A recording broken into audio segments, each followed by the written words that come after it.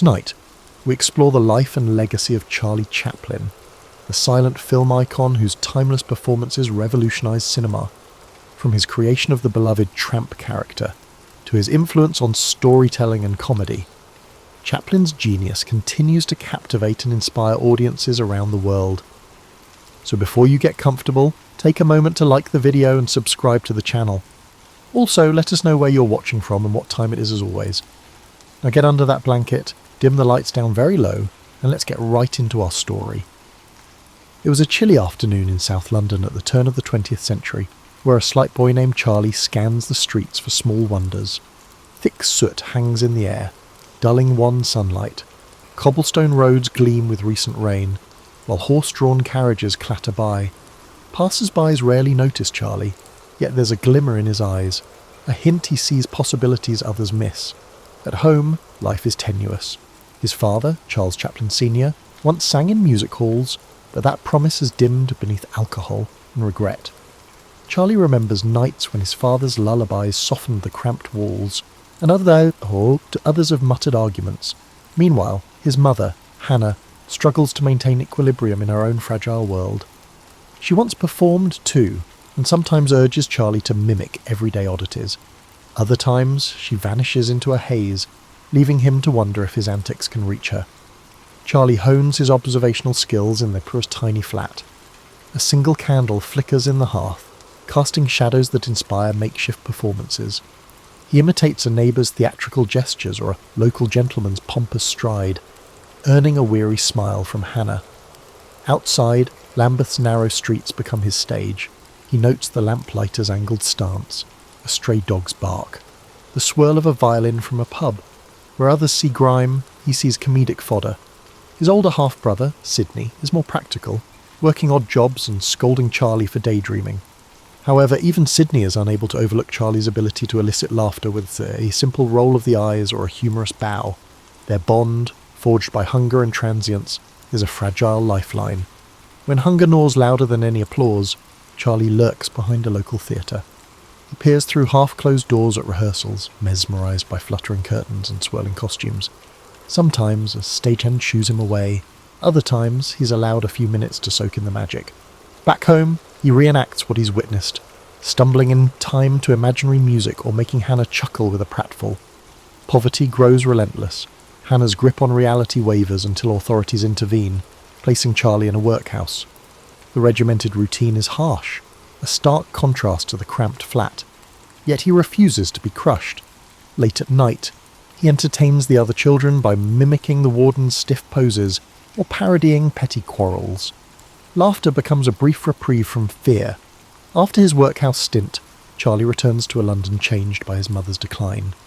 He finds a spot in a children's dance troupe by mixing clumsy flailing with sudden bursts of comedic timing.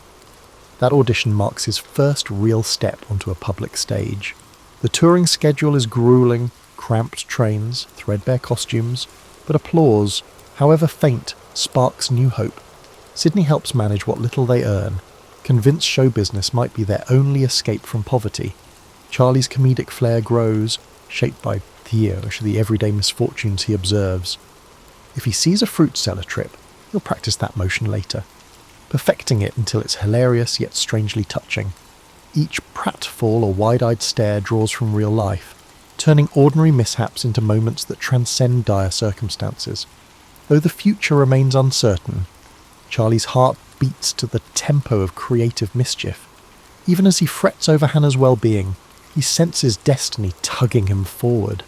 The boy with the curious gaze is no mere spectator. He's an alchemist, spinning hardship into comedic vignettes. These youthful experiments foreshadow a voice that will one day captivate audiences worldwide. For now, Charlie stages any street corner he can find, and his greatest reward is the unifying power of shared laughter. He still remembers how his father's lullabies once soared through the night, a momentary balm against hunger pangs and the bitter taste of fear.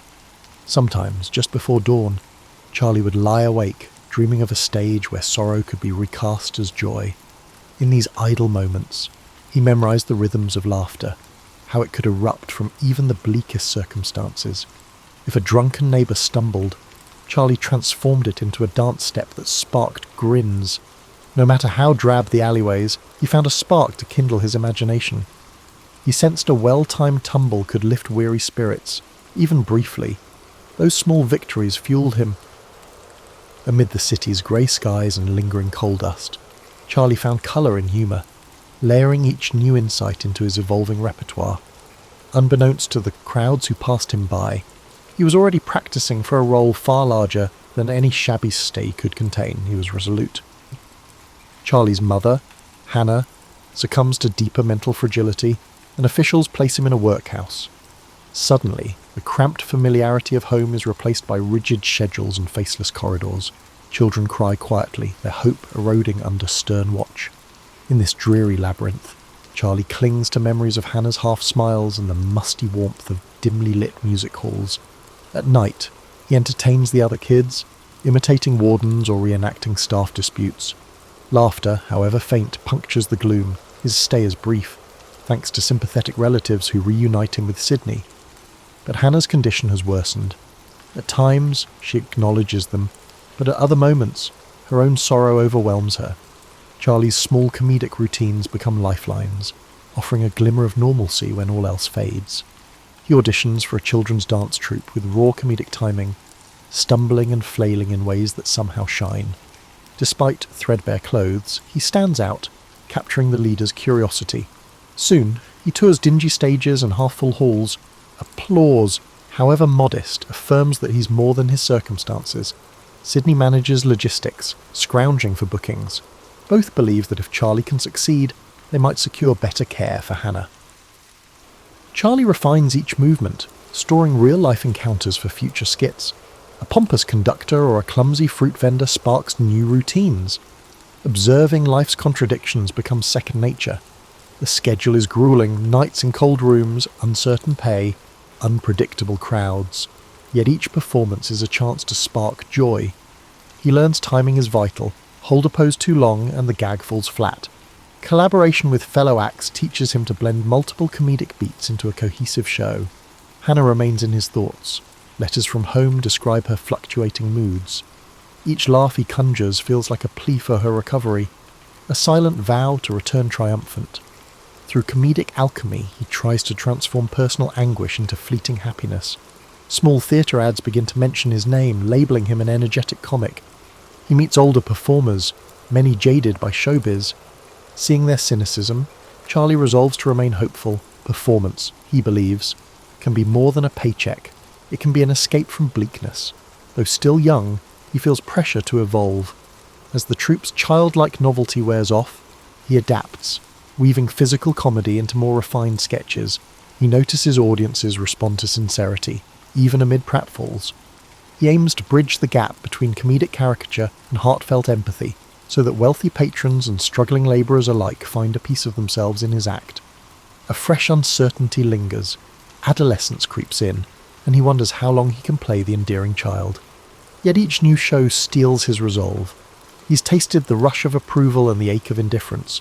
Both drive him forward. Through it all, Hannah's plight remains the quiet drumbeat beneath every routine. Sydney's unwavering faith helps Charlie persevere.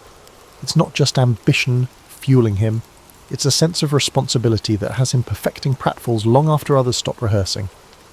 If performance can grant even a fleeting reprieve from misery, Charlie is determined to seize it.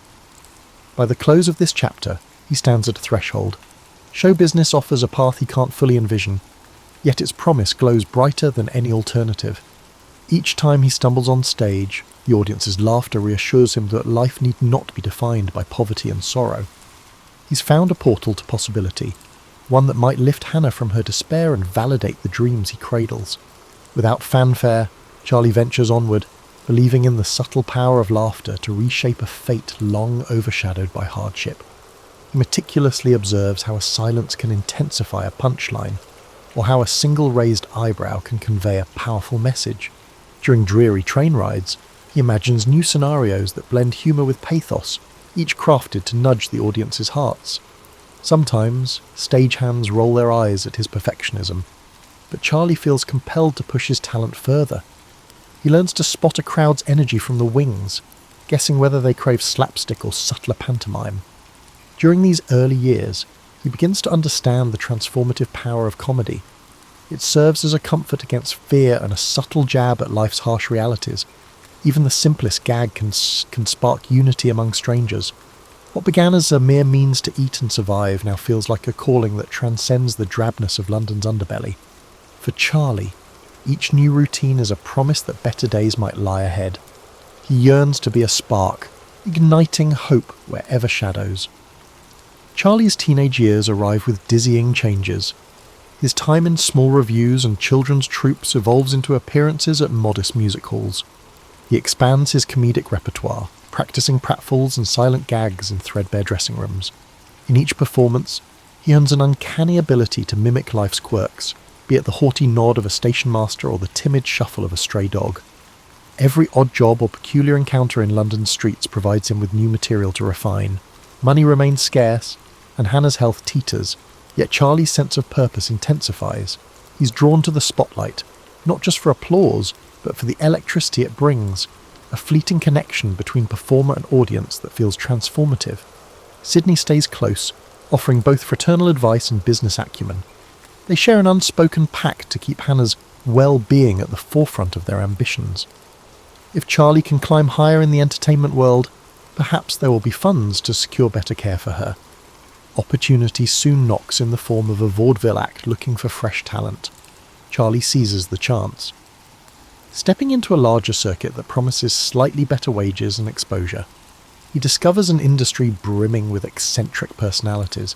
Jaded comedians who cling to worn-out routines, dancers who sparkle on stage but sob in back alleys, and promoters who talk of fame but pay with coins that barely cover a meal. Charlie navigates it all with a mix of wonder and guarded optimism, gleaning hard lessons about showbiz's fickle nature. On stage, he amplifies his comedic style. His routines feature rapid-fire physical antics interspersed with brief moments of pathos, a balance that intrigues audiences. Unlike some comedians who rely solely on slapstick, Charlie finds that a touch of vulnerability elicits deeper laughter, a camaraderie that bridges social divides. Even the rowdiest crowds quiet when he punctuates a bumbling pratfall with a wistful look, as though yearning for a gentler world. This blend of humour and heart gradually becomes his calling card, a nascent hint of what he'll later perfect in silent cinema. Travelling across England, he sees communities battered by the inequality and jobs lost to new machinery. It resonates with his memories of squalor and hunger, and he weaves these realities into his sketches. Sometimes, a simple gesture, a battered hat doffed at just the right moment, leaves an audience laughing yet oddly moved. He senses that comedy can highlight life's injustices without preaching. The applause that ensues frequently carries a hint of relief, as if laughter serves as the sole remedy for a chaotic world. Then, the Fred Karno Company beckons. Known for elaborate slapstick sketches and precise comedic timing, Karno's troupe is respected in vaudeville circles. After a swift audition in a cramped rehearsal room, Charlie is hired. Instantly, he steps into an environment where discipline matters as much as inspiration. Rehearsals stretch late into the night, every tumble carefully choreographed. Karno insists on meticulous synchronization. No comedic beat is left to chance. Charlie revels in this rigorous approach, discovering that the best gags require exact timing and intense focus. Karno's ensemble soon prepares to tour America, a land of mythic proportions in Charlie's eyes. Crossing the Atlantic on a crowded steamship, he feels the hum of possibility. The moment he steps onto American soil, he's overwhelmed by the frenetic energy of New York City. Towering skyscrapers, flashing electric lights, and melting pot neighborhoods ignite his curiosity. As Karno's troupe traverses the vaudeville circuit, Charlie devours fresh inspirations, the swagger of street vendors, the lilting drawl in a Mississippi town, and the raucous laughter of Midwestern audiences, performing night after night. He refines his craft under the pressure of instantaneous audience feedback. American theatregoers are rowdier and quicker to judge, but also lavish in their praise if they sense authenticity. Charlie's brand of physical comedy, tinged with empathy, resonates across state lines. He relishes each stage as a blank canvas to test new moves, contort his face into improbable expressions and spark roars of laughter. Here, pantomime transcends language. He doesn't need words to communicate longing, mischief, or sorrow. Between shows, he writes letters to Sydney, who remains in England to watch over Hannah. The updates brim with excitement at his American experiences, yet a thread of worry snakes through every line. Charlie wonders if each successful performance might bring him a step closer to the stability they crave, or if show business is as precarious in the States as it was back home. When the troupe reaches California, sun-drenched and teeming with new film studios, he grows restless. Rumours abound that moving pictures are the future of entertainment. While some older comics scoff, Charlie senses a fresh frontier. If he can convey so much with a simple gesture on stage, imagine what he could accomplish on camera, where expressions can be magnified for all to see. At the conclusion of the tour, Charlie finds himself in a precarious situation. Vaudeville has sharpened his comedic instincts, but the emerging world of film entices him. He's spent years learning how to craft a story with stumbles and glances rather than words. In this new medium, such skills might find their perfect home. Unsure how or when, he clings to the hope that his path will soon lead to film, a place where his silent eloquence might speak volumes. In his pocket, he keeps a note from Sydney detailing Hannah's improving spirits. That alone fortifies him. Each passing show intensifies his sense of a destiny he's just beginning to envision. Fortunately, Max Sennett, the head of the Keystone Film Company, notices Charlie's increasingly captivating stage presence. Intrigued by the wiry comedian who stirs laughter with a twitch of an eyebrow, Sennett offers him a short-term contract. Hesitant yet curious, Charlie steps onto a Keystone set in early 1914, surrounded by banana peels, frenzied chases, and broad slapstick scenes. The chaos is exhilarating, but the film process is unlike anything he's known. There's no native audio or audience to gauge his performance, just a camera that captures every move in stark finality. He soon embraces the novelty of it. Film allows multiple takes and close-ups that highlight his subtle expressions. Where vaudeville demanded exaggerated gestures to reach the back row, the camera reveals nuance, an eye roll, a knowing smirk, a delayed double take. Charlie revels in these details, quickly learning to craft comedic moments that linger. Audiences see these short reels in Nickelodeons across the country, giggling at the ungainly newcomer whose rubbery movements and distinctive moustache leave a lasting impression. Keystone churns out comedies at breakneck speed. The storylines are paper-thin, a love triangle here, a pie fight there, car chases zigzagging through city streets. Charlie, however, suspects that slapstick can be more than mere chaos. When he's given leeway to direct, he experiments, injecting small doses of empathy into the humour. A fleeting moment where his character sighs or appears embarrassed adds emotional texture to the pratfalls. Before long, his bowler hat, oversized pants and cane transform into a recognisable persona, still unnamed but undeniably distinct.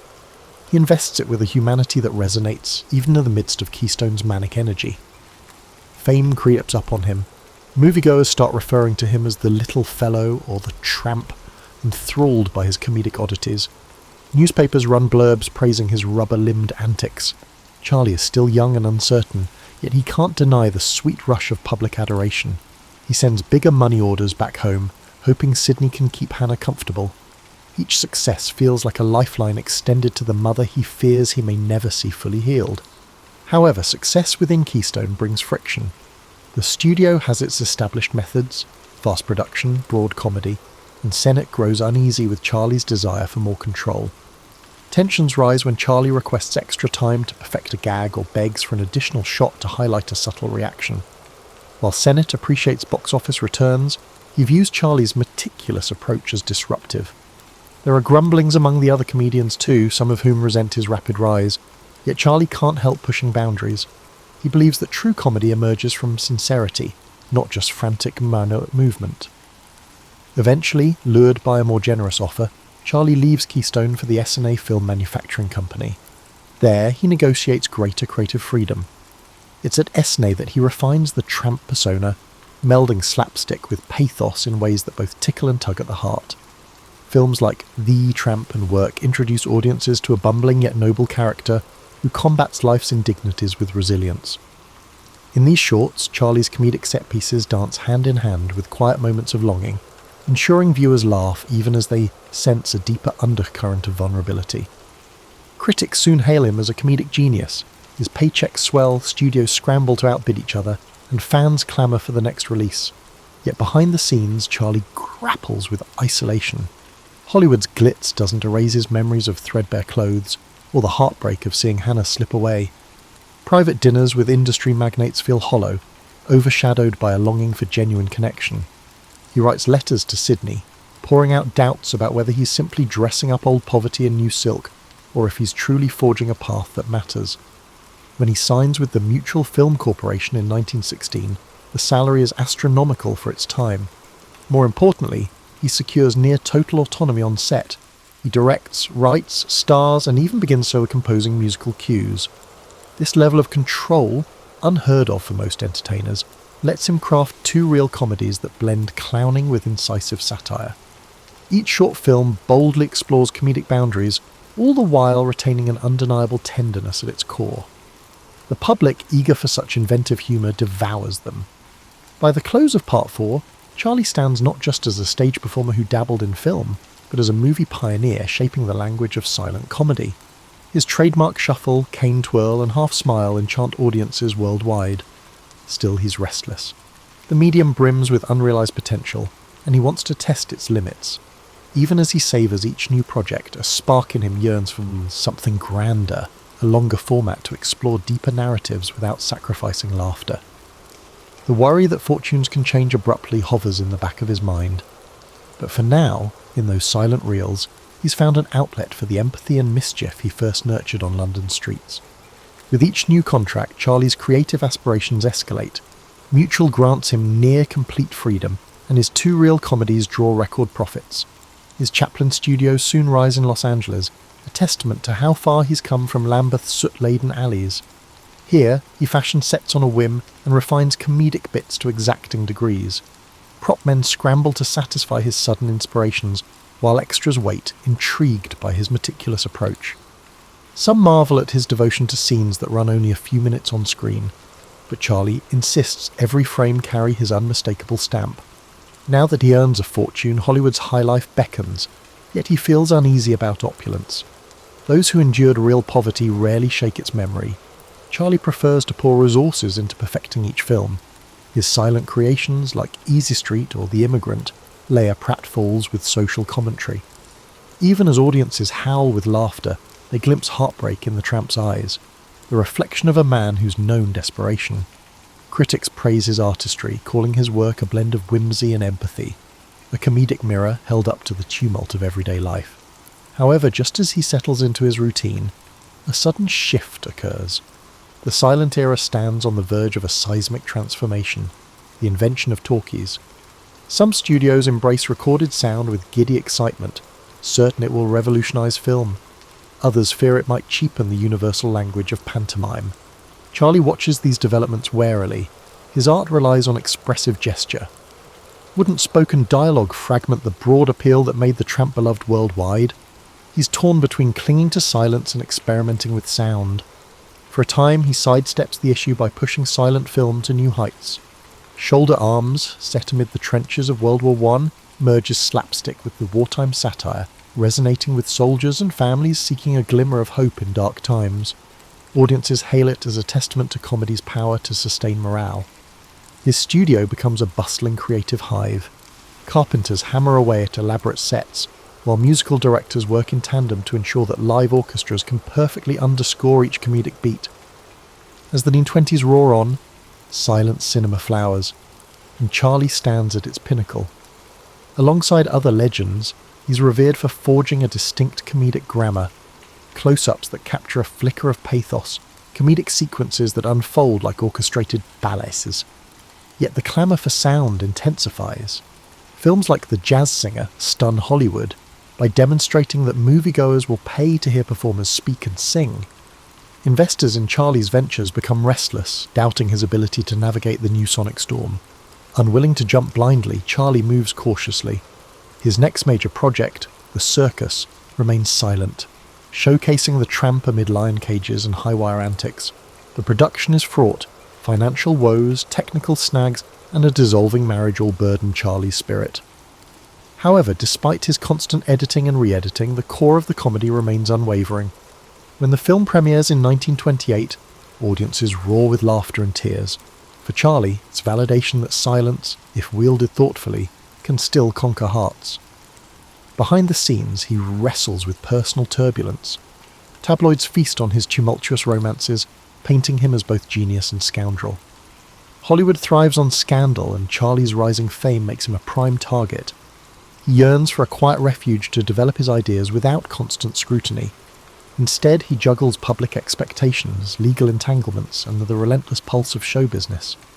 Though reclusive by nature, he forces himself to mingle at lavish parties, aware that isolation can be as perilous as exposure. Gradually, he warms to the possibilities of sound, provided it can enhance rather than overshadow the silent charms of his tramp. By the end of the decade, he's toying with the idea of partially synchronized scores, using orchestras and effects to accentuate, not replace, pantomime.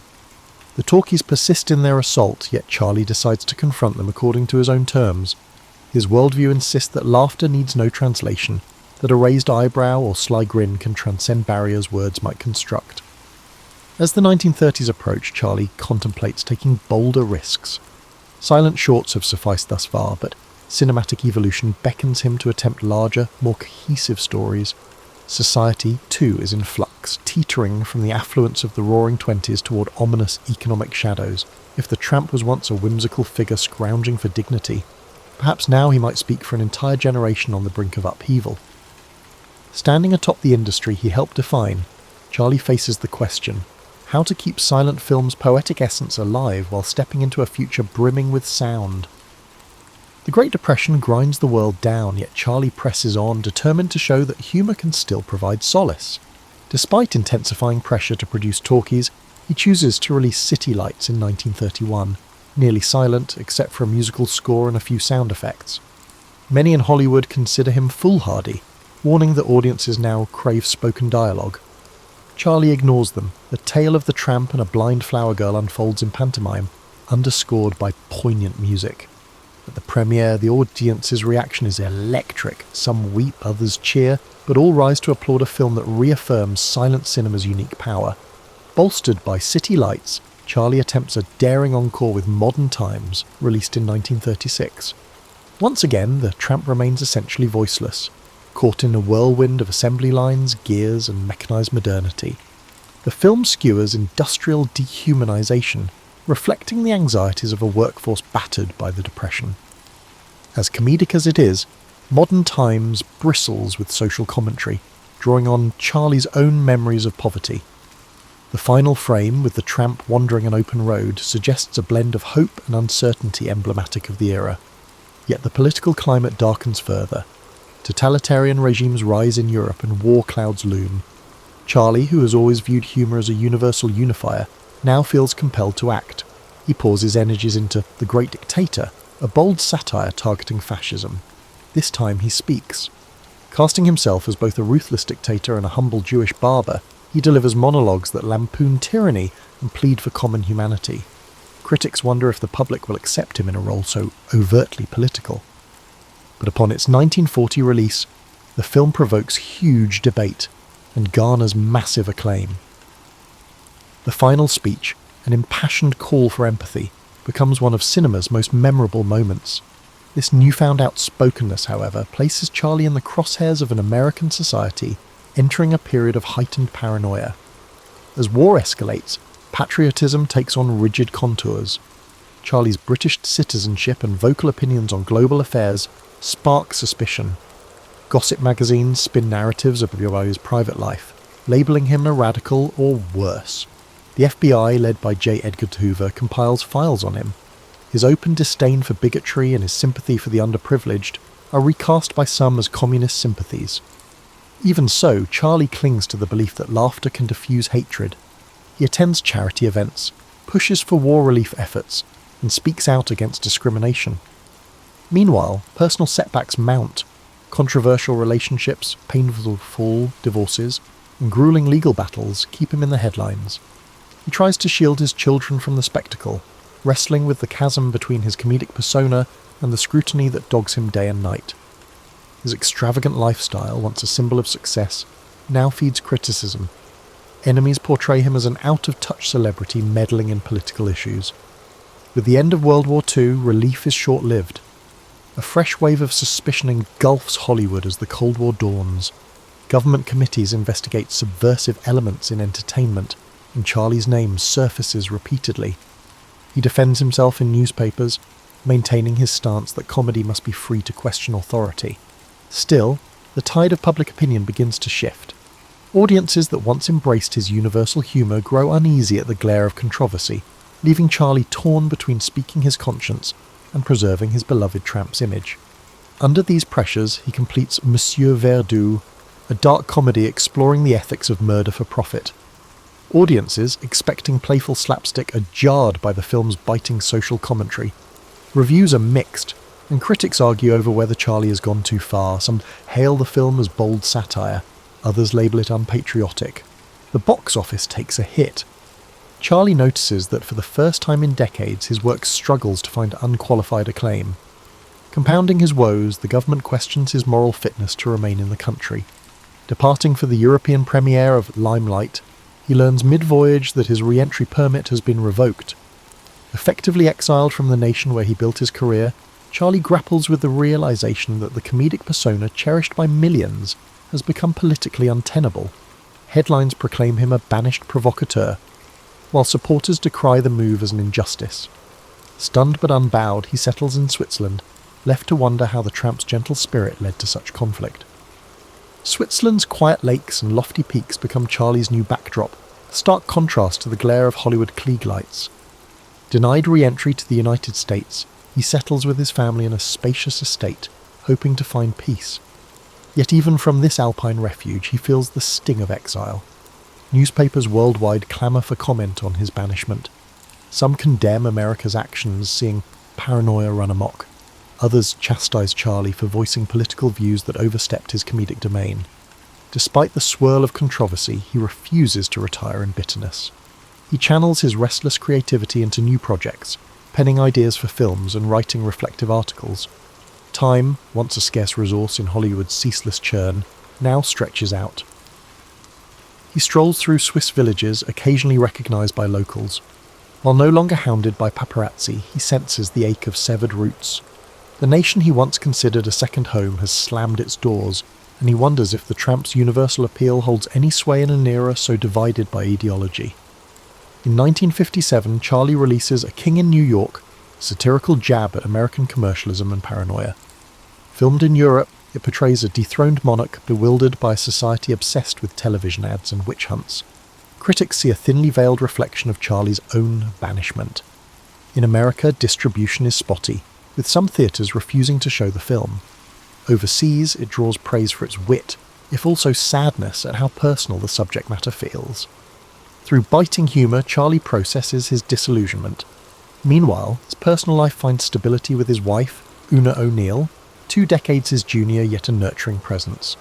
Their growing family fills the Swiss estate with laughter, a solace that eases the sting of isolation. Charlie's children know him as a sometimes strict, always imaginative father who regales them with improvised pantomimes. He composes music and revisits past triumphs, gradually shaping the narrative that will become his autobiography. Though ostracised by some, he remains beloved by many abroad, receiving invitations to film retrospectives that hail him as a pioneer of cinematic art. Once McCarthyism fades, the political landscape shifts, leading revisionist perspectives to perceive Charlie's exile as a tragic overreach. Young critics rediscover his silent classics, enthralled by the physical genius that transcends language.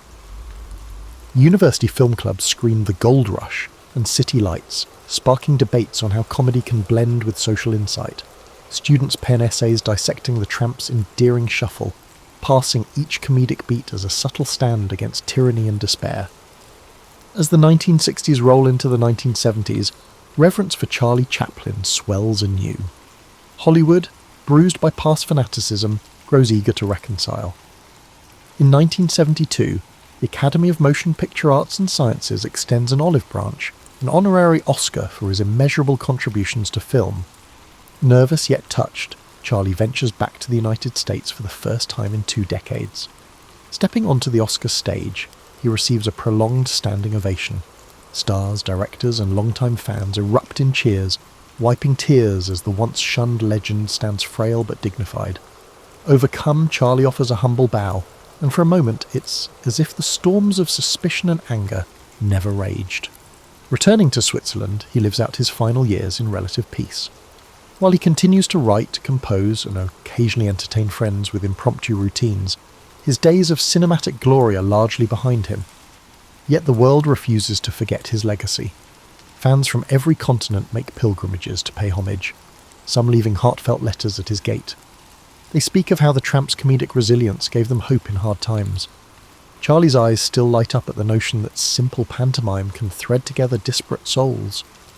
On Christmas Day 1977, Charlie Chaplin sadly passed away in his sleep. Tributes poured in, bridging cultural divides that once loomed so large. No one can deny the colossal imprint he left on cinema, and on laughter itself. Across decades of triumph, scandal and exile, he insisted that humour was more than escapism. It was a lifeline, a mirror, a gentle nudge toward empathy. From the cramped tenements of South London to sold-out theatres around the globe, Charlie's journey testified that even the humblest beginnings can spark a revolution of joy. The Tramp, that perpetual underdog, endures as a symbol of resilience in a world quick to judge and slow to forgive. And in the hush that follows his passing, countless admirers recall the quiet dignity and timeless mischief of man who spoke volumes, whether he chose to speak aloud or not. As we close this chapter of our story tonight, just picture how much Charlie Chaplin did for the movie industry. He's someone that will live on forever in all of our lives. Hopefully by now, you're in a soothing rest state, but if you're still struggling to fall asleep, don't panic. We have a lot more topics lined up here tonight to help you hopefully achieve that. Thanks for trusting us to help you fall asleep with history. Sleep tight, and as always, good night. The American Civil War didn't happen overnight. It was the result of tensions that had been building for decades. Tensions rooted in profound differences between the North and South. At the heart of it all was the issue of slavery. In the South, slavery wasn't just an institution, it was their economy. Cotton fields stretched as far as the eye could see, and the labour of enslaved people made the South incredibly wealthy. But it came at an unbearable cost, the humanity of millions denied, their voices silenced. In the North, things were changing. The Industrial Revolution was taking hold, and with it came growing calls to abolish slavery. People were starting to speak out more, questioning how a nation built on the idea of liberty could allow such a system to exist. This wasn't just a difference of opinion, it was a clash of values, one that only grew louder as time went on. Then there was the question of states' rights. Southern leaders believed they had the right to govern themselves without interference, especially when it came to slavery. They feared that the federal government, growing stronger by the year, would strip them of their autonomy.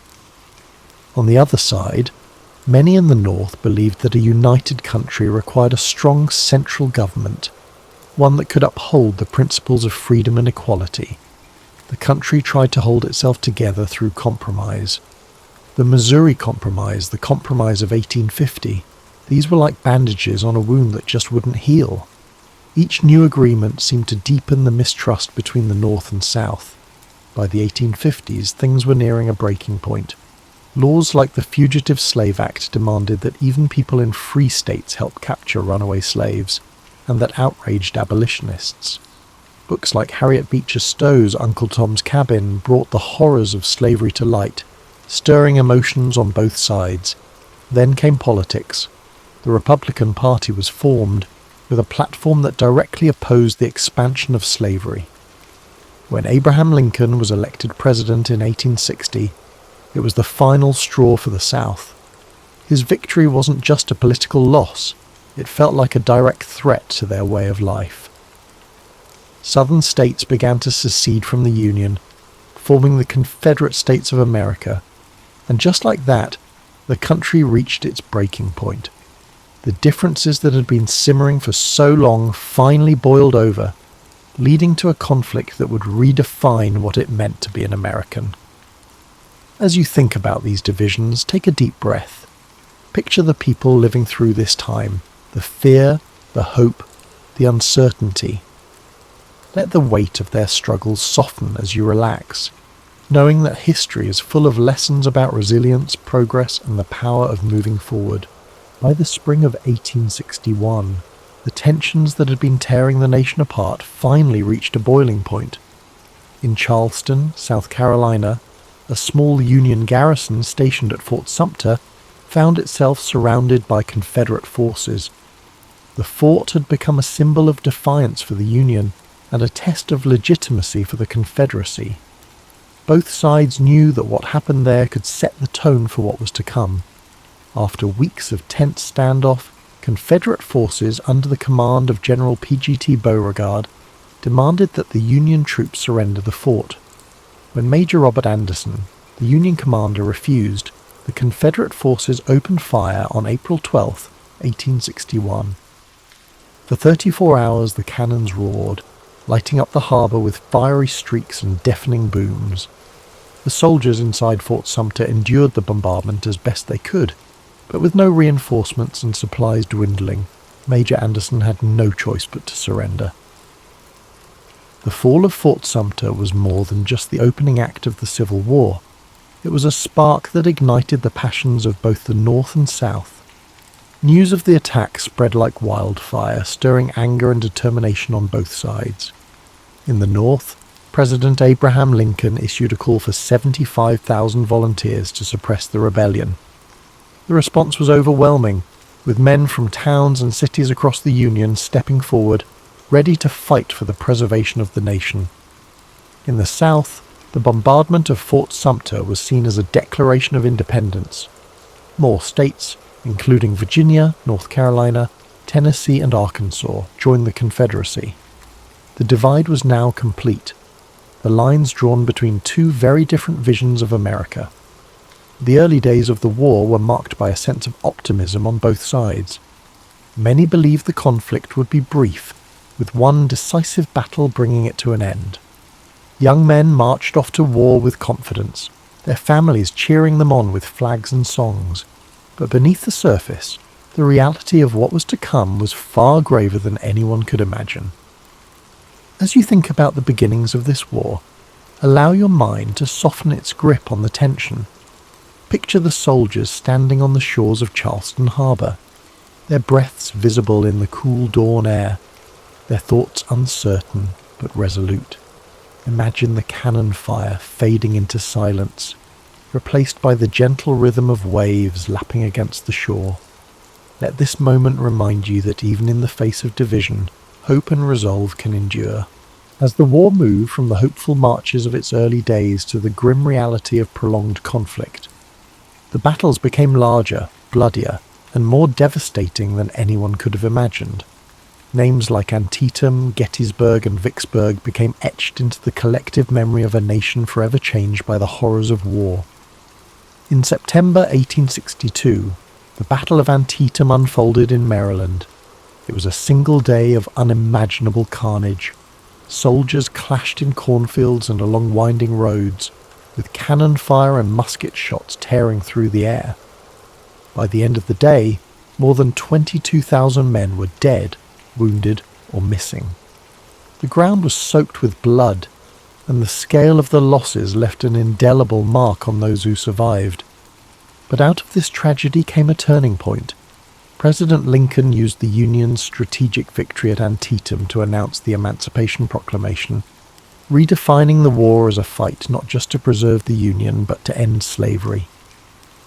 Then came Gettysburg, the battle often seen as the turning point of the war. For 3 days in July 1863, Union and Confederate forces clashed in the rolling hills and fields of Pennsylvania. The stakes were enormous and the fighting relentless. On the third day, Confederate General Robert E. Lee ordered a bold assault known as Pickett's Charge. Thousands of Confederate soldiers marched across an open field under withering Union fire. The charge failed, leaving the Confederate army battered and retreating. Gettysburg marked the beginning of the end for the Confederacy, but the cost was staggering. More than 50,000 casualties in just 3 days. Further south, the Union Army achieved another critical victory at Vicksburg, Mississippi, securing control of the Mississippi River. The campaign was grueling, with soldiers enduring sweltering heat, constant skirmishes, and the hardships of siege warfare. When Vicksburg fell on July 4th, 1863, the Confederacy was effectively split in two, a devastating blow to their cause. These battles revealed the full weight of the Civil War, not just in numbers but in the profound human cost. Families mourned the loss of fathers, brothers and sons. Soldiers bore the scars of battle, both physical and emotional. The countryside was littered with the remnants of war, broken cannons, torn flags, and fields that once grew crops now filled with unmarked graves. As you reflect on these moments, let your thoughts rest lightly on the courage of those who lived through these battles. Picture the quiet after the storm, the fields growing still, the sun setting over the hills, and the long shadows stretching across the land. Let this image of stillness and resilience bring a sense of calm to your own thoughts, reminding you that even in the darkest times, there is always a path to healing. While the Civil War raged on the battlefields, the lives of those who remained at home were transformed in ways that were just as profound. Families were torn apart, communities reshaped, and everyday life became a constant balancing act between hope and hardship. In the North, industry boomed as factories shifted their focus to produce weapons, uniforms, and supplies for the Union Army. Women took on roles they had never imagined, working in factories, managing farms, and volunteering as nurses.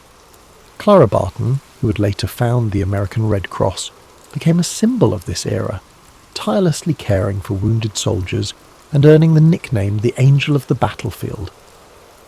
But even as the war effort created new opportunities, it brought heartache, with families anxiously awaiting news from the front lines. In the South, the war brought devastation. Cities like Atlanta and Richmond were transformed into hubs of Confederate military activity, but as Union forces advanced, they left a trail of destruction in their wake. Fields that once grew cotton and tobacco now stood fallow or burned. With so many men away fighting, women and children were left to manage farms, often without the resources they needed. Food shortages became common, and Confederate currency quickly lost its value, plunging families into poverty. Both sides experienced the emotional toll of war. Letters became lifelines, offering glimpses of love, worry, and resilience.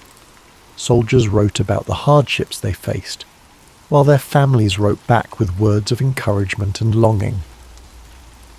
These letters carried the weight of entire relationships, connecting lives separated by hundreds of miles. In addition to the physical and emotional struggles, the war also brought questions of identity and purpose. Enslaved people in the South began to seize opportunities for freedom as Union forces advanced. Some escaped to the North, while others joined the Union Army, fighting for their own liberation and the promise of a new life. The Emancipation Proclamation, announced in 1862, gave their efforts a powerful voice, transforming the war into a fight not just for unity but for justice. Amid all this upheaval, communities found moments of solace. Churches became places of gathering and prayer, offering comfort to those who had lost so much. Music, too, became a source of strength.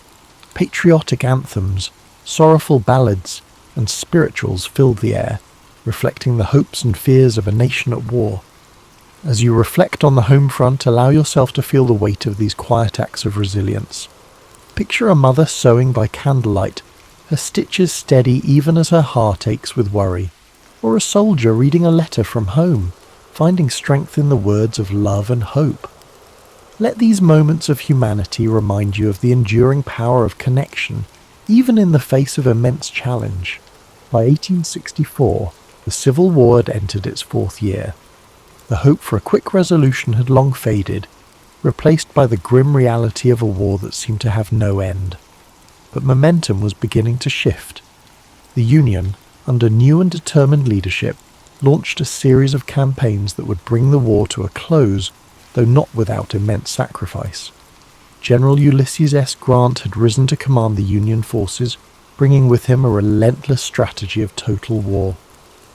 Unlike his predecessors, Grant was willing to engage the Confederate armies directly, knowing that the Union's superior numbers and resources could eventually wear them down.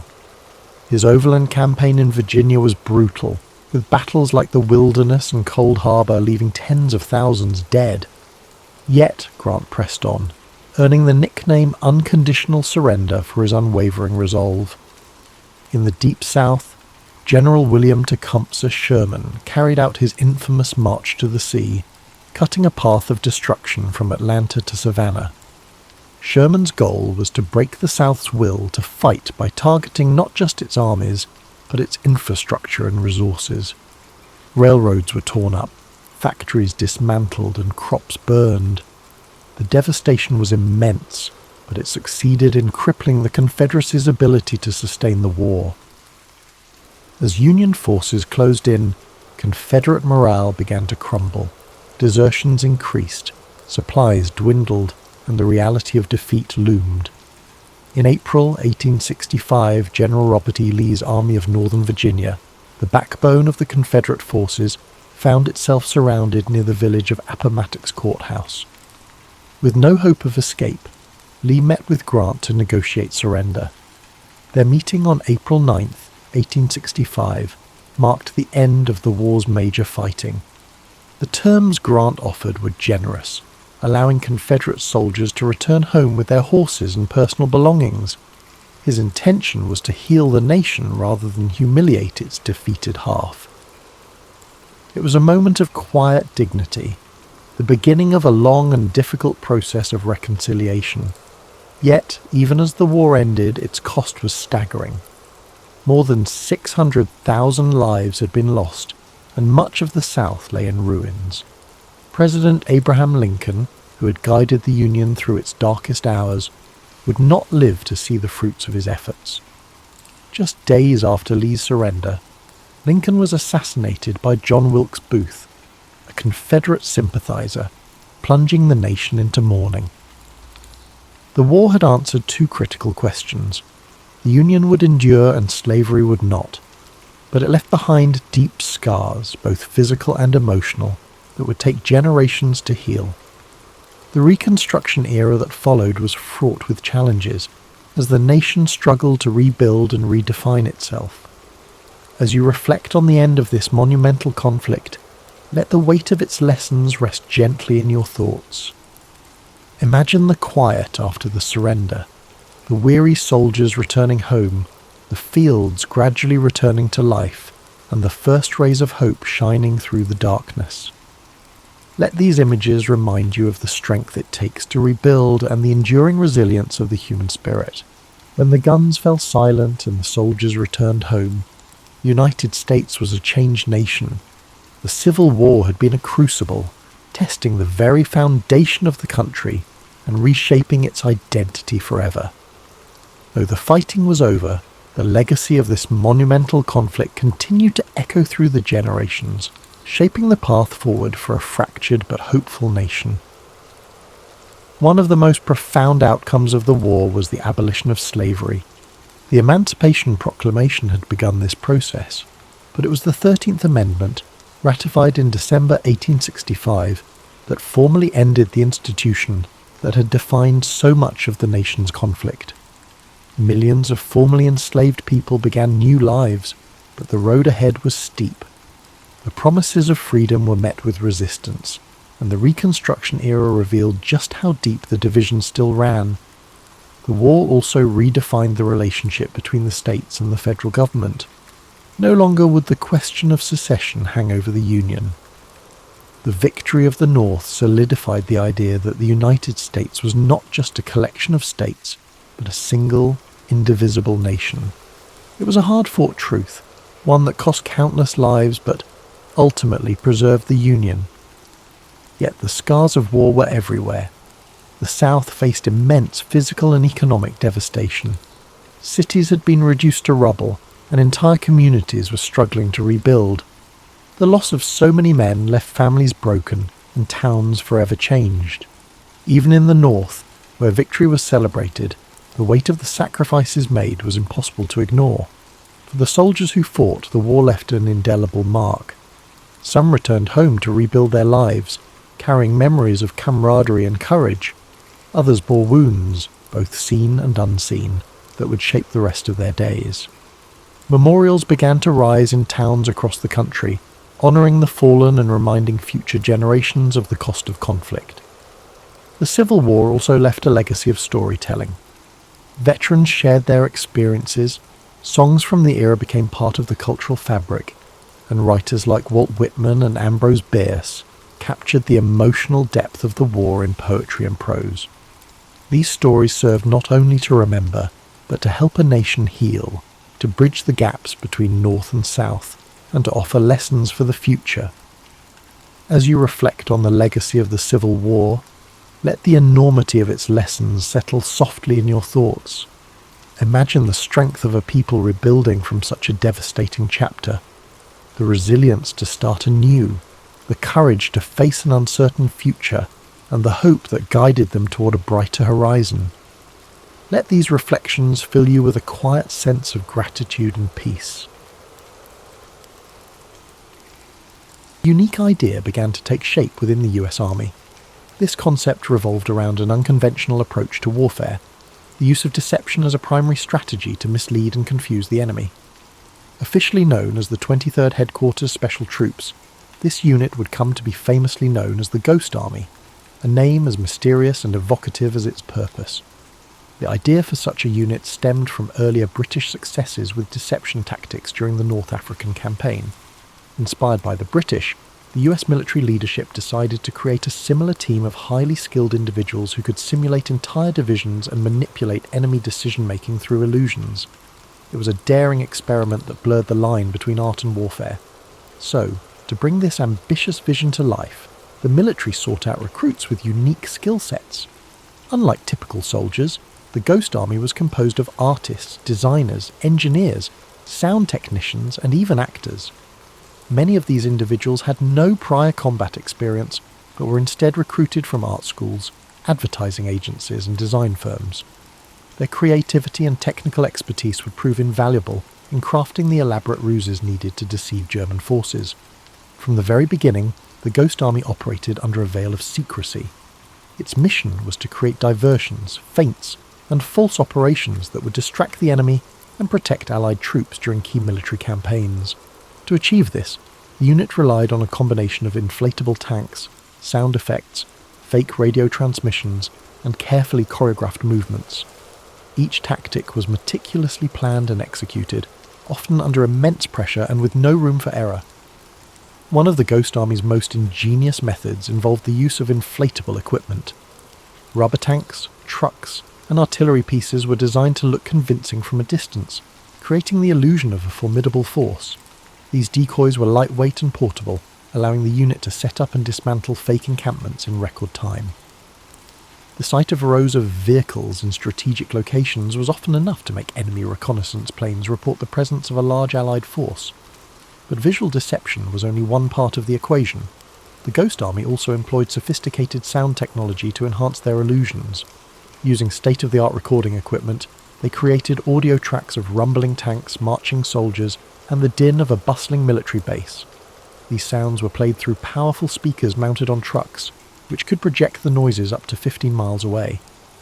The combination of visual and auditory deception created an immersive experience that fooled even the most seasoned enemy commanders. The third key element of the Ghost Army's strategy was radio deception. Skilled operators mimicked the communication styles and routines of real Allied divisions, transmitting fake orders and messages to confuse German intelligence.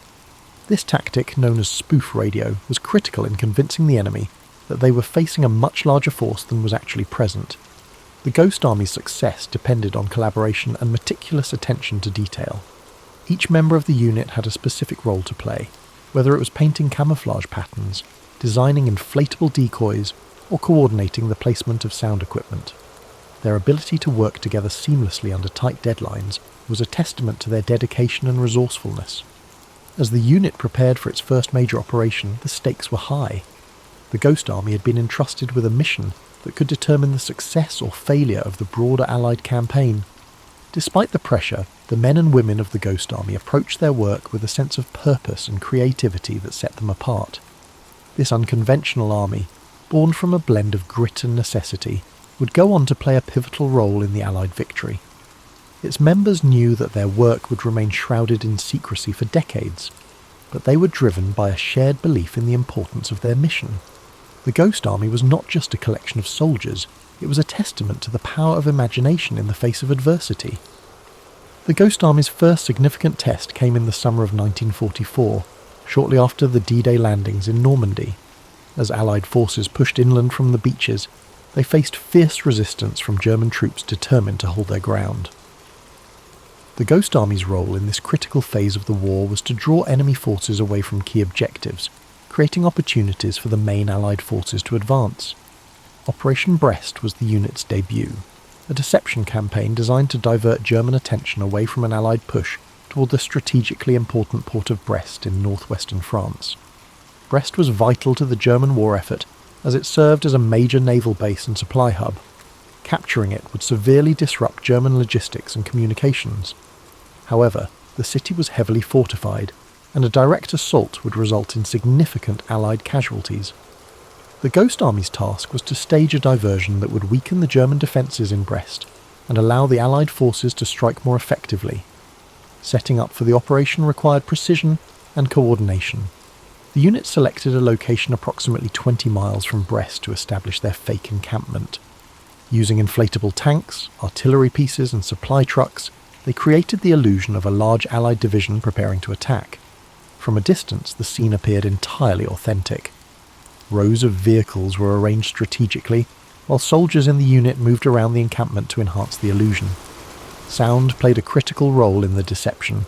The Ghost Army's engineers worked tirelessly to create realistic audio effects that mimicked the sounds of an actual military base.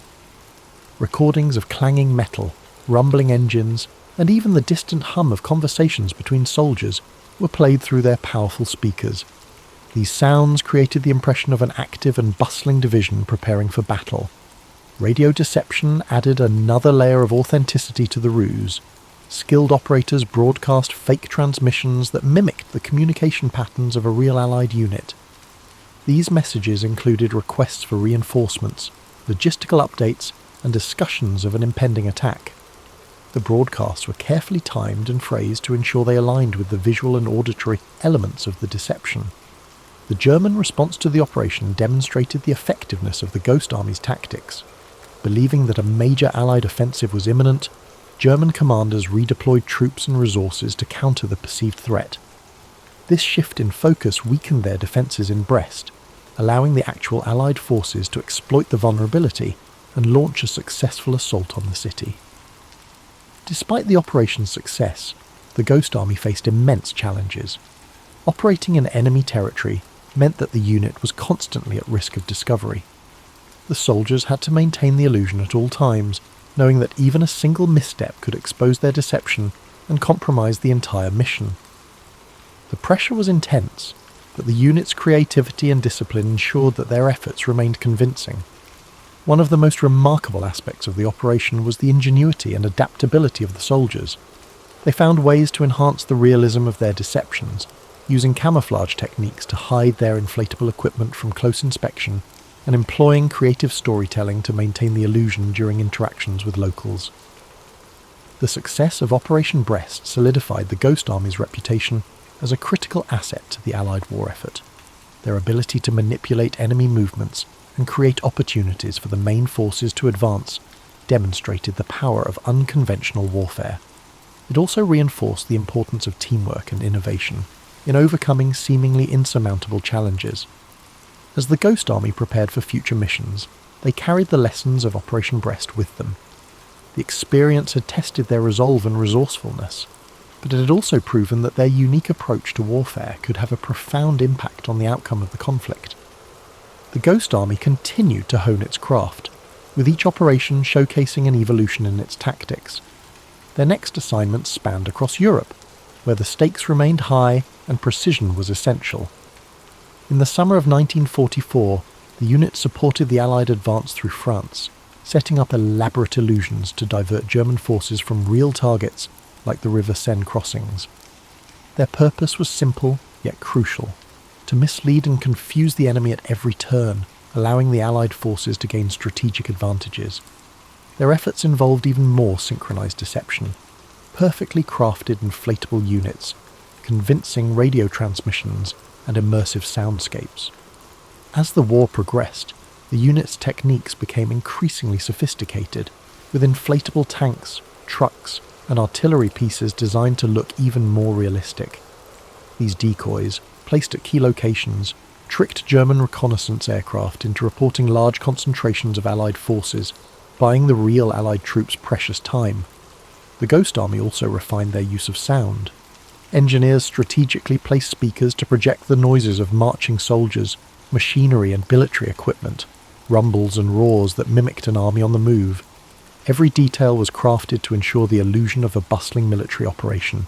The sound of distant engines, the hum of generators, and the steady murmur of soldiers' conversations were all carefully arranged to create an environment that felt real from miles away. At night, the Ghost Army employed even subtler tricks. Soft, low-frequency noises were played to mimic the natural rhythm of an army resting. These soothing sounds blended seamlessly into the nighttime air, giving the impression of soldiers quietly going about their business, resting for the night. The flicker of campfires could be seen in the distance, their warm glow painting an image of a calm, yet prepared, military camp. These sounds and visuals were designed to not only confuse the enemy, but to offer a momentary sense of peace in the midst of an otherwise chaotic landscape. These moments of quiet illusion brought surprising calm to their surroundings, even as the war raged on just beyond. The soldiers of the Ghost Army knew how to maintain their focus and composure in these difficult circumstances. They understood that mental clarity was just as important as strategic deception. In a time of high tension, they found ways to stay grounded, creating calm moments of respite amid the storm. Their ability to remain level-headed in the face of danger was as vital as the visual and auditory tricks they employed. For listeners tonight, imagine the gentle hum of a fictional camp blending into the stillness of the night. Picture the soft creaking of tents in the breeze, the steady rhythm of soldiers moving quietly about their business, and the flickering glow of a distant campfire. Feel the peaceful atmosphere surrounding you as you let the comforting sounds lull you into a sense of ease. These men and women, though constantly at risk and surrounded by danger, mastered the art of finding peace within chaos, much like how you can let the stillness of the moment help you unwind and drift into sleep. By the end of World War II, the Ghost Army had completed over 20 missions in Europe, each one contributing to the success of the Allied forces in ways that were largely unseen and often unrecognised. Their ability to deceive the enemy through innovative tactics, creating false signals, fake camps, and even misleading decoy operations, had played a vital role in ensuring the success of major offensives. Yet, despite their success, the full story of the Ghost Army was kept a secret for decades after the war. As the war drew to a close, the Ghost Army was disbanded, and many of its members returned to civilian life. For years, the men who served in the unit were sworn to secrecy about their operations. The story of their deception, their creativity, and their courage in the face of danger remained hidden, with only a few veterans quietly sharing their experiences. For many years, the Ghost Army's contribution was overshadowed by more well-known military victories, as the world moved forward and focused on rebuilding after the war. However, as the years passed, a renewed interest in World War II and its lesser-known heroes began to emerge. The story of the Ghost Army started to surface, with veterans coming forward and sharing their accounts. Documentaries, books, and interviews helped shed light on the incredible role this group of men had played during the war. Slowly, the world began to recognize the significance of their work and the ingenuity behind their methods of deception. For those who had served in the Ghost Army, their experience was a mix of pride and humility. They had been part of a covert operation that required tremendous skill, teamwork, and bravery. Yet their efforts had often gone unnoticed by the general public. As they shared their stories, they also spoke of the deep bonds formed among the members of the unit, the camaraderie that had sustained them in the face of danger, and the immense satisfaction of knowing they had helped bring an end to one of the darkest chapters in history. As time passed, the Ghost Army became a symbol of how ingenuity and creative thinking can make a difference in the most difficult of circumstances. Their legacy is one of perseverance, resourcefulness, and the ability to turn the tide of battle with nothing more than illusion. The Ghost Army proved that even in the most dire situations, the human spirit can find a way to rise above adversity. Think of how the men of the Ghost Army must have felt as they walked away from their missions, knowing they had made an impact in a war that shaped the world. Their contributions, though not widely known at the time, were just as significant as any traditional battle fought on the front lines. Just as the Ghost Army worked quietly and methodically to achieve their goals, you too can find peace and calm in the quiet moments, allowing your mind to unwind and your body to rest. Their story is a reminder that sometimes the most profound victories are those achieved in silence, in the stillness of the night when no one is watching. And as you settle into this peaceful moment, you can take solace in the knowledge that even the smallest actions can have a far-reaching impact. Feel the weight of the day lifting from you, just as the Ghost Army lifted the burden of deception from the shoulders of the Allied forces. Although the Ghost Army's work was shrouded in secrecy during and immediately after World War II, their legacy would not remain hidden forever. In the years following the war, the significance of their contribution began to emerge, as historians, veterans, and the public began to recognize their invaluable role in shaping the outcome of the war. What began as a covert operation to mislead the enemy had become a model of ingenuity, resourcefulness, and courage. The methods developed by the Ghost Army using sound, deception, and visual illusions would go on to influence military strategies for years to come. The concept of psychological warfare, where the mind is targeted as much as the body, became more widely accepted. These tactics would inform future military operations, as the lessons learned from the Ghost Army's success were incorporated into modern military doctrine. In addition to their impact on military strategy, the Ghost Army story had an emotional and cultural effect. For many years, their deeds went largely unrecognised, but as veterans began to speak out, their experiences resonated with people around the world. The fact that these soldiers had risked everything in a war they could not speak about for decades touched a deep chord. Their bravery, commitment, and camaraderie served as a reminder of the quiet acts of heroism that often go unnoticed in the shadow of more traditional battles. The Ghost Army's efforts also began to be recognised in popular culture. Films, books, and documentaries began to tell their story, ensuring that future generations would understand the significance of their work.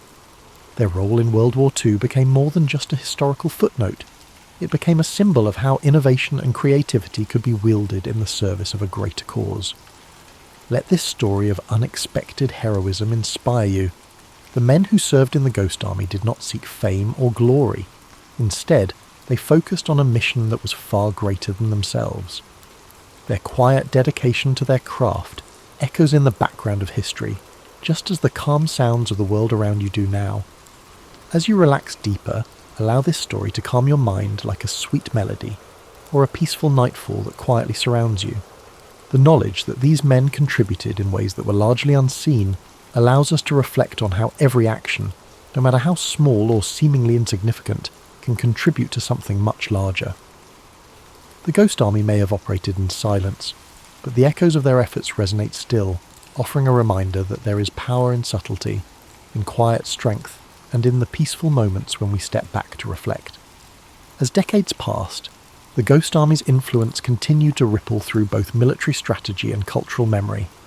The quiet genius of their operations, blending deception with cutting-edge technology, was not just a wartime tactic, but a profound lesson in the value of innovation under pressure. While the techniques they pioneered were initially dismissed as a curiosity, they eventually became essential components of modern military operations, especially in the realms of psychological warfare and tactical deception. Following the war, the value of the Ghost Army's contribution was recognised in unexpected ways. The unit had shown that military success didn't always require sheer force. Sometimes, it was the ability to create uncertainty in the enemy's mind, to disorient, confuse, and mislead. This shift in understanding emphasized the power of non-violent methods in warfare, laying the groundwork for the evolution of modern intelligence operations. Beyond their impact on military tactics, the Ghost Army became a symbol of strength, something that went beyond traditional acts of greatness. The members of this unique unit, ordinary men who found extraordinary ways to serve their country, reminded us that contributions to a greater cause often come in unconventional forms. Veterans who had served in the unit began to tell their stories, and these accounts related deeply with people across the world. The idea that such a vital part of World War II was unsolved for so long made up for the overlooked contributions of everyday individuals. It helped reshape the way we perceive wartime contributions and made it clear that only large, obvious victories are worth remembering. Over time, museums, documentaries, and even novels began to explore their story, bringing to light the importance of creativity in warfare. It wasn't just about military strategy. It was about the courage to think outside the box and confront the enemy with tactics that weren't rooted in physical might, but in the power of perception. These stories remind us that we too can find strength in quiet persistence, and that the solutions to challenges may lie not in confrontation, but in innovation. Now, as you find yourself in a state of ease, the quiet whisper of history lingers. The Ghost Army's legacy teaches us that even in the most uncertain times, there is power in calm and quiet strategy. Feel the weight of your body easing, each muscle unwinding and softening, as you allow yourself to drift deeper into calm rest like a warm blanket. Just like the Ghost Army's methods that brought clarity and purpose amidst chaos, this quiet moment brings peace to your mind and body. This isn't necessarily the ending of our story, but the beginning of a restful journey into the stillness of sleep. Sweet dreams. Japan's origins are steeped in myth and legend, woven into the fabric of the country's identity. According to the Kojiki and Nihon Shoki, the oldest chronicles of Japan, the islands were created by the divine couple Izanagi and Izanami, who dipped a jewelled spear into the sea and formed the archipelago. Their descendants, the Kami, shaped the land and its people. Among them, Amaterasu, the sun goddess, was the most revered, and it was her lineage that would give rise to Japan's imperial family, a connection that persists in tradition to this day. While these myths offered a divine origin story, the archaeological record tells another tale, one rooted in migration and survival. The first inhabitants of the Japanese archipelago arrived over 30,000 years ago, likely crossing land bridges from the Asian continent. These early foragers, known as the yeoman people, developed a distinctive way of life, marked by elaborate pottery, pit dwellings, and a deep relationship with nature. Living in scattered communities, the yeoman thrived for thousands of years, relying on hunting, fishing, and gathering. Over time, a new wave of migrants, the Yayoi, arrived from the Korean peninsula around 1000 BCE, bringing advanced agricultural techniques, metal tools, and a more structured society. The Yayoi introduced rice farming, which transformed the landscape and led to the rise of settled villages, social hierarchies, and territorial disputes. This era laid the foundation for the first centralized political structures in Japan, as powerful clan leaders, known as uji, competed for control. Among them, one lineage, the Yamato, gradually emerged as the most dominant, consolidating power and setting the stage for an imperial dynasty. While the lines between history and myth blur in Japan's earliest narratives, these formative centuries shaped the cultural, spiritual, and political DNA of the nation.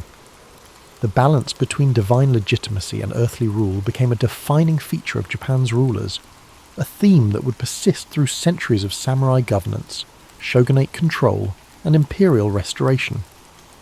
The echoes of these ancient times still resonate in modern Japan, where traditions, shrines, and rituals continue to honour the distant past, maintaining a tangible link to the country's mythological and historical roots.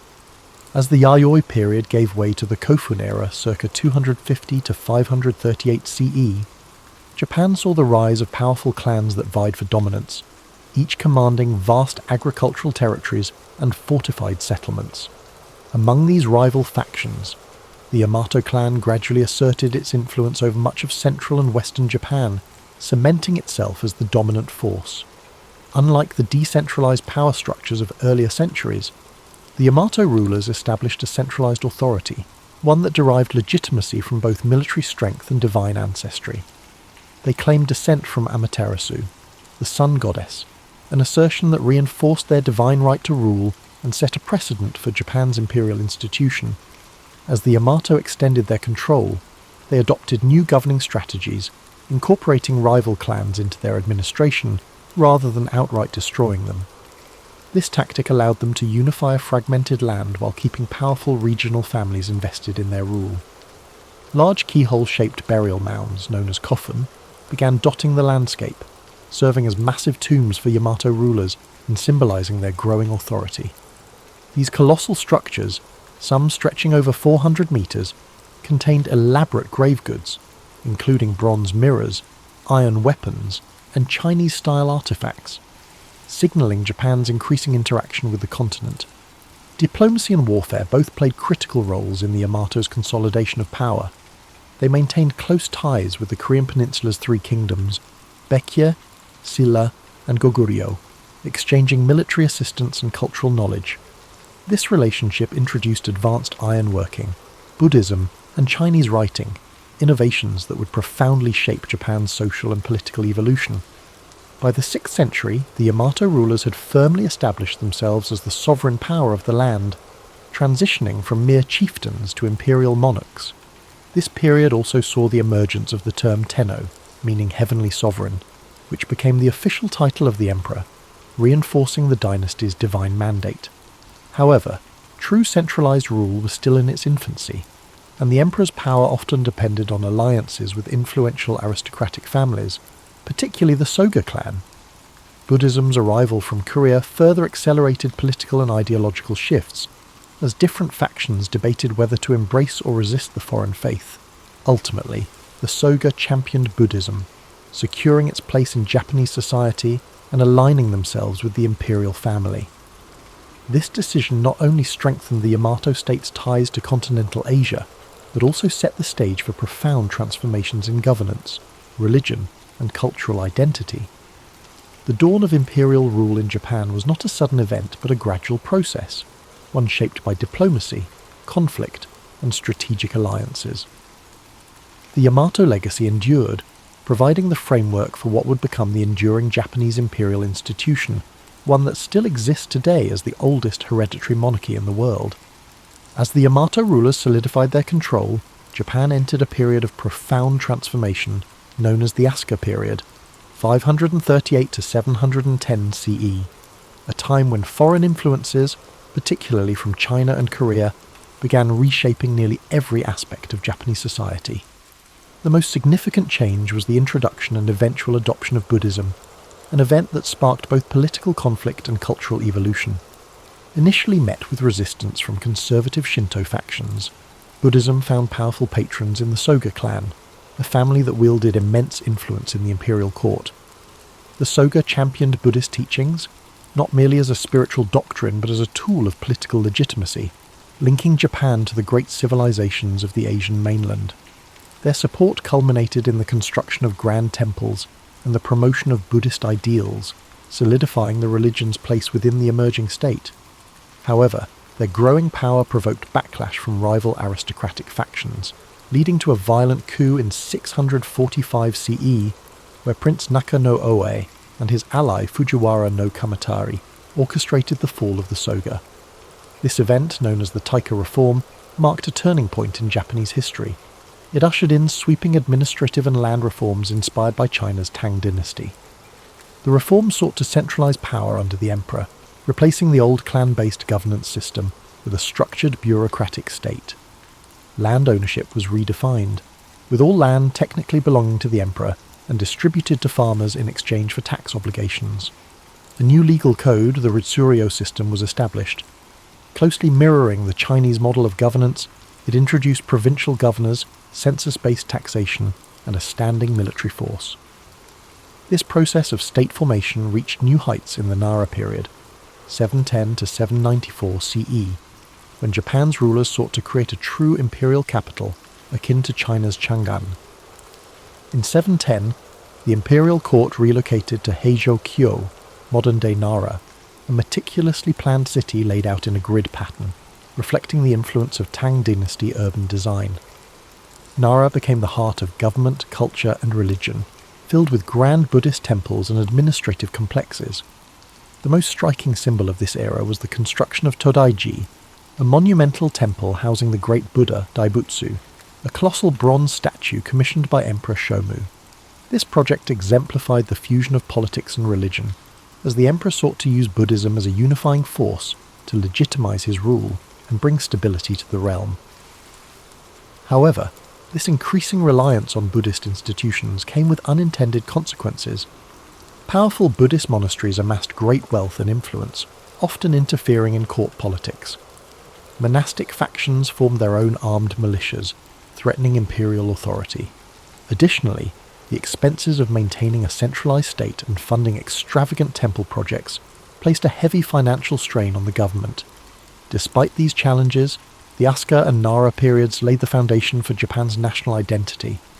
The first written histories, the Kojiki and Nihon Shoki, were compiled, blending mythology and historical accounts to establish the legitimacy of the imperial lineage. Confucian ideals shaped court etiquette and governance, while Chinese-style calligraphy, poetry and artistic traditions took root in Japanese culture. Yet, even as Japan embraced these continental influences, it remained distinct, adapting foreign models to fit its unique social and political structure.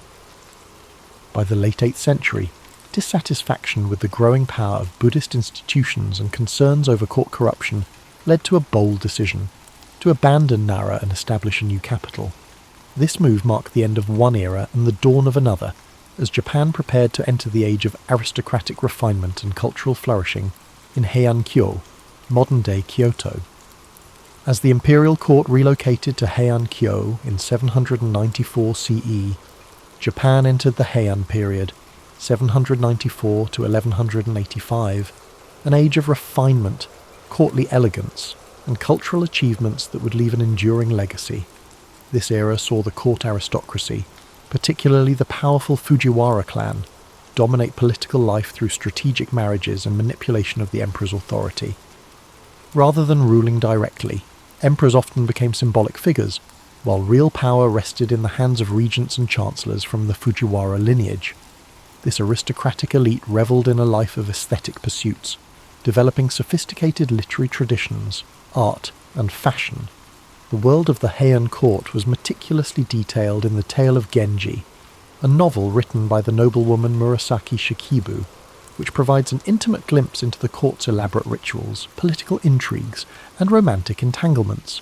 Poetry, calligraphy, and the appreciation of nature became essential aspects of aristocratic life. Individuals were judged not by their battlefield prowess, but by their ability to compose a flawless poem or arrange their robes in harmonious colours. However, this refined world of the Heian elite was largely detached from the realities of the provinces, where power was shifting away from the court and into the hands of regional landowners and warrior clans. As the imperial government struggled with inefficiency and financial mismanagement, large estates known as shun emerged, exempt from taxation and controlled by influential families, religious institutions, and local warlords. These estates operated independently, weakening the emperor's grip on the countryside. The Fujiwara, preoccupied with courtly life, failed to address the growing instability in the provinces, leading to the rise of the Bushi, warrior class, who would soon dominate Japan's political landscape. These warriors, initially employed as estate enforcers and mercenaries, gradually amassed land and influence, forming powerful samurai clans. By the late Heian period, two dominant warrior families, the Taira and the Minamoto, emerged as the key players in Japan's shifting power dynamics. Their rivalry culminated in a series of violent conflicts, known as the Genpei War, 1180 to 1185, which would decide the fate of the nation. The aristocratic Heian court, once the pinnacle of cultural sophistication, found itself powerless against the militarized society rising in the provinces. While poetry and courtly aesthetics flourished in Heian-kyo, battles raged across the countryside, heralding the end of imperial dominance and the dawn of the samurai age. With the final defeat of the Taira at the Battle of Dan-no-ura in 1185, the Minamoto clan emerged victorious, forever altering Japan's political structure. The old Heian world of refinement and aristocratic rule had given way to a new order, one dictated by warriors rather than poets, and by the sword rather than the brush. With the Minamoto victory in 1185, Japan entered a new political era, one where warriors, rather than court aristocrats, held the reins of power. In 1292, Minamoto no Yoritomo formally established the Kamakura shogunate, marking the beginning of samurai rule that would last for nearly 7 centuries. Unlike the emperors of old, who were largely ceremonial figures, Yoritomo wielded actual political and military authority as shogun, a title that would become synonymous with de facto rulership in Japan. The imperial court in Kyoto remained intact, but its influence had diminished, overshadowed by the rise of the Bakufu, the military government headquartered in Kamakura. Under Yoritomo's leadership, Japan's feudal system began to take shape, with powerful regional lords, known as daimyo, controlling vast territories in exchange for military service. The samurai class, once mere enforcers for aristocrats, became the dominant social and military force, bound by a strict code of loyalty, duty, and martial discipline. However, the Kamakura shogunate faced persistent challenges, both from within and beyond Japan's shores. In 1274 and 1281, the Mongol Empire under Kublai Khan launched 2 massive invasions, seeking to subjugate Japan as it had done with Korea and China. Despite their overwhelming numbers, the Mongols were repelled, aided in part by the legendary kamikaze, or divine winds typhoons that decimated the invading fleets. Though victorious, the strain of these wars drained the Kamakura government's resources, leading to dissatisfaction among the samurai who had expected generous rewards for their service. Without enough land or wealth to distribute, the shogunate's grip weakened, culminating in its overthrow in 1333 by Emperor Go-Daigo and his loyalist forces. Yet, imperial restoration was short-lived, as another powerful warlord, Ashikaga Takauji, betrayed the emperor and established the Muromachi shogunate in 1336. The Ashikaga rulers governed from Kyoto, closer to the imperial court than their Kamakura predecessors, but their authority was far less centralized. The daimyo grew increasingly independent, governing their domains as autonomous warlords rather than mere vassals of the shogun. While the Muromachi period, 1336 to 1573, saw a cultural renaissance, marked by the rise of no theatre, ink painting and the tea ceremony, it was also an era of political fragmentation and rising conflict. By the 15th century, Japan had plunged into the Sengoku Jidai, the Warring States period, a time of near-constant civil war among rival clans. The Ashikaga shoguns, unable to maintain order, became mere figureheads as daimyo battled for supremacy. This period set the stage for the dramatic rise of 3 of Japan's most famous warlords, Oda Nobunaga, Toyotomi Hideyoshi, and Tokugawa Ieyasu, who would ultimately unify the fractured nation. The age of the samurai had reached its apex, but the chaos of civil war had proven that Japan needed a stronger, more centralized government. The centuries of warrior rule had reshaped the country's political landscape, replacing the old aristocratic order with a new hierarchy built on military might, land control, and unwavering feudal loyalty. Yet, even as samurai lords waged war, the seeds of a more unified Japan were already being sown, setting the stage for the final transformation of the feudal era. As Japan descended into chaos, during the Sengoku Jidai, the Warring States period, 3 formidable warlords emerged to bring an end to the long era of civil strife. The first was Oda Nobunaga, a brilliant but ruthless strategist who launched a campaign to unify Japan in the late 16th century. He revolutionized warfare by adopting Western firearms, implementing innovative battlefield tactics, and crushing rival daimyo with brutal efficiency. By the 1570s, Nobunaga had seized Kyoto and dismantled the remnants of the Ashikaga shogunate.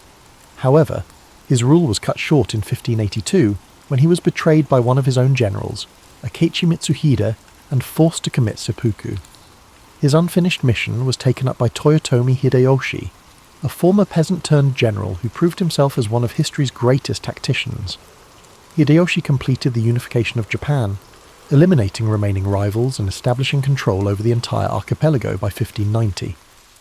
He enacted sweeping reforms, disarming the peasantry, restricting samurai to castle towns, and reorganizing the feudal hierarchy to ensure loyalty. However, his ambitions stretched beyond Japan. In 1592 and 1597, he launched massive invasions of Korea in a bid to conquer China. These campaigns ended in disaster, draining Japan's resources and costing thousands of lives. When Hideyoshi died in 1598, his generals vied for control, leading to the decisive Battle of Sekigahara in 1600. It was Tokugawa Ieyasu, a cunning and patient strategist, who emerged victorious. In 1603, he established the Tokugawa shogunate, ushering in the Edo period, 1603 to 1868, a time of unprecedented peace, stability, and isolation. Unlike his predecessors, Ieyasu prioritized long-term control over immediate conquest. He moved the seat of power to Iedo, modern-day Tokyo, where he constructed an intricate system of governance to prevent future uprisings.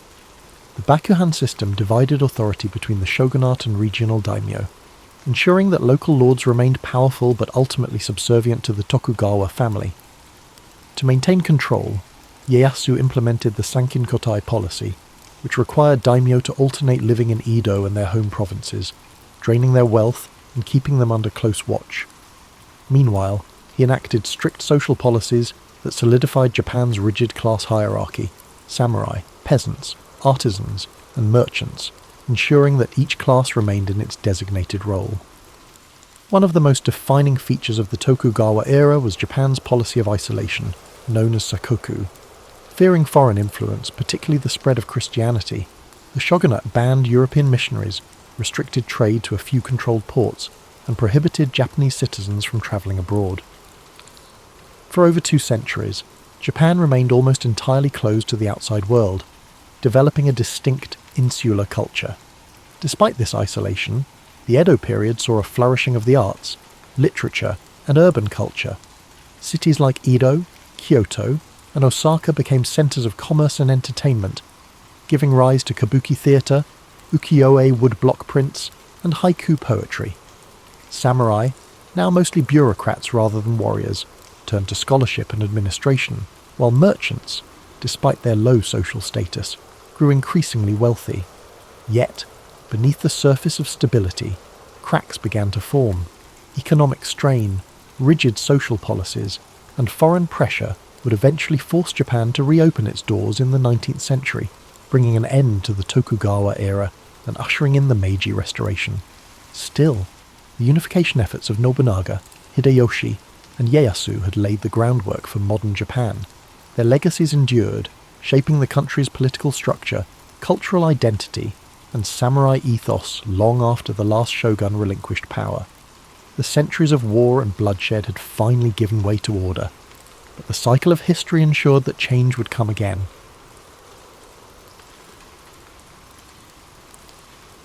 Long before the samurai became the most revered warriors in Japanese history, they began as mere enforcers for the noble class. In the early centuries of Japan's political development, power rested in the hands of the imperial court and aristocracy, with local disputes often settled by hired fighters rather than structured military forces. However, as the Heian period progressed, land ownership shifted from centralized control to private estates, shun, which gave rise to influential provincial lords who needed warriors to protect their holdings. These warriors, initially called saburao, meaning to serve, evolved into the samurai, a class of fighters who would one day dominate Japan's social and political order. Unlike the court nobles in Kyoto, these provincial warriors lived by the sword, honing their skills in mounted archery, swordsmanship, and disciplined military tactics. They were not just fighters, but strategists, trained in loyalty, duty, and honour, principles that would later be enshrined in Bushido, the code of the samurai. The imperial government's decline in the late Heian period accelerated the rise of the samurai, as noble families began relying more on military clans for protection. Among the most powerful of these emerging warrior families were the Minamoto and the Taira, 2 clans whose rivalries would shape Japan's history. Initially, these samurai were still seen as servants of the court, their status subordinate to the aristocracy. But that perception began to change as warriors gained influence through both battlefield prowess and political manoeuvring. By the 12th century, samurai were no longer just defenders of noble estates. They were power brokers in their own right, leading vast armies and commanding immense respect. The shift from noble rule to warrior rule was not sudden, but rather a gradual process driven by the failures of the imperial government to maintain order. As regional conflicts escalated and lawlessness spread across the provinces, the need for strong military leadership became undeniable. This transformation reached its climax in the Genpei War, 1180 to 1185, a brutal conflict between the Taira and Minamoto clans that determined the fate of Japan. The war was more than just a struggle for dominance. It marked the end of aristocratic rule and the beginning of samurai governance. The final battle at Dan-no-ura saw the complete destruction of the Taira, solidifying the Minamoto clan's control over Japan. In its aftermath, Minamoto no Yoritomo seized power and established the Kamakura shogunate in 1192, officially shifting Japan into a military government led by a shogun, a supreme warlord who ruled in the emperor's name. This event marked the true emergence of the samurai as the ruling class of Japan, their influence stretching beyond warfare into governance, law, and culture. No longer mere warriors in service to the court, they had become the backbone of the nation's power structure. But with power came responsibility, and the samurai soon found themselves navigating a delicate balance between loyalty, honour, and political ambition. The rise of the shogunate brought new challenges: clan rivalries, internal betrayals, and shifting allegiances that would test the samurai's resilience over the centuries. What had begun as a class of armed retainers had transformed into a military elite, shaping the destiny of Japan for generations to come. Their journey had only just begun, and the centuries ahead would see them not only rule Japan, but fight to keep their place at the top. With Minamoto no Yoritomo's rise to power in 1192, Japan entered the Kamakura period, 1185–1333, an era where the samurai became the governing class for the first time in history. Unlike the imperial court in Kyoto, which relied on bureaucracy and aristocratic privilege, the Kamakura shogunate was a military government that prioritized discipline, loyalty, and strength. Yoritomo's leadership introduced a new structure to Japan's political system, establishing a warrior-led government known as the Bakufu, where the shogun held supreme authority while the emperor remained a symbolic figure. This system formalized the samurai's dominance, granting them land in exchange for military service, creating a feudal order where loyalty between a samurai and his lord became the foundation of governance. However, maintaining control over a country filled with ambitious warlords and noble families was no easy task. To solidify his grip, Yoritomo established the Shugo and Jito, military governors and estate stewards, who ensured the shogunate's rule extended to the farthest reaches of Japan. Despite Yoritomo's careful planning, internal struggles soon threatened the stability of the Kamakura shogunate. After his death in 1199, his widow Hojo Masako maneuvered her family into power, ensuring that real authority rested with the Hojo regents rather than the shogun himself. Under Hojo rule, the shogunate became more of an oligarchy, where the regents controlled political decisions while the puppet shoguns remained figureheads. Though this system maintained stability for a time, it created resentment among rival samurai clans who felt excluded from power. However, just as internal divisions threatened to weaken Japan's new military government, an even greater threat loomed on the horizon: the Mongol Empire. By the mid-13th century, the Mongols, under Kublai Khan, had conquered China and Korea, setting their sights on Japan. In 1274, they launched the first Mongol invasion, sending a massive fleet of warships and warriors to the shores of Kyushu. The Mongols fought unlike anything the samurai had ever encountered, using coordinated cavalry charges, massed archery, and explosives to disrupt traditional Japanese combat styles. The samurai, accustomed to one-on-one duels and honor-driven warfare, struggled against the Mongols' brutal efficiency. However, before the Mongols could achieve total victory, a typhoon struck their fleet, destroying many of their ships and forcing them to retreat.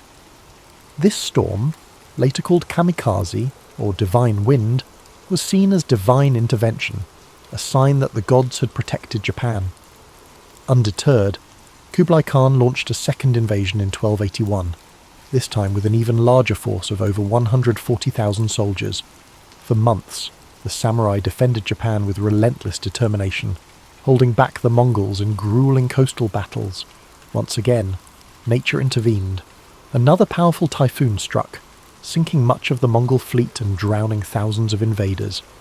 The Mongols retreated, never attempting another invasion of Japan.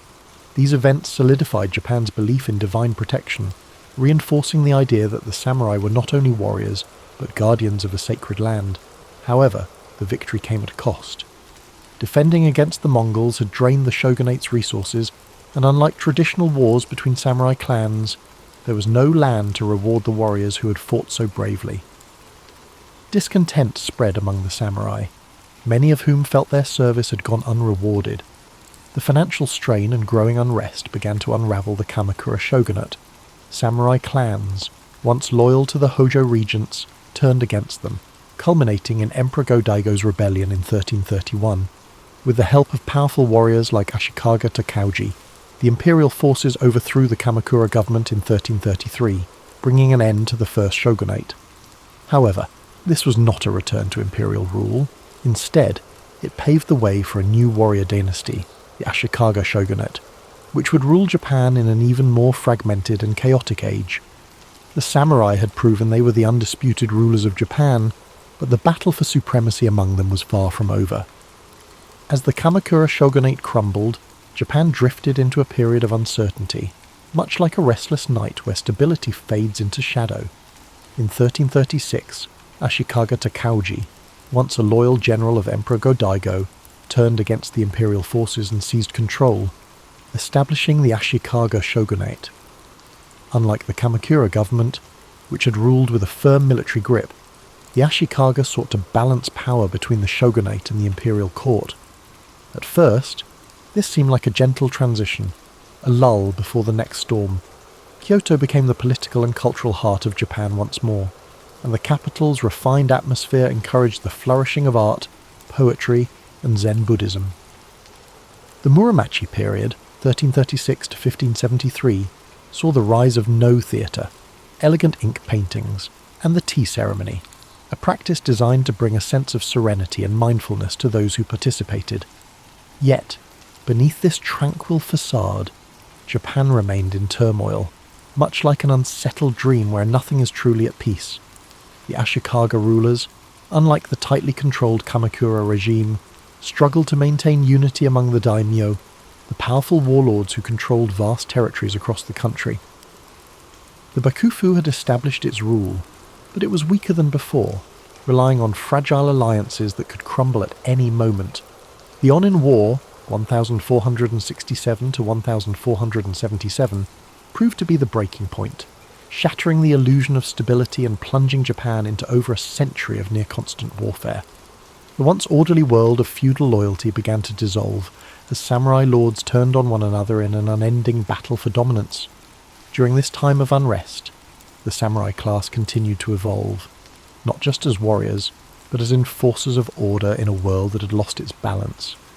Their devotion to Zen Buddhism offered moments of quiet introspection amid the chaos, emphasizing meditation and mindfulness, much like the steady rhythm of breathing before sleep. Samurai sought peace within themselves even as war raged around them, practicing the art of the sword with the same precision and calmness as a monk arranging a rock garden. However, this inner tranquility could not prevent the collapse of the Ashikaga shogunate, which had become little more than a hollow shell of power. By the late 1500s, Japan had drifted into the Sengoku Jidai, the Warring States period, where no ruler held true control, and samurai warlords battled endlessly for supremacy. As the nights grew longer with uncertainty, the people of Japan awaited a leader strong enough to bring an end to the strife. The age of elegant courtly politics had faded, replaced by a time of battle, ambition, and relentless struggle. The country had become a storm-tossed sea, searching for the stillness of dawn.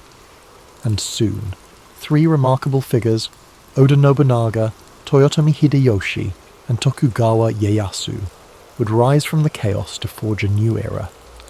But before peace could be restored, Japan would have to endure its most turbulent dreams of war. The Sengoku Jidai, 1467 to 1600, was a time when Japan existed in a state of endless night, a restless dream filled with the sounds of clashing swords and the distant echoes of battle drums. The Ashikaga shogunate had lost control, leaving the land divided among powerful daimyo, each ruling their own domain like kings of miniature kingdoms. Castles rose across the landscape, fortified strongholds where warlords plotted their next move, their sleepless ambition keeping Japan in a cycle of bloodshed. Alliances were made and broken like fleeting dreams, with battles erupting across the country in an endless struggle for supremacy. The once rigid feudal order dissolved into chaos, as samurai pledged their loyalty not to a shogun or emperor, but to those who could promise them land, power, or survival. But even in the darkest of nights, there is always the promise of dawn. From the turmoil of war, 3 figures emerged who would change the course of Japanese history: Oda Nobunaga, Toyotomi Hideyoshi, and Tokugawa Ieyasu. Each would play a role in bringing an end to the anarchy, shaping the future of Japan with their ambition, strategy, and sheer force of will. The first of these men, Oda Nobunaga, was unlike any warlord before him. Ruthless, innovative, and determined to unite Japan at any cost. He introduced new military tactics that shattered traditional samurai warfare. He embraced firearms, reorganized his armies for greater mobility, and crushed opposition with swift, merciless force. His victories over rival daimyo, including the powerful Takeda clan at the Battle of Nagashino in 1575, cemented his dominance. Yet, Nobunaga's dream of unification was cut short in 1582, when he was betrayed by one of his own generals and forced to take his own life. The mantle of leadership then passed to Toyotomi Hideyoshi, Nobunaga's brilliant general who had risen from humble beginnings. Hideyoshi completed what Nobunaga had started, bringing all of Japan under his control by 1590. He implemented sweeping reforms to ensure stability, disarming peasants to prevent uprisings, and restructuring the feudal system so that only samurai could bear arms. His leadership brought a brief moment of peace, a lull in the storm, yet his ambitions stretched beyond Japan. In 1592 and 1597, he launched massive invasions of Korea, hoping to conquer China as well. These campaigns ended in disaster, draining Japan's resources and weakening the fragile unity Hideyoshi had built. When he died in 1598, his generals turned on one another, plunging the nation into conflict once more. The final act of unification fell to Tokugawa Ieyasu, a patient and calculating leader who had bided his time while others fought for dominance. In 1600, at the Battle of Sekigahara, the largest and most decisive conflict in samurai history, Ieyasu crushed his enemies and seized control of Japan. 3 years later, in 1603, he established the Tokugawa shogunate, ushering in an era of stability that would last for over 250 years. The long and violent night of the Sengoku period had come to an end, and Japan could finally rest. But peace would come with a price. The Tokugawa shoguns would impose strict control over society, isolating Japan from the outside world and enforcing a rigid social order. The samurai, who had once fought for honor and ambition, would find themselves in a different world, where the battlefield was replaced by politics, and swords were more for display than war. As the country drifted into a new age of order, the samurai would have to adapt or fade into history like a forgotten dream. For now, though, the land could finally breathe, wrapped in the quiet embrace of a newfound peace.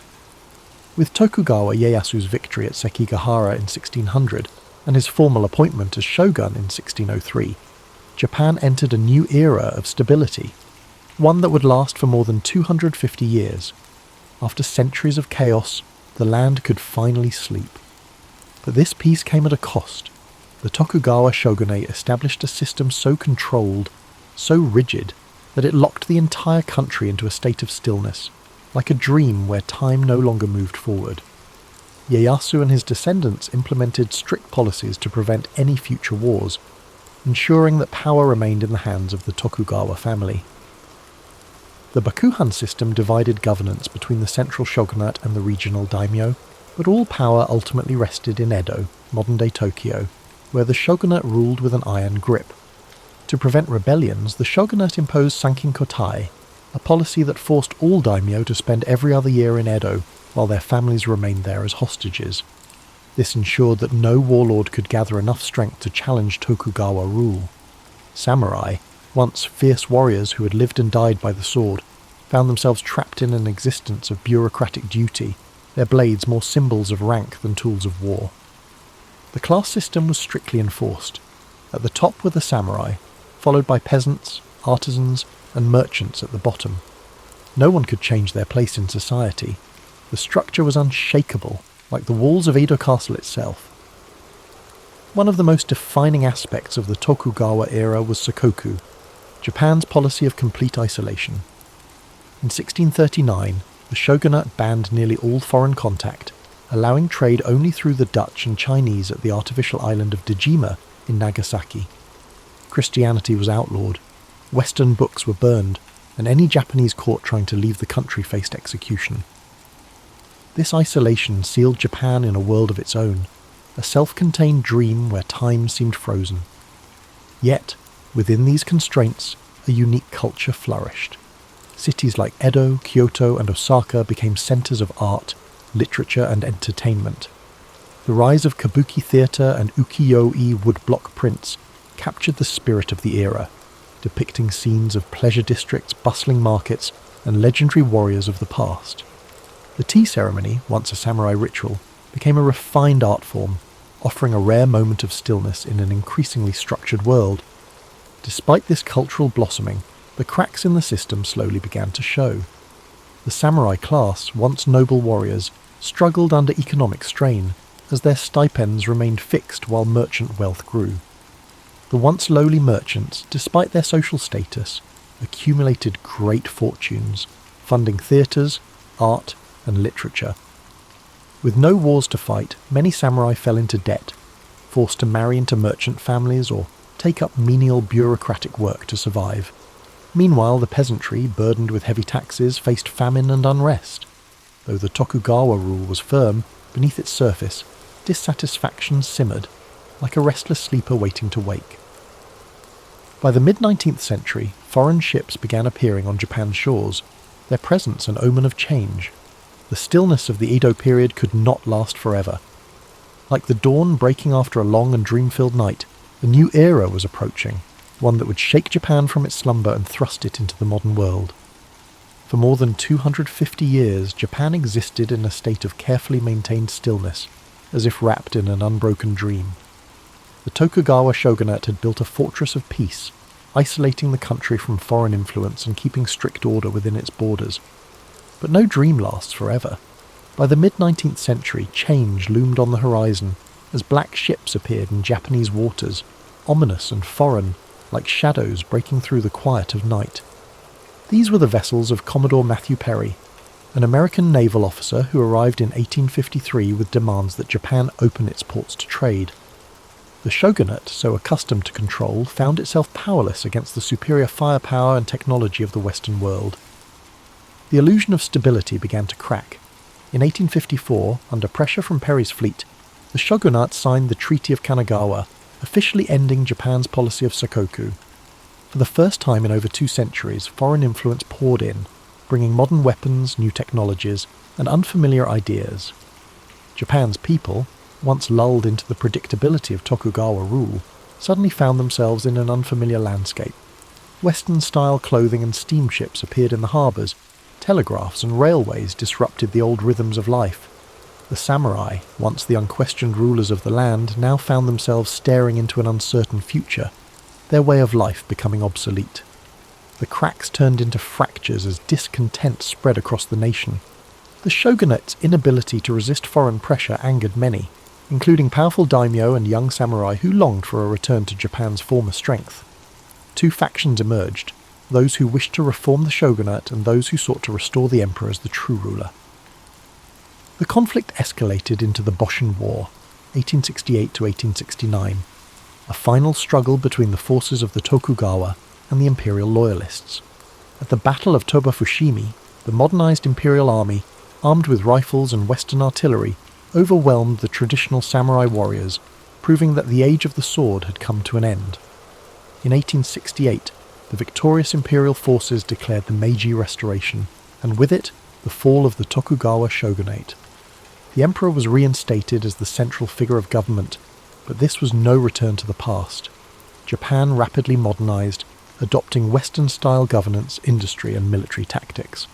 In 1876, one of the final blows came, a law banning samurai from carrying swords in public, a symbol of their fading status. Many warriors, unable to accept a life without battle, joined uprisings against the government, the most famous being the Satsuma Rebellion of 1877, led by Saigo Takamori, one of the last true samurai. But the rebellion was crushed by the imperial army, armed with Gatling guns and modern rifles, and with it the last flicker of the samurai era was extinguished. Though the samurai as a warrior class had disappeared, their spirit remained woven into Japan's identity. Bushido, the samurai code of honor and discipline, influenced Japan's military and cultural values well into the 20th century. Their legacy lived on in literature, cinema and philosophy, a reminder of a time when honor was currency and the sword was law. The great warriors who once shaped Japan had become legends, their names whispered in history, much like distant echoes of a dream that fades with the morning light. This concludes tonight's journey through the rise and fall of the samurai, but there are more stories to come. The mythological birth of Japan, from the gods to the first emperors. Before the first samurai drew their blades, and before the great shoguns ruled from their castles, Japan was a land of mystery, its origins veiled in legend. The story of Japan's creation begins not with humans but with gods, the kami, divine spirits who shaped the very essence of the islands. According to the Kojiki and Nihon Shoki, the oldest chronicles of Japan, two celestial beings, Izanagi and Izanami, stood upon the floating bridge of heaven, gazing down at a formless world. They dipped a jewelled spear into the sea, and as the droplets fell, they solidified into land. Thus, the Japanese archipelago was born. The gods descended, walking upon their creation, bringing forth mountains, rivers and forests. Yet their divine union was not without sorrow. In giving birth to the fire god, Izanami perished, descending into the underworld, leaving Izanagi stricken with grief. His journey to reclaim her ended in horror, as he fled from the decayed form of his beloved, purifying himself in a sacred river. From this act of purification emerged three powerful deities: Amaterasu, the sun goddess, Tsukuyomi, the moon god, and Susanoo, the storm god, the very forces that would shape Japan's destiny. Amaterasu, radiant and benevolent, was entrusted with the heavens, while her brother Susanoo, wild and uncontrollable, was cast down to earth. In a fateful moment, their rivalry erupted into chaos. Susanoo, in a fit of rage, stormed through the celestial plains, destroying Amaterasu's rice fields, hurling filth into her palace, and causing devastation wherever he walked. Unable to bear the destruction, Amaterasu retreated into a cave, plunging the world into darkness. The other gods, desperate to restore light, devised a clever plan. They placed a mirror outside the cave, and as Amaterasu peeked out, drawn by curiosity, they pulled her into the open, bringing light back to the world. This event would forever symbolize the divine right of the Yamato rulers, who traced their lineage directly to the sun goddess herself. From the union of gods and mortals came Ninigi no Mikoto, Amaterasu's grandson, who was sent to rule the land of Japan. He descended from the heavens, carrying the three sacred treasures, the mirror, the sword, and the jewel, symbols of imperial authority that would be passed down through generations. His lineage led to Emperor Jimmu, the legendary first emperor of Japan, who, guided by divine spirits, waged war against rival tribes and established the imperial throne in 660 BCE. Though historical evidence for Jimmu remains elusive, his legacy endures, his name enshrined in myth, his reign marking the beginning of a dynasty that still exists today. While the myths of Japan's creation provided a divine foundation, the reality was far more complex. The archipelago was home to early human settlers long before the first emperors emerged. The Jomon people, hunter-gatherers who lived in pit dwellings and created intricate pottery, thrived for thousands of years, their way of life shaped by the land's untamed beauty. But as the centuries passed, a new wave of migrants arrived, the Yayoi people, bringing agriculture, metalworking, and social hierarchy. Their arrival marked a turning point, as small tribal groups evolved into structured communities, laying the groundwork for the powerful clans that would one day shape Japan's destiny. Thus, the origins of Japan exist in two worlds, the realm of gods and the realm of men. One speaks of divine will, celestial battles, and the blessings of Amaterasu. The other tells of migration, adaptation, and the forging of society. Both intertwine to form the foundation of Japan's history, where mythology and reality stand side by side, their echoes still felt in the rituals, shrines, and traditions of the modern nation. the role of Shinto and the worship of the kami. In the earliest days of Japan's history, long before the samurai and shoguns, the land was shaped not just by rulers, but by the unseen forces of the kami, the spirits and deities that resided in every aspect of nature. Shinto, Japan's indigenous belief system, was not a structured religion with sacred texts and doctrines. Rather, it was an intricate tapestry of myths, rituals, and spiritual connections between the people and the natural world. Unlike the faiths of the West, Shinto had no singular founder or strict commandments. Instead, it was an evolving tradition woven into the daily lives of the Japanese people. Every mountain, river, tree, and shrine was believed to house a kami, and maintaining harmony with these spirits was essential for both individual well-being and the prosperity of the land. The imperial family, tracing its lineage to Amaterasu, used Shinto mythology to justify its divine rule, reinforcing the idea that Japan itself was a sacred land. The emperor was not merely a political leader, but a living bridge between the gods and humanity, performing rituals to maintain spiritual balance. Throughout the Yamato period and beyond, elaborate ceremonies were held at the Isegran Shrine, the most sacred site dedicated to Amaterasu, where only the highest members of the imperial line could serve as priestesses. These rituals were believed to ensure bountiful harvests, military victories, and protection from disasters. Over time, this divine connection was institutionalized, shaping the way Japan's government functioned. Political power was not only a matter of might, but also of spiritual legitimacy. Shinto beliefs also influenced the structure of Japan's early legal and moral codes. Laws were often intertwined with religious purity, and violations of harmony, be it crimes, natural disasters, or even personal misfortunes, were seen as disturbances in the spiritual balance. Priests and shrine maidens played an essential role in cleansing individuals of misfortune through purification rites known as misugi. Ritual washing in rivers or at sacred waterfalls meant to purify both body and spirit. Festivals called matsuri were held throughout the year to honour the kami, ensuring their continued favour and protection. These festivals, filled with music, dance, and processions, were not just religious gatherings but also central social events that united communities under shared spiritual traditions. Beyond the imperial court, local clans and villages had their own kami, unique to their land and lineage. These local deities were believed to protect the crops, guide warriors into battle, and watch over the homes of their followers. Some kami were benevolent, offering blessings of health and fortune, while others were vengeful spirits requiring offerings and careful rituals to prevent their wrath. The concept of tsukumogami, objects that, after 100 years, gained spirits of their own, was rooted in the belief that the unseen world was constantly interacting with human life. Farmers prayed to Inari, the kami of rice and fertility, often represented by foxes, while warriors sought favour from Hachiman, the kami of war and divine protector of Japan. As Buddhism arrived from China and Korea in the 6th century, it did not replace Shinto but rather merged with it, forming the unique syncretic religious identity that would define Japan for centuries. Buddhist temples were built next to Shinto shrines, and many kami were identified as manifestations of Buddhist deities, ensuring that the new religion did not erase Japan's indigenous traditions but instead intertwined with them. This seamless blending of spiritual practices reflected the deep-rooted belief that all forces, gods, spirits, ancestors, and natural elements were interconnected in an ever-flowing cycle.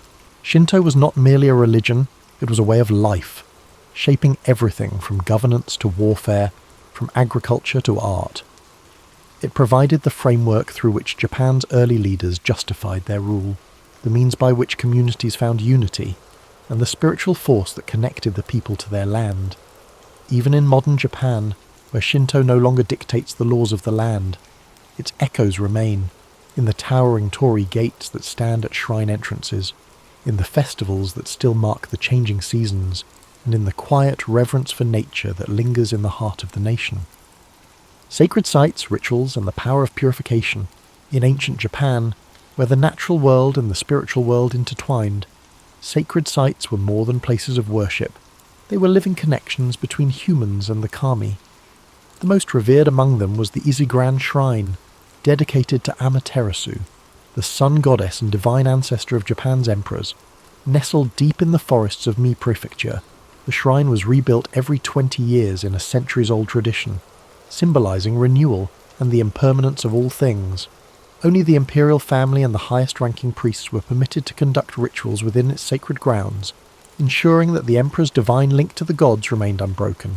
Other major shrines, such as Izumo Taisha, dedicated to the storm god Okuninushi, and Fushimi Inari Taisha, home to the fox spirits of Inari, became centers of devotion, pilgrimage, and seasonal festivals that shaped the rhythm of life across Japan.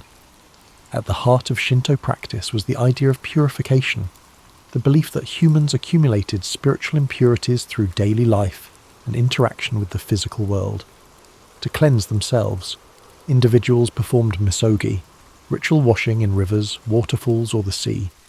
Warriors, before battle, would stand beneath rushing water, clearing their minds and bodies of impurity, believing that a cleansed spirit would ensure victory. In everyday life, purification took place through temizuya, stone basins found at the entrances of shrines, where worshippers would rinse their hands and mouths before praying. This act was not simply about physical cleanliness, but about restoring spiritual harmony, aligning oneself with the natural flow of energy that bound all things together. Beyond personal purification, entire communities participated in grand rituals to appease the kami and ensure their continued blessings. Shinto priests dressed in flowing white robes performed ceremonies filled with ancient chants, rhythmic drumming, and offerings of rice, sake, and salt. Kagura, a sacred form of dance, was performed to entertain the kami and invite their presence. During times of drought, priests led processions to summon rain. During harvest festivals, people gathered to give thanks for the rice that sustained them. These seasonal rituals became the heartbeat of Japan's agricultural society, marking the passage of time through sacred observances. Perhaps one of the most enduring traditions was the Shikinen Sengu, the complete rebuilding of major shrines like Ise Grand Shrine. Every 20 years, the entire complex was reconstructed using carefully chosen cypress wood, following the exact design of the previous structure. This practice, dating back over 1,300 years, reflected the Shinto belief in impermanence and renewal, the idea that nothing is permanent, yet through careful preservation, continuity can be maintained. The wood from the old shrine was repurposed in smaller shrines across Japan, ensuring that the divine essence remained within the land. Among the most feared spiritual disturbances were yokai and vengeful spirits, believed to emerge when proper rituals were not observed or when great injustices were left unresolved. The restless spirits of fallen warriors, betrayed lovers, or those who died with strong lingering emotions could transform into onryo, ghosts capable of cursing entire regions. To prevent such supernatural turmoil, elaborate exorcism rituals were conducted by priests to pacify these spirits and restore balance. Stories of these vengeful beings spread across Japan, reminding people of the importance of living in harmony with both the seen and unseen worlds. From the towering torii gates marking the entrance to sacred grounds, to the whispering forests where the kami were said to reside, the rituals and traditions of Shinto defined the spiritual landscape of Japan. Though centuries have passed, these sacred practices remain deeply embedded in Japanese culture, a quiet undercurrent in daily life, guiding festivals, ceremonies, and moments of quiet reverence. Whether through the flickering of lanterns at a shrine, the ringing of a bell before a prayer, or the flowing waters of purification, the ancient connection between humans and the divine endures, like a dream carried through time. The divine mandate. How mythology shaped Japan's rulers and warriors. In the world of ancient Japan, power was not simply taken, it was bestowed by the kami. The legitimacy of rulers was tied to their divine ancestry, their right to govern reinforced by sacred myths and Shinto traditions. Unlike in feudal Europe, where kings ruled by conquest or noble bloodlines alone, Japan's emperors claimed their authority through a spiritual mandate, a divine connection stretching back to Amaterasu, the sun goddess. This belief in divine rule set Japan apart, creating an imperial lineage that has endured for more than 2,600 years. The Yamato rulers, who emerged as Japan's dominant clan in the 4th century CE, carefully cultivated their link to the gods. By declaring themselves descendants of Amaterasu, they positioned themselves as the rightful rulers of the land, their sovereignty not just a political claim but a sacred duty. This divine lineage was reinforced through elaborate Shinto rituals at the imperial court, ensuring that each emperor was seen not only as a mortal ruler, but as a living conduit between the human world and the celestial realm. Even as military governments later seized control, the emperor remained a spiritual figurehead, his authority unbroken by time. But the imperial family was not the only class to draw strength from the divine. Samurai warriors, whose rise in the Heian and Kamakura periods reshaped Japan's social order, also found their legitimacy through mythology. Many powerful samurai clans traced their lineage to legendary gods or heroes, using these connections to justify their rule over provinces and armies. The Minamoto clan, for example, claimed descent from Emperor Seiwa, reinforcing their authority as rightful military leaders. Others, such as the Taira and Hojo, aligned themselves with powerful kami like Hachiman, the god of war, whose favour was believed to grant victory in battle. Before heading into war, samurai would visit shrines, undergo purification rituals, and offer prayers to their ancestral deities, believing that divine protection could mean the difference between life and death. This sacred connection between warriors and gods was embodied in the concept of Bushido, the way of the warrior. More than just a code of conduct, Bushido was rooted in Shinto and Buddhist philosophy, emphasizing loyalty, duty, and spiritual discipline. A samurai was expected to live with honor and purity, maintaining an unshakable spirit much like the stillness of a shrine. Ritual suicide, seppuku, was considered an act of purification, a way to cleanse one's dishonor and restore balance to the world. The spiritual nature of the samurai ethos transformed warfare into something more than a struggle for land and power. It became a test of divine will, where victory was seen as a sign of celestial favor. Shinto mythology also shaped the way warlords justified their conquests. In the Sengoku period, 1467 to 1600, when Japan was fractured by civil war, leaders like Oda Nobunaga, Toyotomi Hideyoshi, and Tokugawa Ieyasu used divine imagery to solidify their rule. Nobunaga, in particular, saw himself as a force of destiny, invoking the idea that he was chosen to bring order to a chaotic world. Hideyoshi, though born a peasant, carefully crafted an image of divine favour, associating himself with the sun and even constructing grand temples to cement his legacy.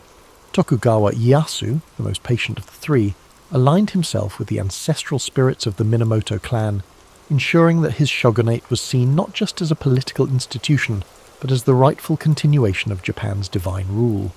Even as modernity swept through Japan, the belief in divine legitimacy never truly faded.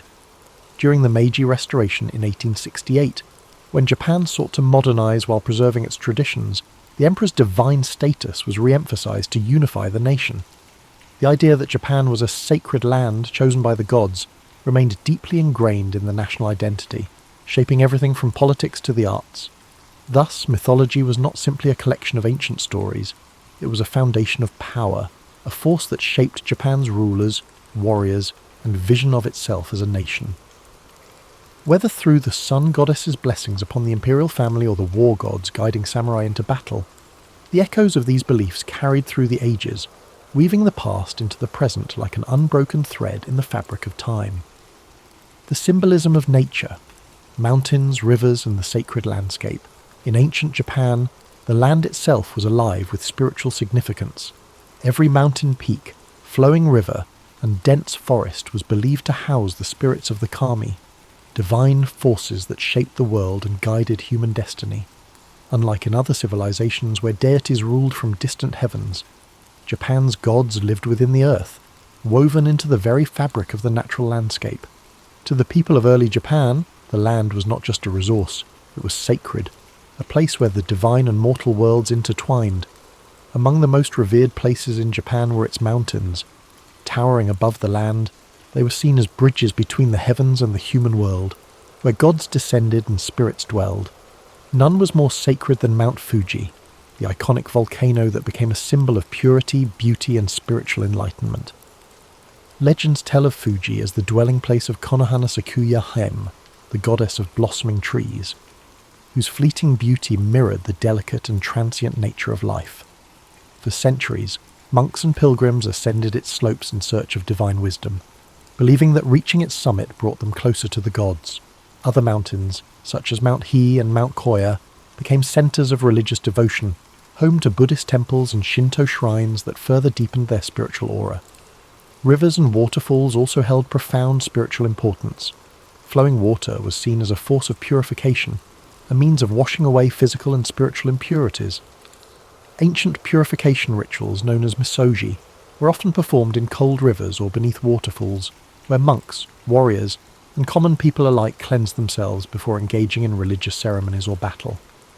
One of the most famous sacred waterfalls was Nachi Falls, where Shinto priests conducted elaborate rituals to honor the water spirits. The belief in the purifying power of water remains embedded in Japanese culture to this day, reflected in the practice of temazuya at shrine entrances, where visitors rinsed their hands and mouths before offering prayers. Forests were considered the hidden sanctuaries of the kami, dense and untouched groves where spirits roamed freely. Certain trees were believed to be yorishiro, objects capable of housing deities, marked with sacred ropes known as shimenawa to signify their divine presence. The ancient cryptomeria trees of Togakushi Shrine in Nagano, some standing for over 1,000 years, were said to be infused with the spirits of the past. These sacred forests were not places to be disturbed, and even today, Japan maintains a deep respect for nature, preserving these ancient woodlands as places of spiritual retreat and meditation. Beyond individual landmarks, the natural cycles of the seasons were deeply tied to religious observances. The blooming of cherry blossoms in spring was celebrated with Hanami, a festival that honoured the fleeting beauty of life, while the arrival of autumn brought solemn reflections on impermanence. Rice, Japan's most sacred crop, was planted and harvested in accordance with seasonal rituals dedicated to Inari, the kami of agriculture. The connection between people and the land was not just practical, but deeply spiritual, as every shift in the natural world was seen as an expression of the god's will. Even the wind was believed to carry divine influence. The legendary kamikaze, or divine wind, that twice repelled Mongol invasions in the 13th century, was seen as a direct intervention from the kami, protecting Japan from foreign conquest. This reinforced the belief that Japan was a chosen land, shielded by the gods themselves, an idea that would persist throughout history. The landscape of Japan was not merely terrain, it was a living, breathing entity infused with the spirit of the divine. Whether through the towering presence of sacred mountains, the cleansing waters of flowing rivers, or the whispering groves of ancient forests, the natural world remained an ever-present force in the spiritual lives of the Japanese people. This reverence for nature continues even today, as shrines and temples remain nestled in the quiet embrace of mountains, rivers, and trees, reminders of a time when the world itself was seen as sacred. The eternal influence of mythology, how ancient beliefs shape Japan today.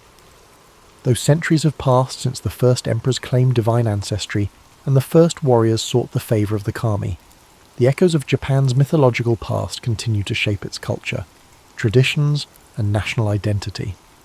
The stories of Izanagi and Izanami, Amaterasu, and Susanoo are not simply relics of ancient belief.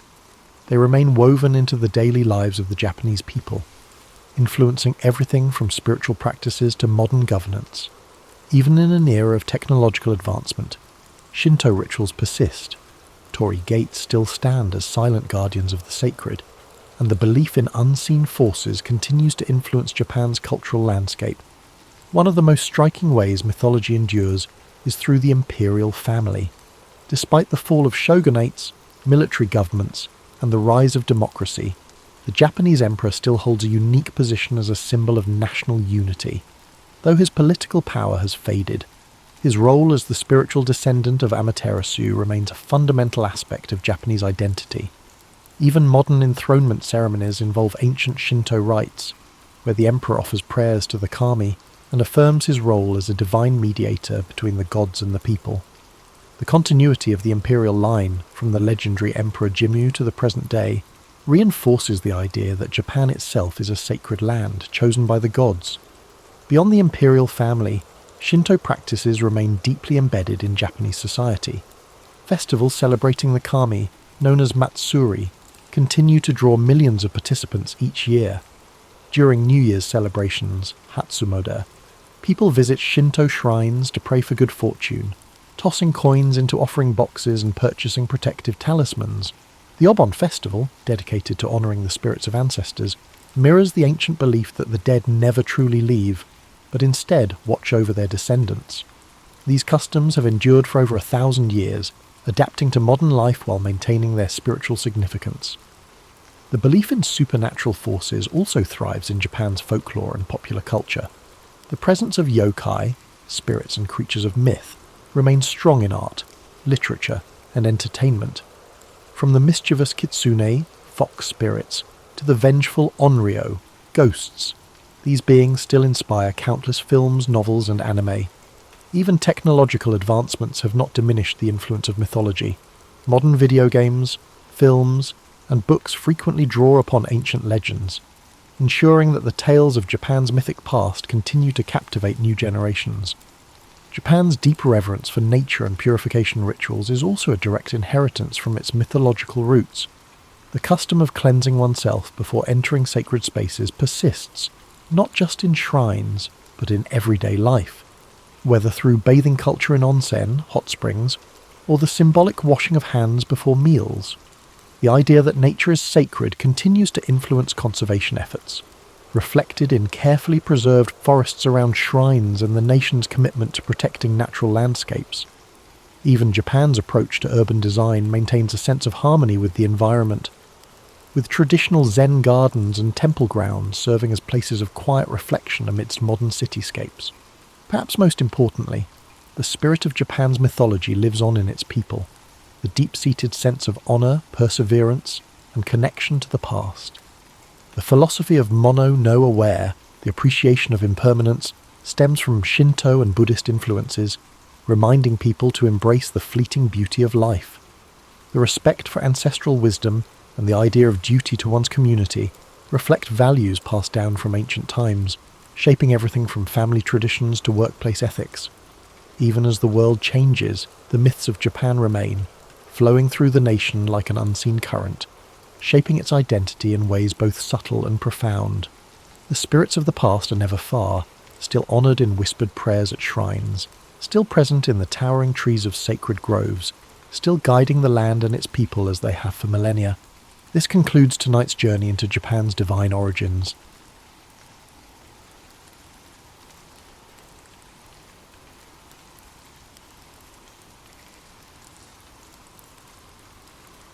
Theodore Roosevelt was not an ordinary child. Born in 1858, in a brownstone in New York City, young Theo, called Teddy by his close friends, entered a world riddled with disparity. Horse-drawn carriages paraded on cobbled streets while the country found itself on the cusp of rapid industrial change. Yet, from the very beginning, what made Theodore Roosevelt's early life different was not only his family's comfortable position. His father was a philanthropist who ran a successful import business, and the Roosevelts prided themselves on their social standing, but also his shaky constitution. The future Rough Rider was, ironically enough, a frail boy who struggled with asthma and stomach trouble, relying on the help of his nurturing family to guide him toward better health. Most accounts recall the well-worn story of how he overcame debilitating asthma by embracing exercise in the outdoors, but that's often where the intriguing details stop. Far less common are the accounts of how Roosevelt's imagination flourished because he spent so many hours indoors recovering. He devoured books on natural science, building an early fascination with zoology, entomology, and every lesser-known ology he could get his hands on. He collected insects in jars around his room, and he sketched birds from memory. He had a serious obsession with taxonomy, relishing the act of labelling, identifying, and categorizing. Few mention that he even attempted to write little treatises, guided by sheer curiosity, about creatures he observed in his small world. He would write paragraphs about houseflies in a notebook detailing their anatomy and behaviour, as if he were a mini Darwin in the making. This pursuit was not a trifling hobby. It was the anchor that connected him to the broader world when his lungs wouldn't allow him to catch his breath outside. His father, Theodore Sr., took these explorations seriously. He would encourage young Theo to keep learning, and to the extent possible. He also pushed him, quite literally, to strengthen his body. The elder Roosevelt recognized that building physical stamina might become the key to unlocking his son's potential. So, in addition to fueling his mind, Theodore Sr. nudged him to exercise, even setting up a small gym within the family's home. They used pulley weights, dumbbells, and even a primitive exercise bike. Initially, the boy often doubled over in breathless fits, but he persevered, always hearing his father's voice, "You have the mind, but you must make your body." This paternal challenge would to have shaped Theodore's entire life. He refused to let his ailments define him. As Theodore progressed from the timid, asthmatic boy to a more robust version of himself, he also developed a nuanced understanding of compassion and fairness.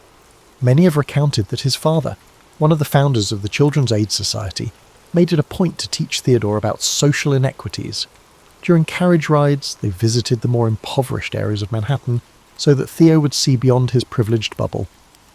Historians often remark that these experiences, along with the lessons instilled by his father, formed the basis of Theodore's empathy for working-class Americans. Yet it's rarely noted how those moments also fueled his sense of outrage at injustice, an emotion that could flare up dramatically in the years to come. These experiences were not academic exercises for young Roosevelt. They resonated deeply with him, bridging the gulf between his comfortable existence and the hardships faced by others. By adolescence, Theo had not yet grown into the outspoken figure we often imagine, but he had an unusually intense curiosity that often manifested in sudden bursts of interest. A new species of bird, a type of archaic firearm, the political history of the Netherlands, he could not resist diving in.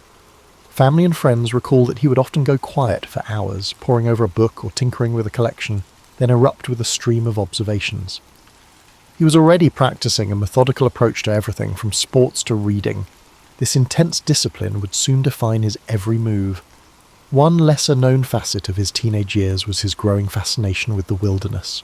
Convalescing in the family's summer home or on trips to the countryside, Theodore began forging a quiet bond with untamed spaces. He was awestruck by grand forests, wildlife calls at dusk, and the possibility of testing himself against the elements. This connection was not just a passing fancy, it was a seed that would bloom into his legendary forays into the West, and his eventual influence on the nation's conservation efforts. In a sense, the vulnerability that shaped his early years also planted an ember of longing for personal independence, physical challenge, and a deep communion with nature. Even as a boy, Theodore Roosevelt was forging an identity that mixed bookish introspection with athletic resolve. He was the child who combated his asthma by turning his bedroom into a mini natural history museum, and who absorbed lessons on social injustice from his father in the carriage rides across town. He was tender, curious, and brimming with restless energy. If you look closely at his formative years, you realize the seeds of Theodore Roosevelt's future, his passion for reform, his boisterous vigor, his reverence for nature, were germinating in the walls of Bat brownstone and in the country fields where he works to catch his breath. This duality, fragility matched by unwavering perseverance, would characterize him for the rest of his life, making him quite unlike any of his contemporaries.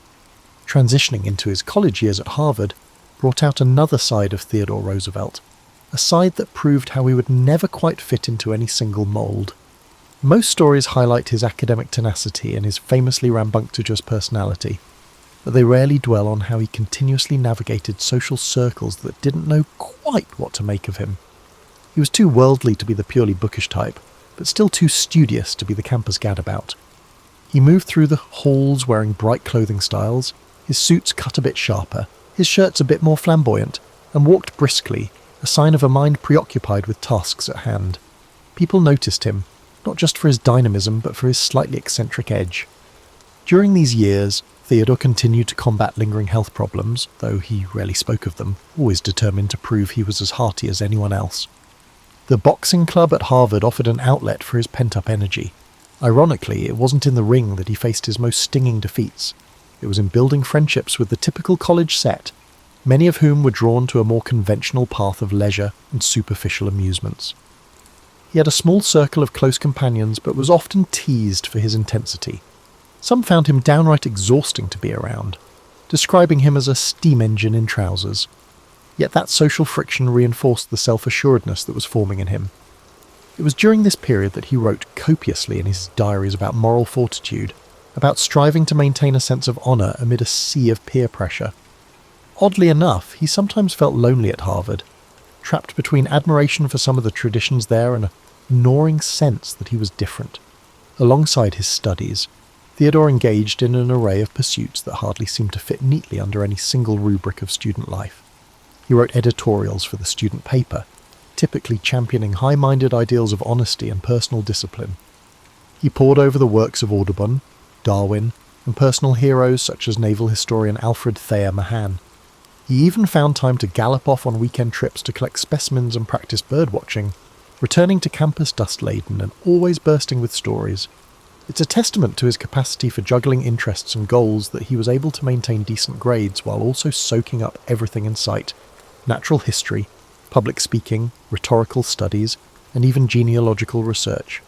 The man loved to learn in a wholehearted way, as though every subject could be an adventure if only one looked closely enough. In the midst of his academic fervour, something else was happening. Roosevelt was quietly falling in love, not just with any young socialite, but with Alice Hathaway Lee, a woman who embodied grace and warmth. She was a cousin of a classmate, and the attraction was immediate. Their courtship provided a surprising sense of balance for him, proof that he could be both intense and tender, formidable yet affectionate. As their relationship deepened, he began to think more concretely about his future. He was deeply into love, but also determined to shape his life in a way that would impact society. If the two could be reconciled, his political ambitions and his devotion to Alice, he believed he might find his true calling. It was a joyful, hopeful season of his life, tinged with the earnest optimism of youth. At Harvard, Roosevelt also honed his talent for debate, though interestingly, it was not always well received. He clashed over issues ranging from foreign policy to civic responsibility with classmates who, in his eyes, did not embody the moral vigour he valued.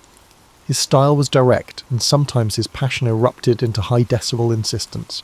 People questioned whether he was grandstanding or genuinely fervent. In truth, he was both. He felt ideas with his entire being, unable to separate academic discourse from moral imperative. While some admired his zeal, others wrote him off as a brash upstart who needed to tone it down. But Theodore wasn't interested in toning anything down. He believed that if something was worth doing, it was worth doing vigorously. What's rarely acknowledged is that this unrelenting passion nearly derailed him in terms of his mental health. Long nights of study, intense physical exertion, and a kind of constant internal thrum of ambition could wear him out. He would suffer bouts of insomnia, something he stubbornly tried to hide from even his closest friends. Journals from the time suggest he wrestled with dark moods, worried that if he let himself slip even for a moment, he might not regain traction. But he had set a personal credo: better to burn brightly than fade quietly. He would follow this creed, whether positive or negative, for the remainder of his life. Upon graduation, Theodore left Harvard with more than just a diploma. He carried away a fierce sense of self, shaped by intellectual endeavours, personal romance, and the ceaseless quest to push against his limits. Shortly after leaving Harvard, Theodore Roosevelt took his first bold step into the realm of public service, winning a seat in the New York State Assembly. Some might call it a natural progression for a young man of his social background, but in truth, the gritty nature of local politics was something of a baptism by fire. The assembly halls were rife with infighting, patronage, and under-the-table deals. As a new member, Roosevelt was expected to keep his head down and align with party bosses. Instead, he stormed onto the scene like a tropical gale, delivering fiery speeches that lambasted corruption and championed reforms. The other lawmakers found him peculiar. Here was a well-to-do youngster, fresh from the Ivy League, with a screechy voice that seemed to come alive the moment he smelled injustice. And injustice, as he saw it, permeated every level of governance. The political old guard was a fortress of self-interest, so they chuckled at his zeal, dismissing him as a nuisance who would soon learn to play by their rules. What they didn't grasp was that Roosevelt's moral convictions, shaped by his father's influence and hammered into form by his own sense of fairness, would not yield under pressure. He was that rare combination, affluent yet empathetic, idealistic yet committed to practical change. Where many of his fellow legislators saw the chance for personal gain, he saw the chance to cleanse a stagnant system. In one particularly heated confrontation, Theodore challenged a powerful politician who had a reputation for backroom deals. Rather than placate this man or resort to polite circumlocution, Roosevelt essentially read him the riot act on the assembly floor, enumerating the ways in which the politician had shortchanged his constituents. The outburst was so electrifying that it made headlines. Overnight, Roosevelt transformed from an unknown freshman assemblyman into a political figure to watch. Of course, this also made him enemies, which was no small risk in the treacherous environment of late 19th century politics. His colleagues predicted he would trip over his own eagerness and fade into obscurity. But Theodore thrived on adversity. He doubled down, rallying support for reforms that, while modest by later standards, broke new ground in the fight against Tammany Hall's entrenched power. During this period, tragedy struck in a way that might have derailed a lesser spirit. On February 14, 1884, Valentine's Day, both his wife, Alice, and his mother died hours apart in the same house. The blow was incomprehensible. Only 2 days prior, Theodore had been a vibrant new father, welcoming a daughter, also named Alice, into the world. To lose his beloved wife and his mother on the same day left him emotionally paralysed. He poured his feelings into a single diary entry marked with an X, writing, "The light has gone out of my life." This searing sorrow might have undone him if not for the fact that Roosevelt believed in action as a tonic for despair. In the aftermath, he made a startling move, distancing himself from politics and heading west to the Dakota Territory. A lesser-known aspect of this chapter is that he was not merely seeking solitude, he was also chasing a grand American myth of renewal. Frontier life was an antidote to the heartbreak and political cynicism that had seized him. He purchased 2 ranches, the Maltese Cross and the Elkhorn, immersing himself in the daily grind of cattle ranching, gone were the starched collars and legislative debates. In their place came roundups, branding irons, and days spent in the saddle. The local cowhands initially regarded him with skepticism, pegging him as just another Eastern dandy. But Roosevelt quickly earned their respect, refusing any special treatment, sleeping in rough bunkhouses, and embracing a life that demanded not just physical vigour, but a willingness to confront the unpredictable cruelty of nature. Many accounts of Roosevelt's time in the Dakotas touch on how he chased thieves, tracked bison, and battled near-blinding blizzards. Yet fewer people highlight the contemplative moments he spent on the open range, penning letters home with references to Greek philosophy, or reading thick books by lantern light, the wind howling outside. He used the plains as a confessional booth, sorting through his anger and grief, forging a new tempered sense of purpose. Indeed, it was on those plains where he truly embraced the notion that adversity could shape moral character. Hardship didn't break him, it refined him. When he did return to New York after a couple of years, he was no longer that brash young assemblyman overshadowed by personal tragedy. He was now a hardened rancher with a sharper edge. Upon returning to public life, Theodore Roosevelt set his sights on a job that many dismissed as either too menial or too compromised by corruption. Police Commissioner of New York City. At a glance, this might have seemed like a step down from his earlier roles, but he perceived it as a battleground for genuine reform. He saw a chance to enforce fairness at a ground level, where policy met reality in the daily lives of ordinary citizens. The police force at the time was a quagmire of bribes, extortion, and political favouritism. Officers would accept money to look the other way, or harass political opponents at the behest of party bosses. Roosevelt decided that if he could change the culture of the NYPD, he would be making one of the most significant civic contributions possible. One of his first acts was to enforce the Sunday closing laws for taverns, a move that sparked both outrage and admiration. Contrary to some popular retellings, he wasn't simply trying to morally police the populace. He was signalling that the law was the law, and no one, regardless of how large a bribe might be, was above it. This gambit, while unpopular among weekend drinkers, demonstrated his commitment to consistency. In his view, laws should not be left to personal whim or the thickness of a wallet. At night, he'd even don a disguise and walk the streets, slipping into bars to see if the law was being followed. Newspapers eagerly reported these midnight rambles, painting him as an almost comical figure. But beneath the spectacle lay a serious intent, to root out corruption at its source. His tenure as commissioner also saw him butt heads with the entrenched Tammany Hall apparatus. They had thrived under the assumption that police could be bought or coerced. Roosevelt disabused them of that notion. He promoted officers based on merit, introduced examinations to gauge competency, and disciplined or fired those caught in corrupt acts. This naturally turned many in the force against him, but the public, weary of crooked policing, began to appreciate that someone in a position of authority was, at last taking their side.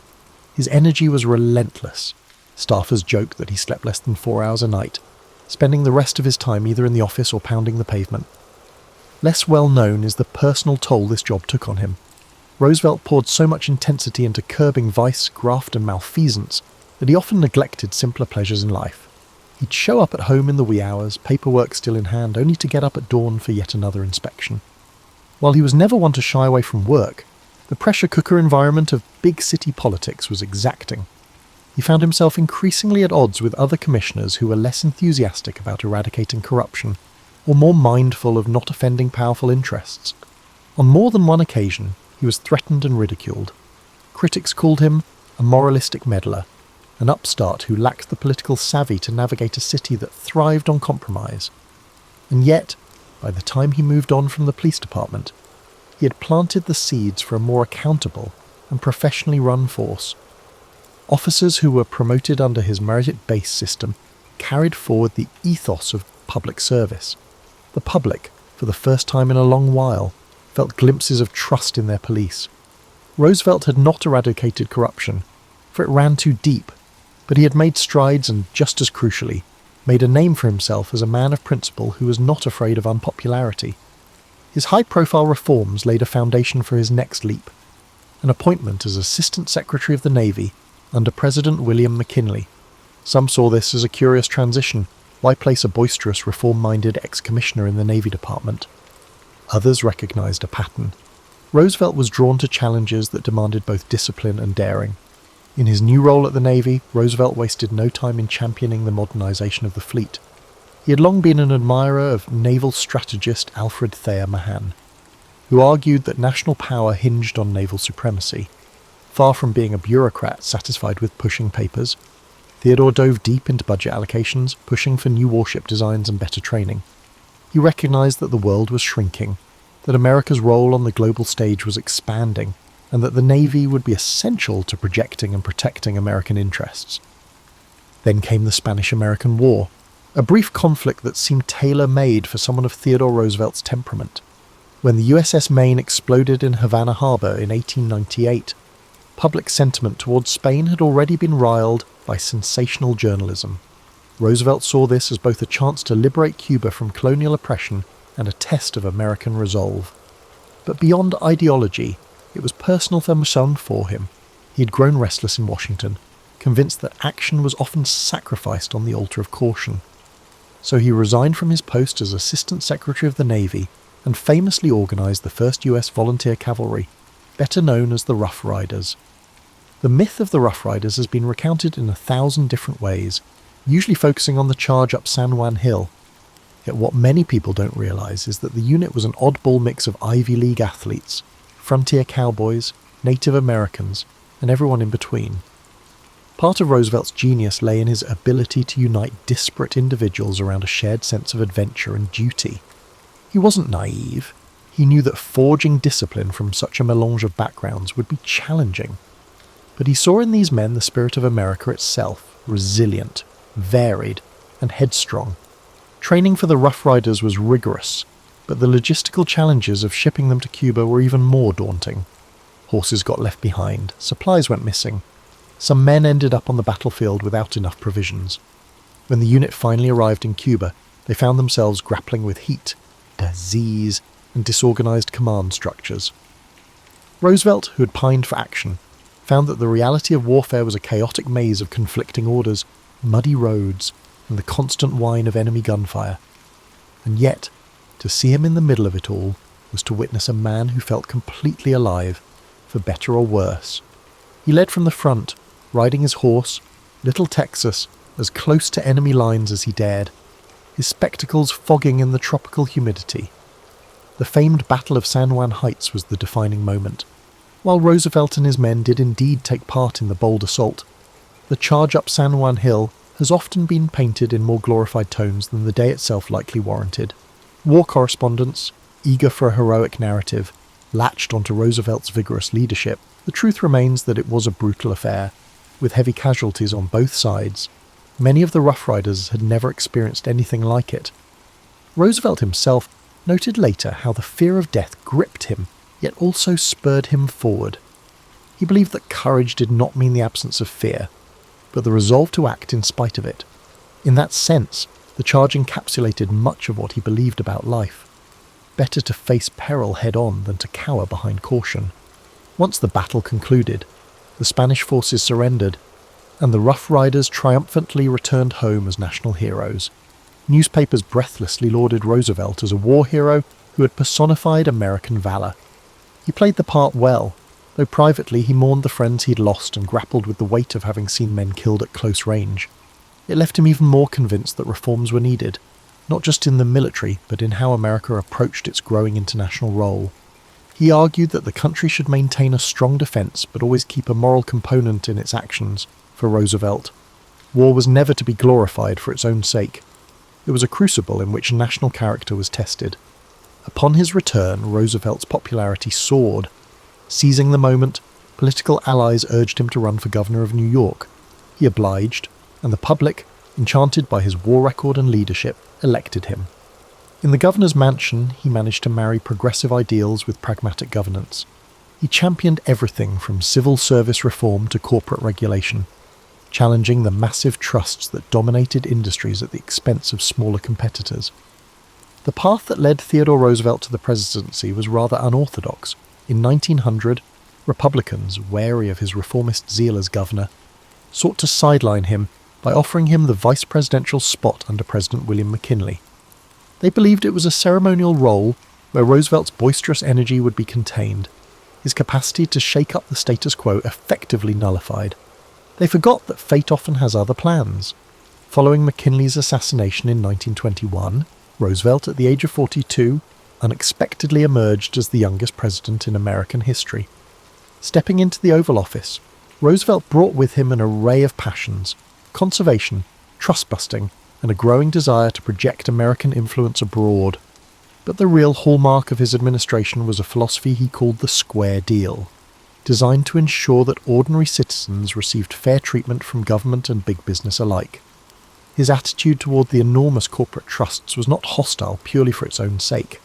Rather, he believed that monopolies stifled competition and exploited consumers.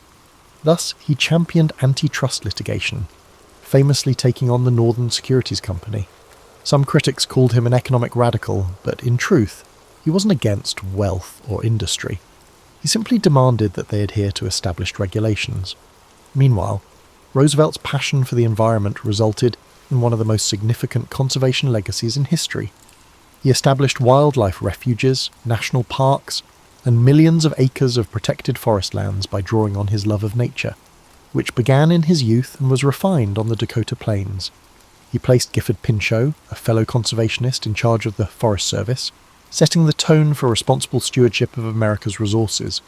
He recognized that nature was not an infinite bounty to be pillaged, but a national treasure to be preserved for posterity. This conviction might seem commonplace today, but in the early 1900s it was visionary. Despite fierce opposition from logging, mining, and oil interests, Roosevelt's political determination prevailed. He considered it his duty to ensure future generations would inherit landscapes unmarred by a short-sighted greed.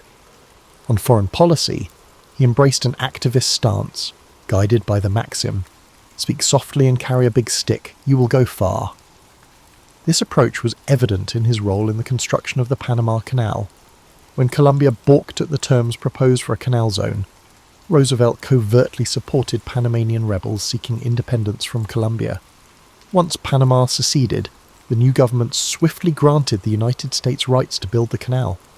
Controversial then, and still debated by historians now, this move showcased Roosevelt's willingness to wield American might to achieve strategic goals. He had no illusions that power should remain dormant. For him, national strength was a tool to shape global events, ideally in a manner he saw as ultimately beneficial for America and, in his mind, the world. Throughout his presidency, Roosevelt was a figure of constant motion, inviting athletes, writers, explorers, and all manner of individuals to the White House. He famously welcomed Booker T. Washington to dine, a move that shocked the segregated norms of the time. He championed progressive ideals that, while still limited by the social outlook of the era, nudged the country forward. Labour disputes, particularly the coal strike of 1902, saw Roosevelt intervene on behalf of workers in ways that no president before had done, effectively using the government as a mediator to secure better wages and hours, albeit without granting the full measure of union recognition. Numerous minor narratives often overshadow these major stories. For example, he placed a premium on physical culture within the White House, encouraging aides and visiting dignitaries to join him for hikes and boxing matches. The more traditional set, finding it unworthy for a president to engage in physical altercations, expressed their disapproval. But it was pure Roosevelt, energetic, fearless, and convinced of the importance of maintaining a robust body to match a robust mind. Roosevelt enjoyed immense popularity by the time he ran for election in 1904 in his own right. He won in a landslide, securing his place as a fully validated president rather than an accidental caretaker. That victory allowed him to double down on his agenda. After leaving the White House, Theodore Roosevelt embarked on what seemed at first like a grand victory lap, a 10-month African safari that captured the world's imagination.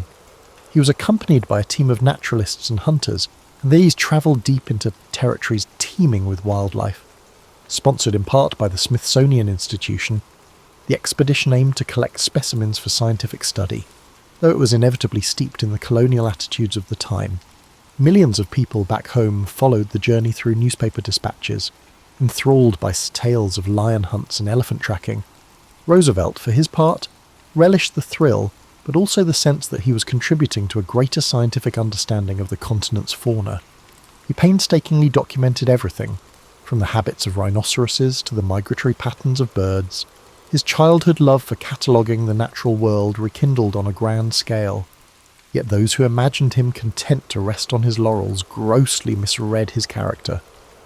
Upon returning from Africa, he found himself dissatisfied with the direction of the Republican Party under his hand-picked successor, William Howard Taft, who, in Roosevelt's estimation, had betrayed the progressive ideals they once shared. Incensed, Roosevelt made the controversial decision to run for president again, but this time under the banner of a new political organization, the Progressive Party, often called the Bull Moose Party, a nickname sparked by Roosevelt's own boast that he felt fit as a bull moose. He stormed the convention halls, delivering speeches that invoked his familiar call for a square deal for all Americans. His platform included women's suffrage, labour reforms, and stricter controls on corporate power, elements that were ahead of their time. The election of 1912 became a three-way race among Roosevelt, Taft, and Democrat Woodrow Wilson. On the campaign trail, Roosevelt survived an assassination attempt when a deranged gunman shot him in the chest. In quintessential Roosevelt fashion, he insisted on delivering his scheduled speech anyway, blood seeping through his shirt. Before he started speaking, he pulled out his 50-page manuscript which had slowed the bullet, and declared, "It takes more than that to kill a bull moose." His audience, horrified yet awed, watched him talk for nearly an hour. Though wounded, he remained unstoppable, forging ahead with his message of progressive change. Despite his determination, the split in the Republican vote handed the presidency to Wilson. For Roosevelt, it was a stinging defeat, but he refused to slip quietly into obscurity. He embarked on yet another daring expedition, this time to South America, where he charted the River of Doubt in the Amazonian rainforest, later renamed Rio Roosevelt in his honour. The journey was perilous. Disease, hostile wildlife, and near starvation took a toll on the entire group. Roosevelt himself contracted a severe infection in his leg, and at one point he was so ill he reportedly begged his companions to leave him behind. They refused. The expedition eventually completed its mission, but Roosevelt returned gaunt and weakened, forever changed by the ordeal. Back home, the country was on the brink of World War I. Roosevelt, ever the hawk, criticised President Wilson's initial neutrality, urging a more assertive stance. He believed that failing to confront Germany's aggression would endanger both American ideals and global stability. When the United States finally entered the war, Roosevelt even offered to lead a volunteer division, much as he had done in the Spanish-American War. President Wilson declined, much to Roosevelt's frustration. Still, he rallied support for the war effort, seeing it as a moral imperative to resist autocratic powers. By the time the war ended, Roosevelt was older, his body battered by years of strenuous living and the after-effects of tropical diseases. Yet his mind was as restless and vigorous as ever. He kept writing history books, editorials, open letters to politicians, trying to shape public discourse. He remained convinced that America needed to balance power with righteousness, that corporations should serve the public good, and that the nation's wilderness areas required vigilant protection. In a sense, he never stopped campaigning for his version of progress, even if he no longer occupied any political office. The final chapter came quietly. In January 1919, he passed away in his sleep at Sagamore Hill, his beloved home on Long Island. The American Civil War didn't happen overnight. It was the result of tensions that had been building for decades, tensions rooted in profound differences between the North and South. At the heart of it all was the issue of slavery. In the South, slavery wasn't just an institution, it was their economy. Cotton fields stretched as far as the eye could see, and the labour of enslaved people made the South incredibly wealthy. But it came at an unbearable cost, the humanity of millions denied, their voices silenced. In the North, things were changing. The Industrial Revolution was taking hold, and with it came growing calls to abolish slavery. People were starting to speak out more, questioning how a nation built on the idea of liberty could allow such a system to exist. This wasn't just a difference of opinion, it was a clash of values, one that only grew louder as time went on. Then there was the question of states' rights. Southern leaders believed they had the right to govern themselves without interference, especially when it came to slavery. They feared that the federal government, growing stronger by the year, would strip them of their autonomy. On the other side, many in the North believed that a united country required a strong central government, one that could uphold the principles of freedom and equality. The country tried to hold itself together through compromise. The Missouri Compromise, the Compromise of 1850, these were like bandages on a wound that just wouldn't heal. Each new agreement seemed to deepen the mistrust between the North and South. By the 1850s, things were nearing a breaking point. Laws like the Fugitive Slave Act demanded that even people in free states help capture runaway slaves, and that outraged abolitionists. Books like Harriet Beecher Stowe's Uncle Tom's Cabin brought the horrors of slavery to light, stirring emotions on both sides. Then came politics. The Republican Party was formed, with a platform that directly opposed the expansion of slavery. When Abraham Lincoln was elected president in 1860, it was the final straw for the South. His victory wasn't just a political loss, it felt like a direct threat to their way of life. Southern states began to secede from the Union, forming the Confederate States of America, and just like that, the country reached its breaking point. The differences that had been simmering for so long finally boiled over, leading to a conflict that would redefine what it meant to be an American. As you think about these divisions, take a deep breath. Picture the people living through this time, the fear, the hope, the uncertainty. Let the weight of their struggles soften as you relax, knowing that history is full of lessons about resilience, progress, and the power of moving forward. By the spring of 1861, the tensions that had been tearing the nation apart finally reached a boiling point. In Charleston, South Carolina, a small Union garrison stationed at Fort Sumter found itself surrounded by Confederate forces. The fort had become a symbol of defiance for the Union and a test of legitimacy for the Confederacy. Both sides knew that what happened there could set the tone for what was to come. After weeks of tense standoff, Confederate forces under the command of General P.G.T. Beauregard demanded that the Union troops surrender the fort. When Major Robert Anderson, the Union commander, refused, the Confederate forces opened fire on April 12, 1861. For 34 hours the cannons roared, lighting up the harbour with fiery streaks and deafening booms. The soldiers inside Fort Sumter endured the bombardment as best they could, but with no reinforcements and supplies dwindling, Major Anderson had no choice but to surrender. The fall of Fort Sumter was more than just the opening act of the Civil War. It was a spark that ignited the passions of both the North and South.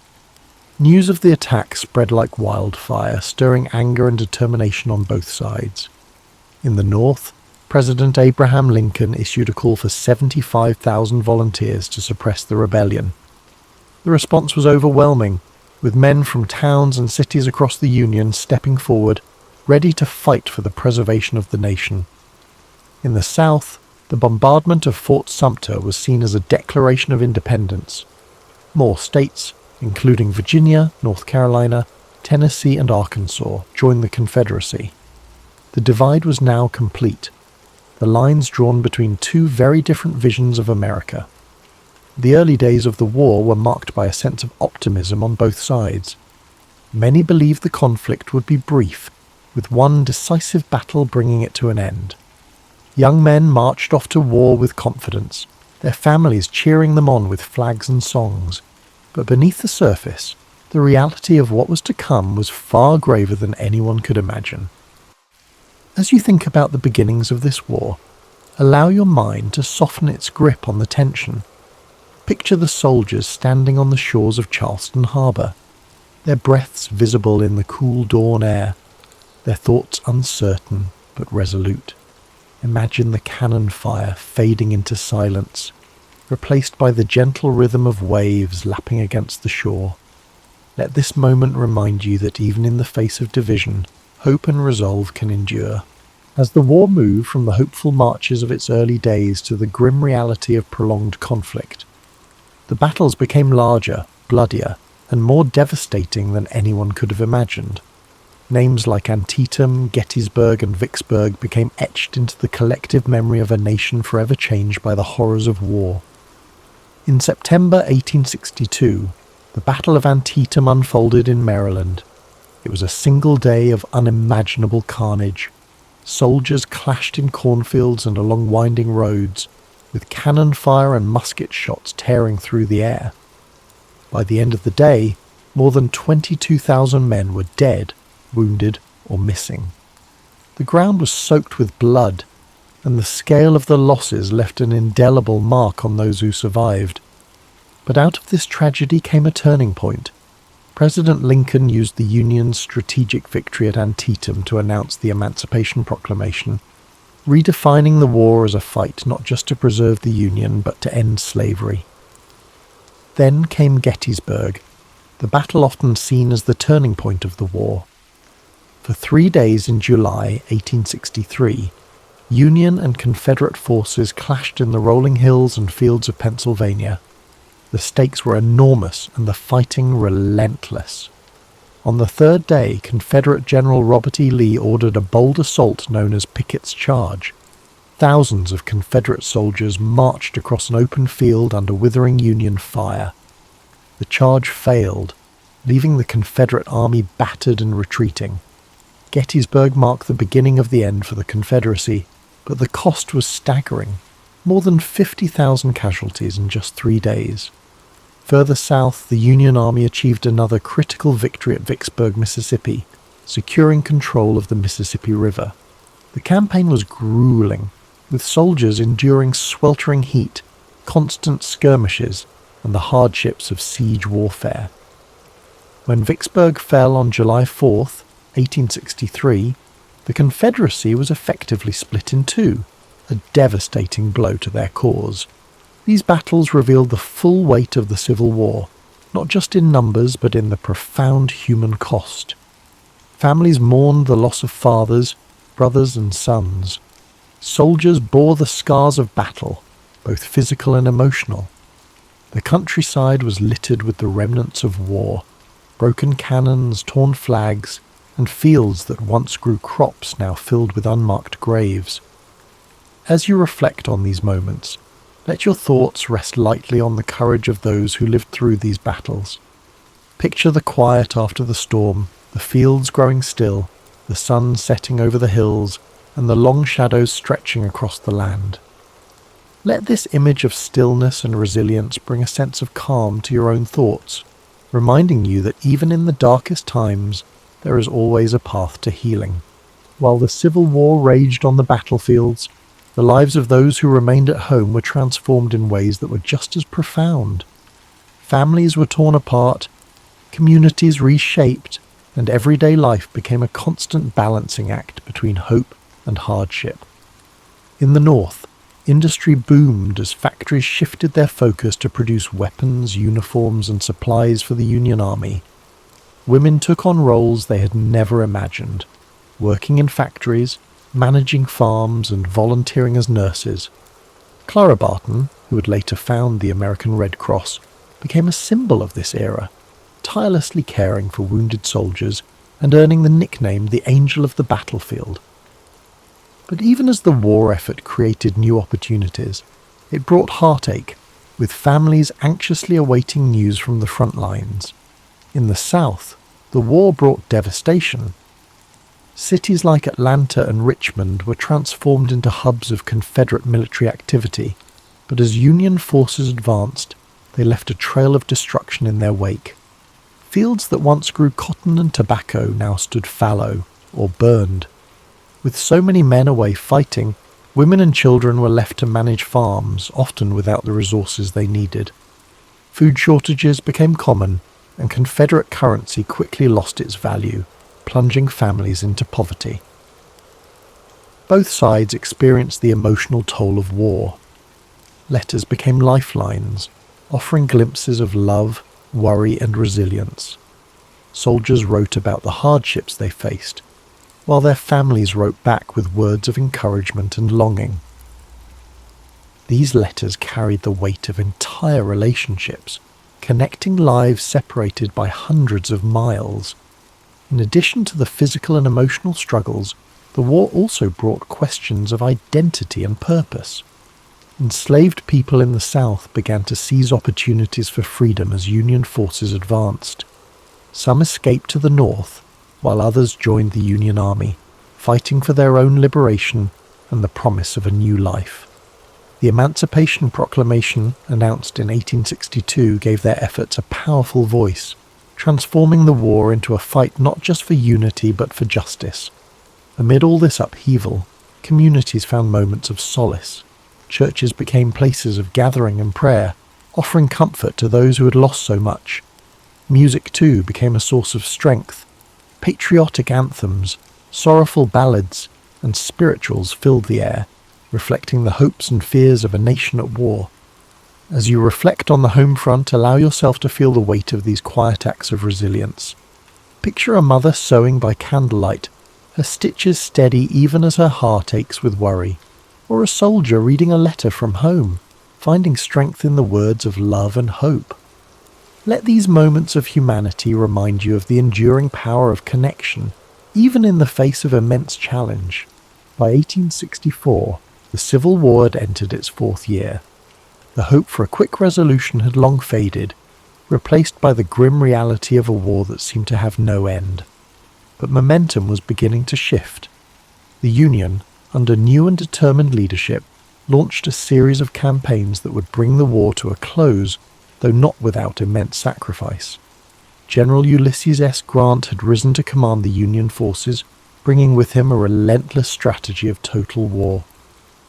Unlike his predecessors, Grant was willing to engage the Confederate armies directly, knowing that the Union's superior numbers and resources could eventually wear them down. His overland campaign in Virginia was brutal, with battles like the Wilderness and Cold Harbor leaving tens of thousands dead. Yet Grant pressed on, earning the nickname Unconditional Surrender for his unwavering resolve. In the Deep South, General William Tecumseh Sherman carried out his infamous March to the Sea, cutting a path of destruction from Atlanta to Savannah. Sherman's goal was to break the South's will to fight by targeting not just its armies, but its infrastructure and resources. Railroads were torn up, factories dismantled, and crops burned.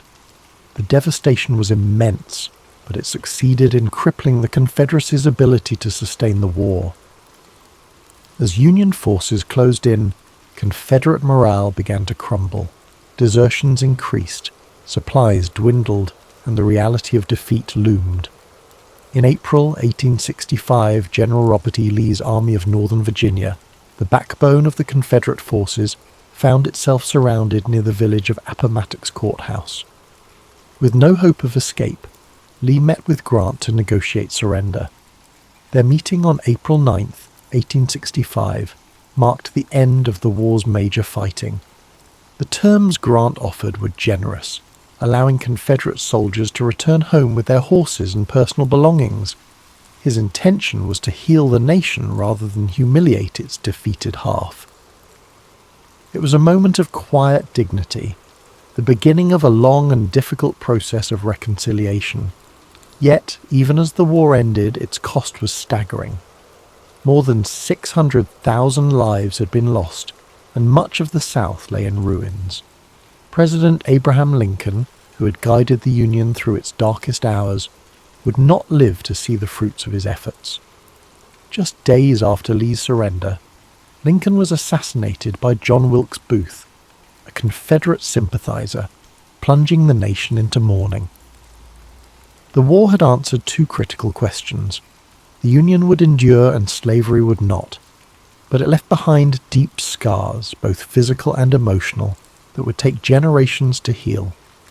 The Reconstruction era that followed was fraught with challenges, as the nation struggled to rebuild and redefine itself. As you reflect on the end of this monumental conflict, let the weight of its lessons rest gently in your thoughts. Imagine the quiet after the surrender, the weary soldiers returning home, the fields gradually returning to life, and the first rays of hope shining through the darkness.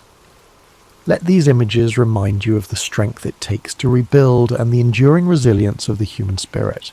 When the guns fell silent and the soldiers returned home, the United States was a changed nation. The Civil War had been a crucible, testing the very foundation of the country and reshaping its identity forever. Though the fighting was over, the legacy of this monumental conflict continued to echo through the generations, shaping the path forward for a fractured but hopeful nation. One of the most profound outcomes of the war was the abolition of slavery. The Emancipation Proclamation had begun this process, but it was the 13th Amendment, ratified in December 1865, that formally ended the institution that had defined so much of the nation's conflict. Millions of formerly enslaved people began new lives, but the road ahead was steep. The promises of freedom were met with resistance, and the Reconstruction era revealed just how deep the division still ran. The war also redefined the relationship between the states and the federal government. No longer would the question of secession hang over the Union. The victory of the North solidified the idea that the United States was not just a collection of states, but a single, indivisible nation. It was a hard-fought truth, one that cost countless lives but ultimately preserved the Union. Yet the scars of war were everywhere. The South faced immense physical and economic devastation. Cities had been reduced to rubble, and entire communities were struggling to rebuild. The loss of so many men left families broken and towns forever changed. Even in the North, where victory was celebrated, the weight of the sacrifices made was impossible to ignore. For the soldiers who fought, the war left an indelible mark. Some returned home to rebuild their lives, carrying memories of camaraderie and courage. Others bore wounds, both seen and unseen, that would shape the rest of their days. Memorials began to rise in towns across the country, honouring the fallen and reminding future generations of the cost of conflict. The Civil War also left a legacy of storytelling. Veterans shared their experiences, songs from the era became part of the cultural fabric, and writers like Walt Whitman and Ambrose Bierce captured the emotional depth of the war in poetry and prose. These stories served not only to remember, but to help a nation heal, to bridge the gaps between North and South, and to offer lessons for the future. As you reflect on the legacy of the Civil War, let the enormity of its lessons settle softly in your thoughts. Imagine the strength of a people rebuilding from such a devastating chapter, the resilience to start anew, the courage to face an uncertain future, and the hope that guided them toward a brighter horizon. Let these reflections fill you with a quiet sense of gratitude and peace. unique idea began to take shape within the US Army. This concept revolved around an unconventional approach to warfare, the use of deception as a primary strategy to mislead and confuse the enemy. Officially known as the 23rd Headquarters Special Troops, this unit would come to be famously known as the Ghost Army, a name as mysterious and evocative as its purpose. The idea for such a unit stemmed from earlier British successes with deception tactics during the North African campaign.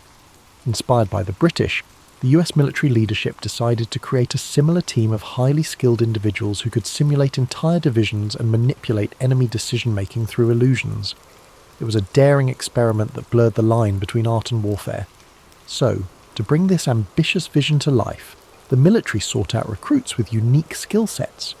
Unlike typical soldiers, the Ghost Army was composed of artists, designers, engineers, sound technicians, and even actors. Many of these individuals had no prior combat experience, but were instead recruited from art schools, advertising agencies, and design firms. Their creativity and technical expertise would prove invaluable in crafting the elaborate ruses needed to deceive German forces. From the very beginning, the Ghost Army operated under a veil of secrecy. Its mission was to create diversions, feints, and false operations that would distract the enemy and protect Allied troops during key military campaigns. To achieve this, the unit relied on a combination of inflatable tanks, sound effects, fake radio transmissions, and carefully choreographed movements. Each tactic was meticulously planned and executed, often under immense pressure and with no room for error. One of the Ghost Army's most ingenious methods involved the use of inflatable equipment. Rubber tanks, trucks, and artillery pieces were designed to look convincing from a distance, creating the illusion of a formidable force. These decoys were lightweight and portable, allowing the unit to set up and dismantle fake encampments in record time.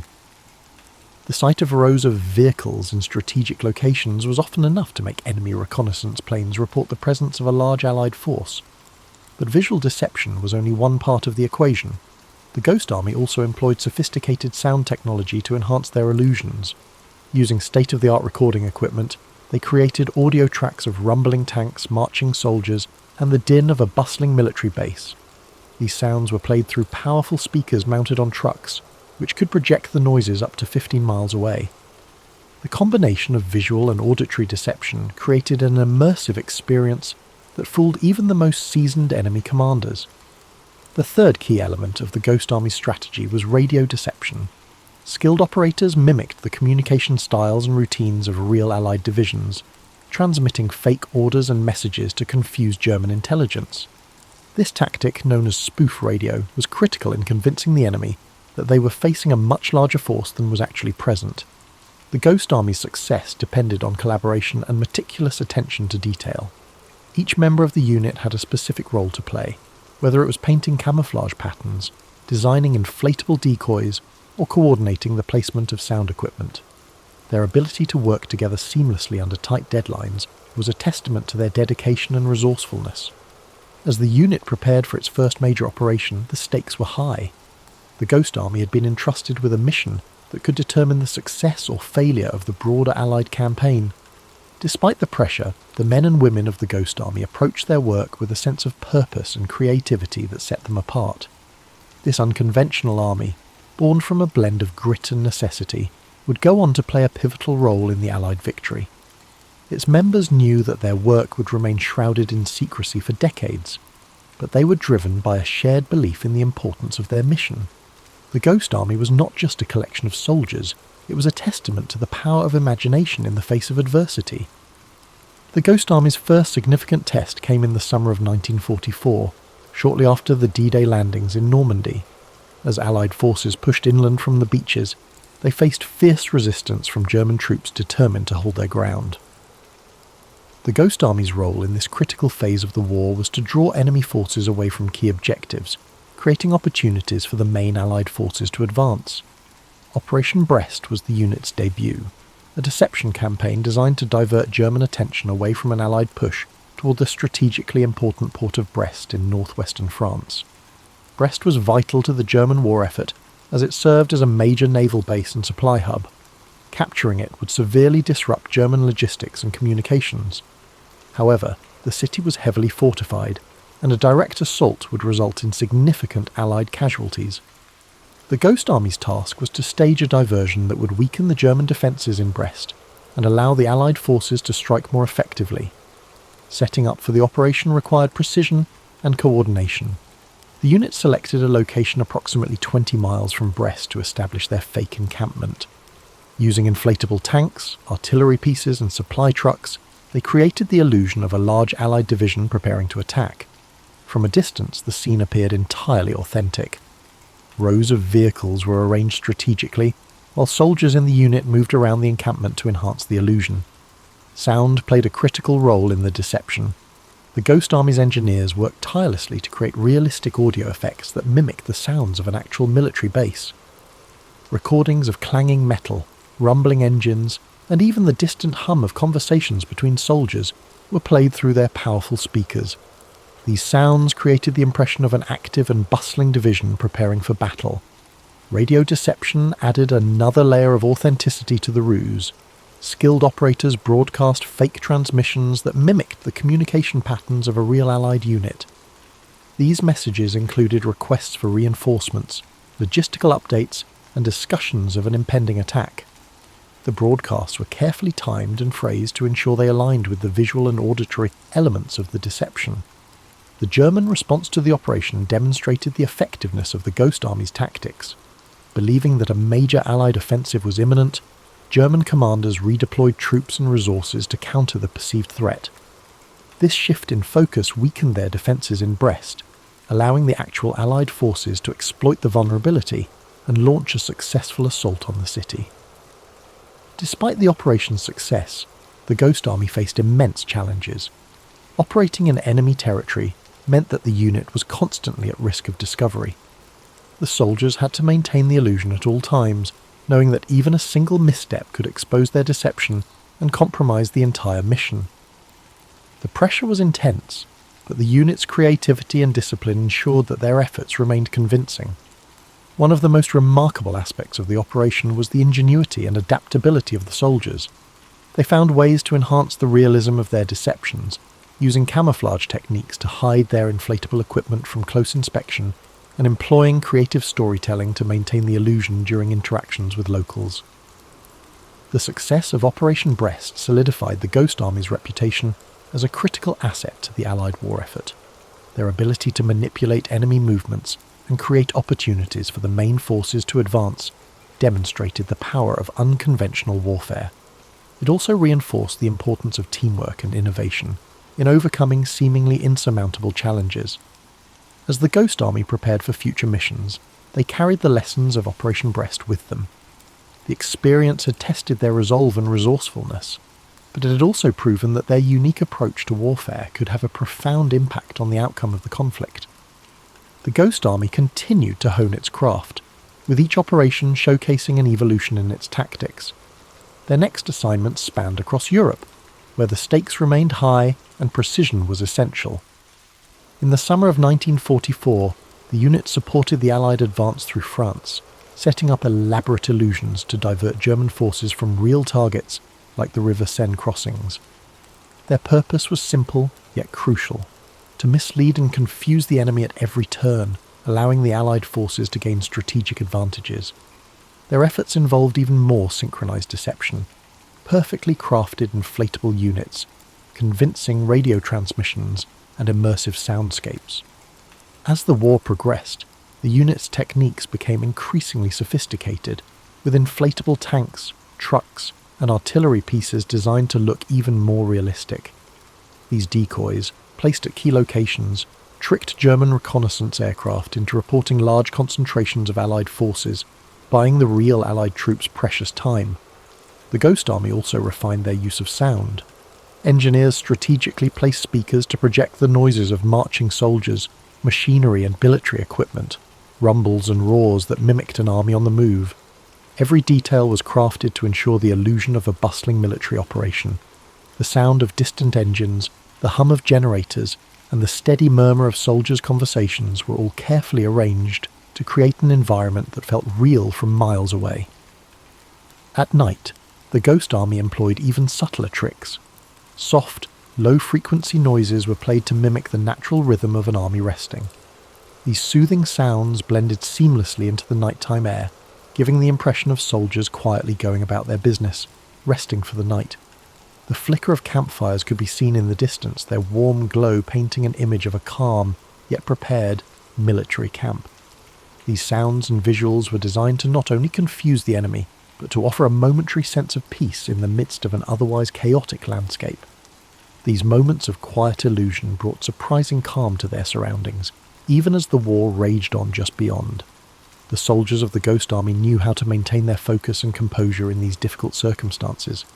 They understood that mental clarity was just as important as strategic deception. In a time of high tension, they found ways to stay grounded, creating calm moments of respite amid the storm. Their ability to remain level-headed in the face of danger was as vital as the visual and auditory tricks they employed. For listeners tonight, imagine the gentle hum of a fictional camp blending into the stillness of the night. Picture the soft creaking of tents in the breeze, the steady rhythm of soldiers moving quietly about their business, and the flickering glow of a distant campfire. Feel the peaceful atmosphere surrounding you as you let the comforting sounds lull you into a sense of ease. These men and women, though constantly at risk and surrounded by danger, mastered the art of finding peace within chaos, much like how you can let the stillness of the moment help you unwind and drift into sleep. By the end of World War II, the Ghost Army had completed over 20 missions in Europe, each one contributing to the success of the Allied forces in ways that were largely unseen and often unrecognised. Their ability to deceive the enemy through innovative tactics, creating false signals, fake camps, and even misleading decoy operations, had played a vital role in ensuring the success of major offensives. Yet, despite their success, the full story of the Ghost Army was kept a secret for decades after the war. As the war drew to a close, the Ghost Army was disbanded, and many of its members returned to civilian life. For years, the men who served in the unit were sworn to secrecy about their operations. The story of their deception, their creativity, and their courage in the face of danger remained hidden, with only a few veterans quietly sharing their experiences. For many years, the Ghost Army's contribution was overshadowed by more well-known military victories, as the world moved forward and focused on rebuilding after the war. However, as the years passed, a renewed interest in World War II and its lesser-known heroes began to emerge. The story of the Ghost Army started to surface, with veterans coming forward and sharing their accounts. Documentaries, books, and interviews helped shed light on the incredible role this group of men had played during the war. Slowly, the world began to recognize the significance of their work and the ingenuity behind their methods of deception. For those who had served in the Ghost Army, their experience was a mix of pride and humility. They had been part of a covert operation that required tremendous skill, teamwork, and bravery. Yet their efforts had often gone unnoticed by the general public. As they shared their stories, they also spoke of the deep bonds formed among the members of the unit, the camaraderie that had sustained them in the face of danger, and the immense satisfaction of knowing they had helped bring an end to one of the darkest chapters in history. As time passed, the Ghost Army became a symbol of how ingenuity and creative thinking can make a difference in the most difficult of circumstances. Their legacy is one of perseverance, resourcefulness, and the ability to turn the tide of battle with nothing more than illusion. The Ghost Army proved that even in the most dire situations, the human spirit can find a way to rise above adversity. Think of how the men of the Ghost Army must have felt as they walked away from their missions, knowing they had made an impact in a war that shaped the world. Their contributions, though not widely known at the time, were just as significant as any traditional battle fought on the front lines. Just as the Ghost Army worked quietly and methodically to achieve their goals, you too can find peace and calm in the quiet moments, allowing your mind to unwind and your body to rest. Their story is a reminder that sometimes the most profound victories are those achieved in silence, in the stillness of the night when no one is watching. And as you settle into this peaceful moment, you can take solace in the knowledge that even the smallest actions can have a far-reaching impact. Feel the weight of the day lifting from you, just as the Ghost Army lifted the burden of deception from the shoulders of the Allied forces. Although the Ghost Army's work was shrouded in secrecy during and immediately after World War II, their legacy would not remain hidden forever. In the years following the war, the significance of their contribution began to emerge, as historians, veterans, and the public began to recognize their invaluable role in shaping the outcome of the war. What began as a covert operation to mislead the enemy had become a model of ingenuity, resourcefulness, and courage. The methods developed by the Ghost Army using sound, deception, and visual illusions would go on to influence military strategies for years to come. The concept of psychological warfare, where the mind is targeted as much as the body, became more widely accepted. These tactics would inform future military operations, as the lessons learned from the Ghost Army's success were incorporated into modern military doctrine. In addition to their impact on military strategy, the Ghost Army story had an emotional and cultural effect. For many years, their deeds went largely unrecognised, but as veterans began to speak out, their experiences resonated with people around the world. The fact that these soldiers had risked everything in a war they could not speak about for decades touched a deep chord. Their bravery, commitment, and camaraderie served as a reminder of the quiet acts of heroism that often go unnoticed in the shadow of more traditional battles. The Ghost Army's efforts also began to be recognised in popular culture. Films, books, and documentaries began to tell their story, ensuring that future generations would understand the significance of their work. Their role in World War II became more than just a historical footnote. It became a symbol of how innovation and creativity could be wielded in the service of a greater cause. Let this story of unexpected heroism inspire you. The men who served in the Ghost Army did not seek fame or glory. Instead, they focused on a mission that was far greater than themselves. Their quiet dedication to their craft echoes in the background of history, just as the calm sounds of the world around you do now.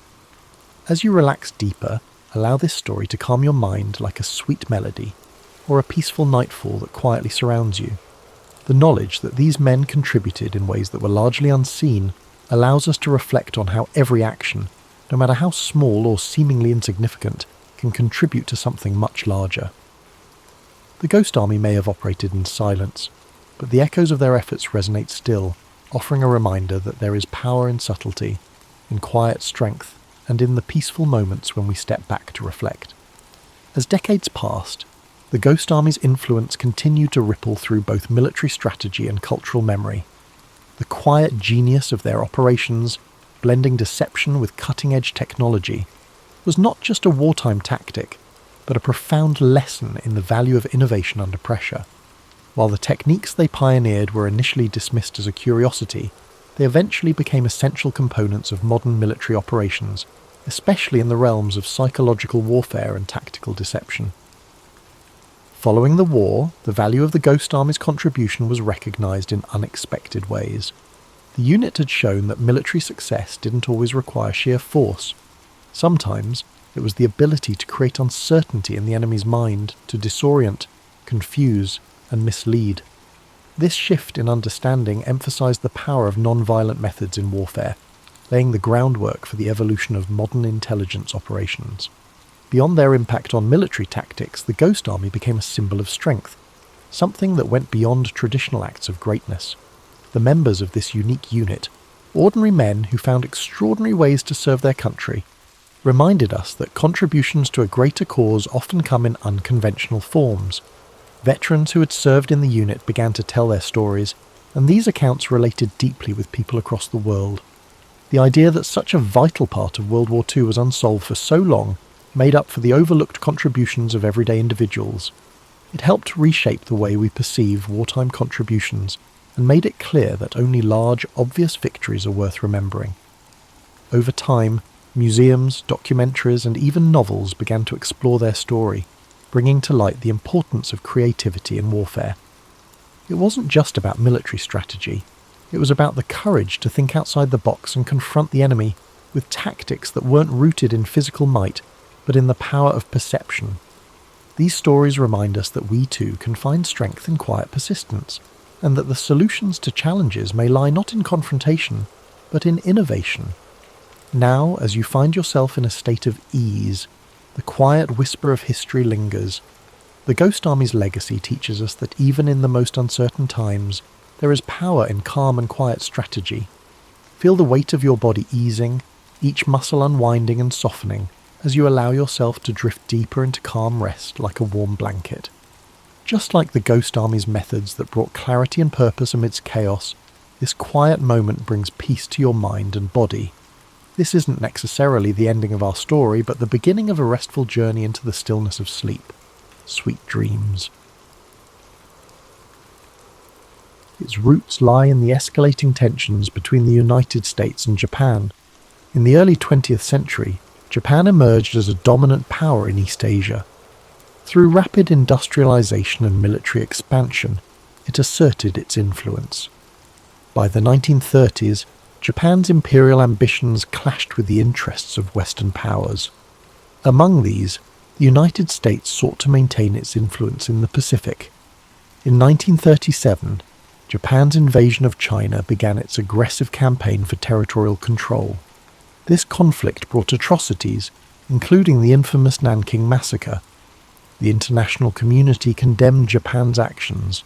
In response, the United States imposed economic sanctions. Vital resources like oil and steel were cut off. For Japan, these sanctions were crippling. Its military and industrial capabilities were under threat.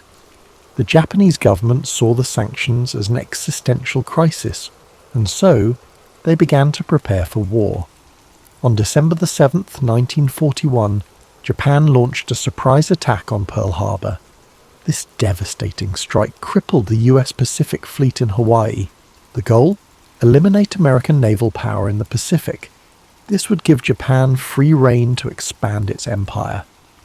While the attack dealt a significant blow, it galvanized the United States. Within days, America declared war on Japan. This marked the nation's full entry into World War II. After Pearl Harbor, Japan's military advanced rapidly. Territories like the Philippines, Singapore, and parts of Indonesia fell to their forces. The Japanese seemed unstoppable, dominating the Pacific with unrelenting campaigns. But in May 1942, cracks began to show. The Battle of the Coral Sea became a turning point. This costly engagement marked the first time Japan's expansion was checked. The United States stopped Japan from capturing Port Moresby in New Guinea. This preserved a critical Allied position. Despite this setback, Japan remained confident. Its military leaders, particularly Admiral Isoroku Yamamoto, planned a decisive battle. Yamamoto's strategy was ambitious. He aimed to lure the US fleet into a trap by attacking Midway Atoll. Midway was remote but strategically vital. Its proximity to Hawaii made it a key target. If captured, Midway would allow Japan to extend its defensive perimeter. It might even threaten the American mainland. Unbeknownst to the Japanese, the United States had a crucial advantage. American cryptographers, led by Lieutenant Commander Joseph Rochefort, had broken Japan's naval codes. Through intercepted communications, US intelligence uncovered the plan. The attack on Midway, codenamed Operation MI, was no longer a secret. Armed with this knowledge, Admiral Chester W. Nimitz took action. As commander of the US Pacific Fleet, he devised a bold counter-strategy. Rather than falling into Yamamoto's trap, Nimitz planned to ambush the Japanese fleet. In preparation, Nimitz assembled his forces. The US Navy had 3 carriers available: USS Enterprise, USS Hornet, and USS Yorktown. The Yorktown, damaged during the Battle of the Coral Sea, was a critical piece. Repaired in record time, it returned to action just in time for the fight. These carriers, along with their escorts and aircraft, represented America's best hope. This was their chance to turn the tide in the Pacific. On the morning of June 4th, 1942, the battle began. Japanese aircraft launched waves of attacks on Midway Atoll. Bombs rained down, targeting airstrips and defences. The defenders, though heavily outnumbered, fought valiantly. Anti-aircraft fire and fighter planes took a toll on the attackers. Yet Midway suffered significant damage. Even so, the Japanese failed to achieve their primary goal, neutralizing Midway's air power. As the Japanese prepared for a second wave, the Americans struck back. Carrier-based aircraft launched a bold counterattack. The first waves of US torpedo bombers faced devastating losses. Their slow, outdated planes were no match for the agile Japanese Zero fighters. Many brave crews were lost. but their sacrifice distracted the Japanese defences. This left the enemy fleet vulnerable. At a critical moment, American dive bombers arrived. They found the Japanese carriers, Akagi, Kaga, and Soryu, completely exposed. The ships were refueling and rearming planes. Their decks were crowded with explosives. The American bombers struck with devastating precision. Direct hits ignited explosions and fires. Akagi, Kaga, and Soryu were consumed by flames. This was a catastrophic blow to Japan's naval power. The fourth Japanese carrier, Hiryu, launched a counterstrike. It managed to severely damage the USS Yorktown, but the Americans regrouped quickly. They launched a final attack, sinking Hiryu by the end of the day. All 4 Japanese carriers were destroyed.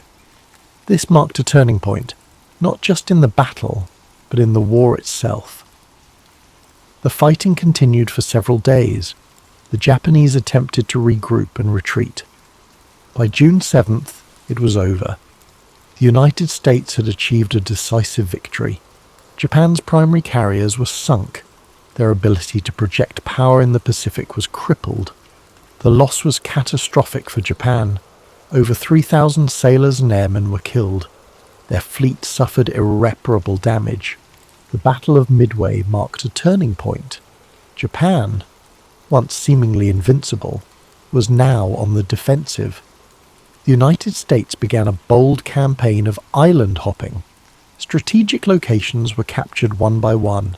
Step by step, they pushed closer to Japan. Midway reshaped the nature of naval warfare. The battle proved the central role of aircraft carriers.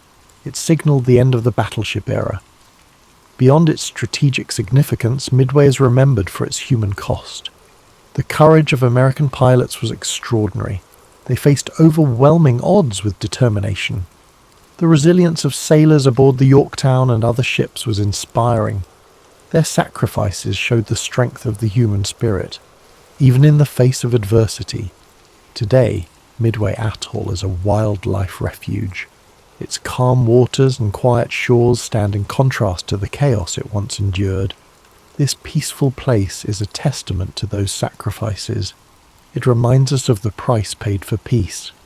The story of Midway teaches us many things: the power of strategy, the importance of intelligence, and the unity needed to overcome the greatest challenges. As you rest tonight, reflect on this story. Picture the vast Pacific Ocean. Imagine its waves, now peaceful and still. Think of the bravery of those who fought for a brighter future. Let their sacrifices bring you calm and hope. The impact of Midway did not end with the sinking of Japan's carriers. Its effects echoed across the Pacific and beyond. For Japan, the loss was a strategic disaster. 4 carriers were destroyed: Akagi, Kaga, Soryu, and Hiryu. These ships were the core of the Imperial Japanese Navy's striking force. Their destruction ended Japan's ability to conduct large-scale offensives. The loss of experienced pilots and aircrew was another blow. Unlike the United States, Japan struggled to replace its forces. Its industrial capacity and training programs were limited. The expertise of the aviators lost at Midway was irreplaceable. This left the Japanese fleet at a growing disadvantage in later battles. For the United States, Midway was a game-changer. Victory allowed the US to shift from defense to offense. The Pacific, once dominated by Japan, began to change. American morale soared. The victory proved Japan's expansion could be halted and reversed. For the first time, the Allies had a clear path forward. The island-hopping strategy followed soon after. Allied forces targeted key Japanese-held islands. They bypassed heavily fortified positions, choosing strategic locations instead. Each island captured brought the Allies closer to Japan's home islands. Japanese supply lines were cut off, isolating their forces. One of the first campaigns to build on Midway's success was the Battle for Guadalcanal, which began in August 1942. This grueling 6-month campaign saw the United States gain its first major foothold in the Pacific. It marked the beginning of Japan's long retreat. The lessons learned at Midway, particularly the importance of air superiority in carrier-based operations, were applied repeatedly in the battles that followed. The psychological impact of Midway was equally profound. For Japan, the defeat shattered the aura of invincibility that had surrounded its navy. The loss of the carriers that had spearheaded the attack on Pearl Harbor was a blow. It was a blow not only to Japan's military capabilities, but also to its national pride. The morale of Japanese troops and citizens began to waver. The realization set in, victory might not be achievable. For the United States and its allies, Midway was a source of inspiration and determination. The victory demonstrated that careful planning, intelligence, and courage could overcome even the most formidable adversaries. It strengthened the resolve of Allied forces and galvanized the American public, who now saw a path to ultimate victory in the Pacific. The Battle of Midway also highlighted the evolving nature of naval warfare. The era of the battleship, long considered the dominant force in naval strategy, was over. Midway confirmed that aircraft carriers and their air groups were the new kings of the sea. Control of the skies became the determining factor in naval engagements. This shift would influence military doctrine for decades to come. The role of intelligence in the battle cannot be overstated. The work of American codebreakers, who deciphered Japan's naval plans, provided a critical advantage. This allowed the United States to prepare and execute its ambush. This achievement underscored the importance of information and communication in modern warfare.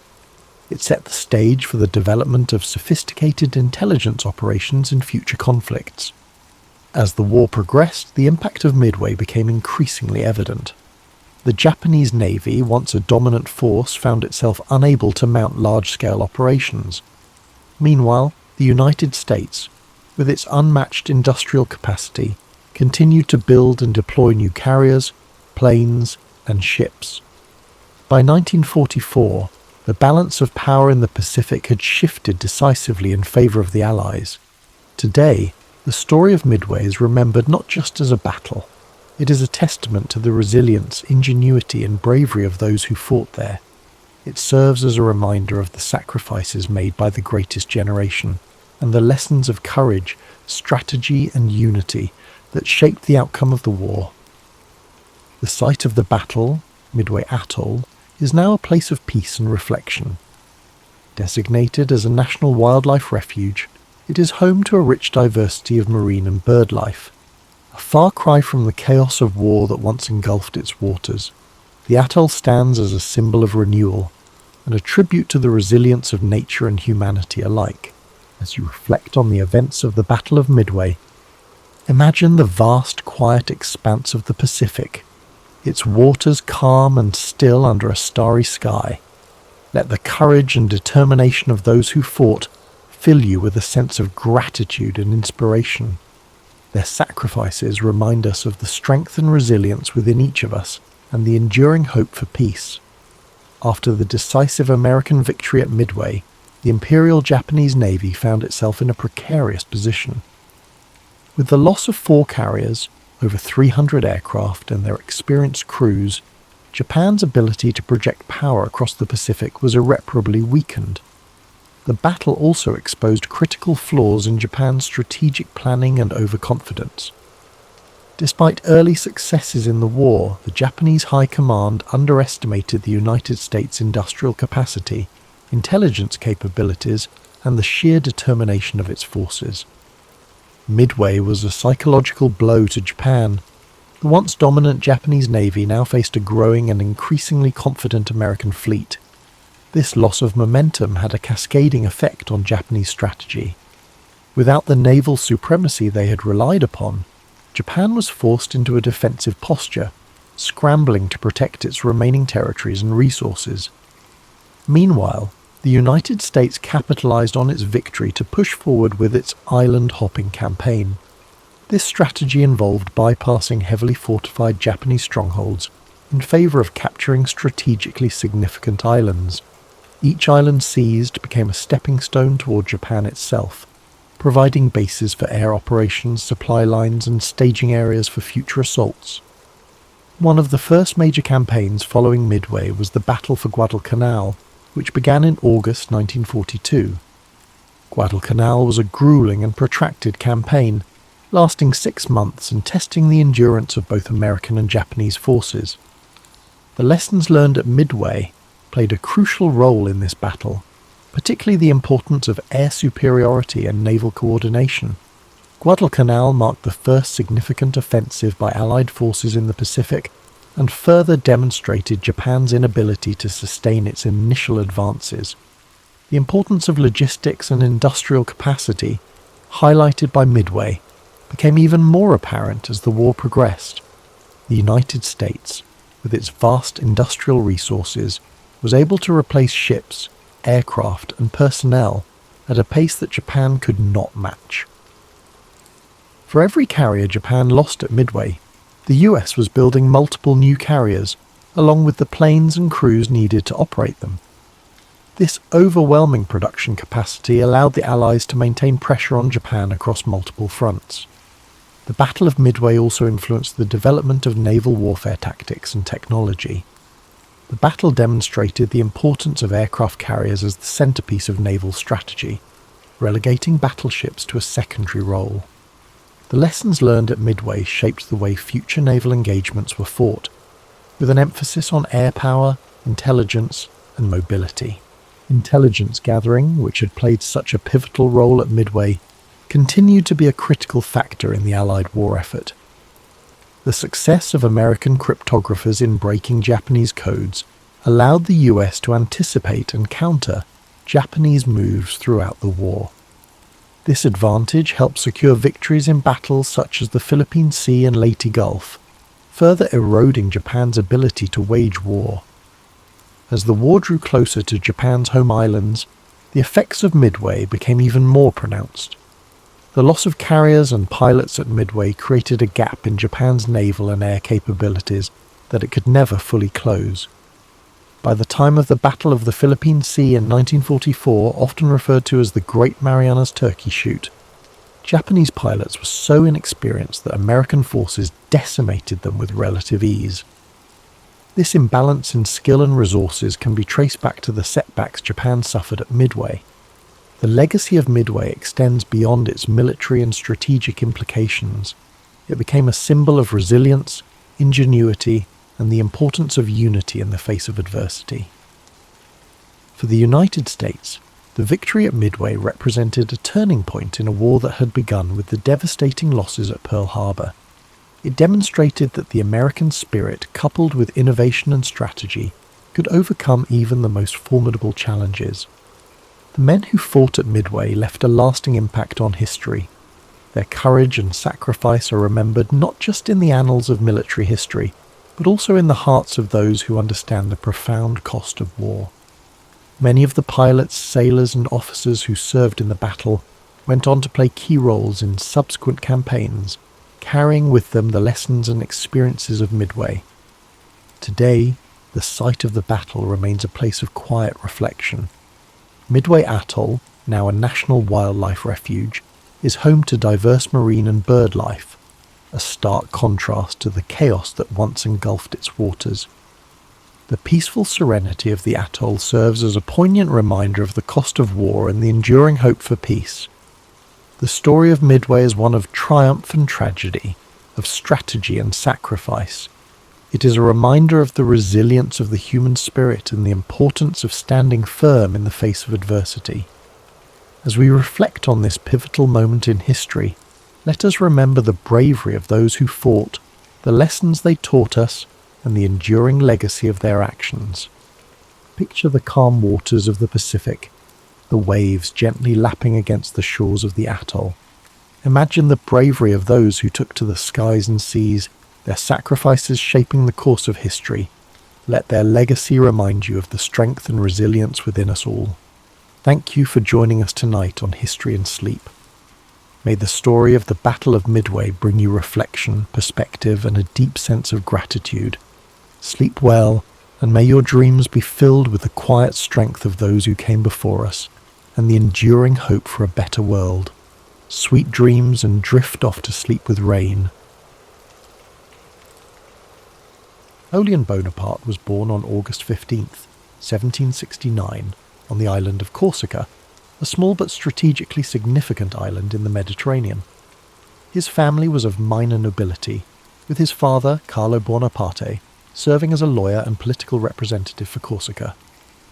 Despite their noble status, the Bonaparte family was not wealthy, and young Napoleon grew up in a modest household. Napoleon's childhood was shaped by the unique blend of Corsican pride and French influence that surrounded him. Corsica had been acquired by France shortly before his birth, and the island's culture reflected a mix of independence and French authority. From an early age, Napoleon displayed a keen intellect and a fiery determination. He excelled in his studies, particularly in mathematics and history, which would later serve him well in his military career. At the age of 9, Napoleon left Corsica to attend school in mainland France. His father had secured a scholarship for him to study at a prestigious military academy, where he trained to become an artillery officer. This period of his life was not without challenges. As a Corsican in a French institution, Napoleon often faced discrimination from his peers.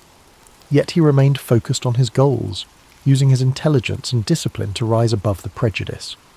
Napoleon graduated from the École Militaire in Paris at the age of 16, becoming a second lieutenant in the French army.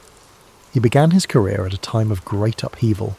The French Revolution was transforming the nation, dismantling the old monarchy and reshaping France into a republic. For Napoleon, this period of political and social turmoil presented both challenges and opportunities. During the Revolution, Napoleon's strategic brilliance began to emerge. His first major success came during the Siege of Toulon in 1793. As a young officer, he devised a bold plan to capture the city, which was held by royalist forces supported by the British.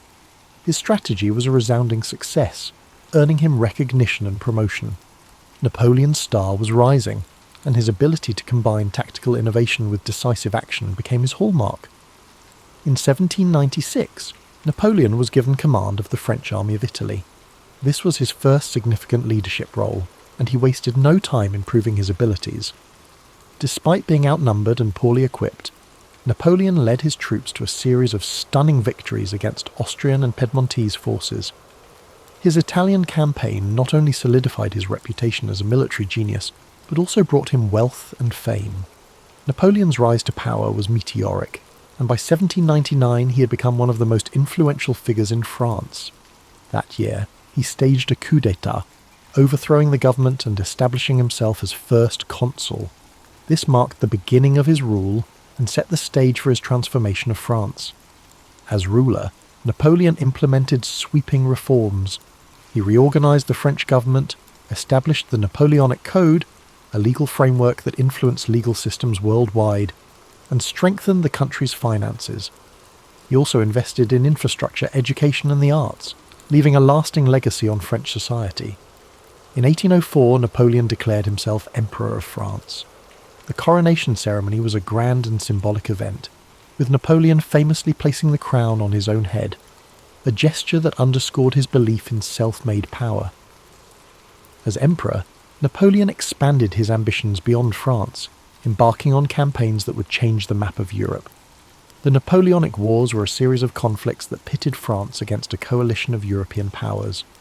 These wars showcased Napoleon's strategic brilliance and determination, but they also tested his limits. His victories at battles like Austerlitz and Jena cemented his reputation as one of history's greatest military commanders. However, his campaigns also came at a great cost, both in lives and in resources. One of the most ambitious and ultimately disastrous undertakings of Napoleon's career was the invasion of Russia in 1812.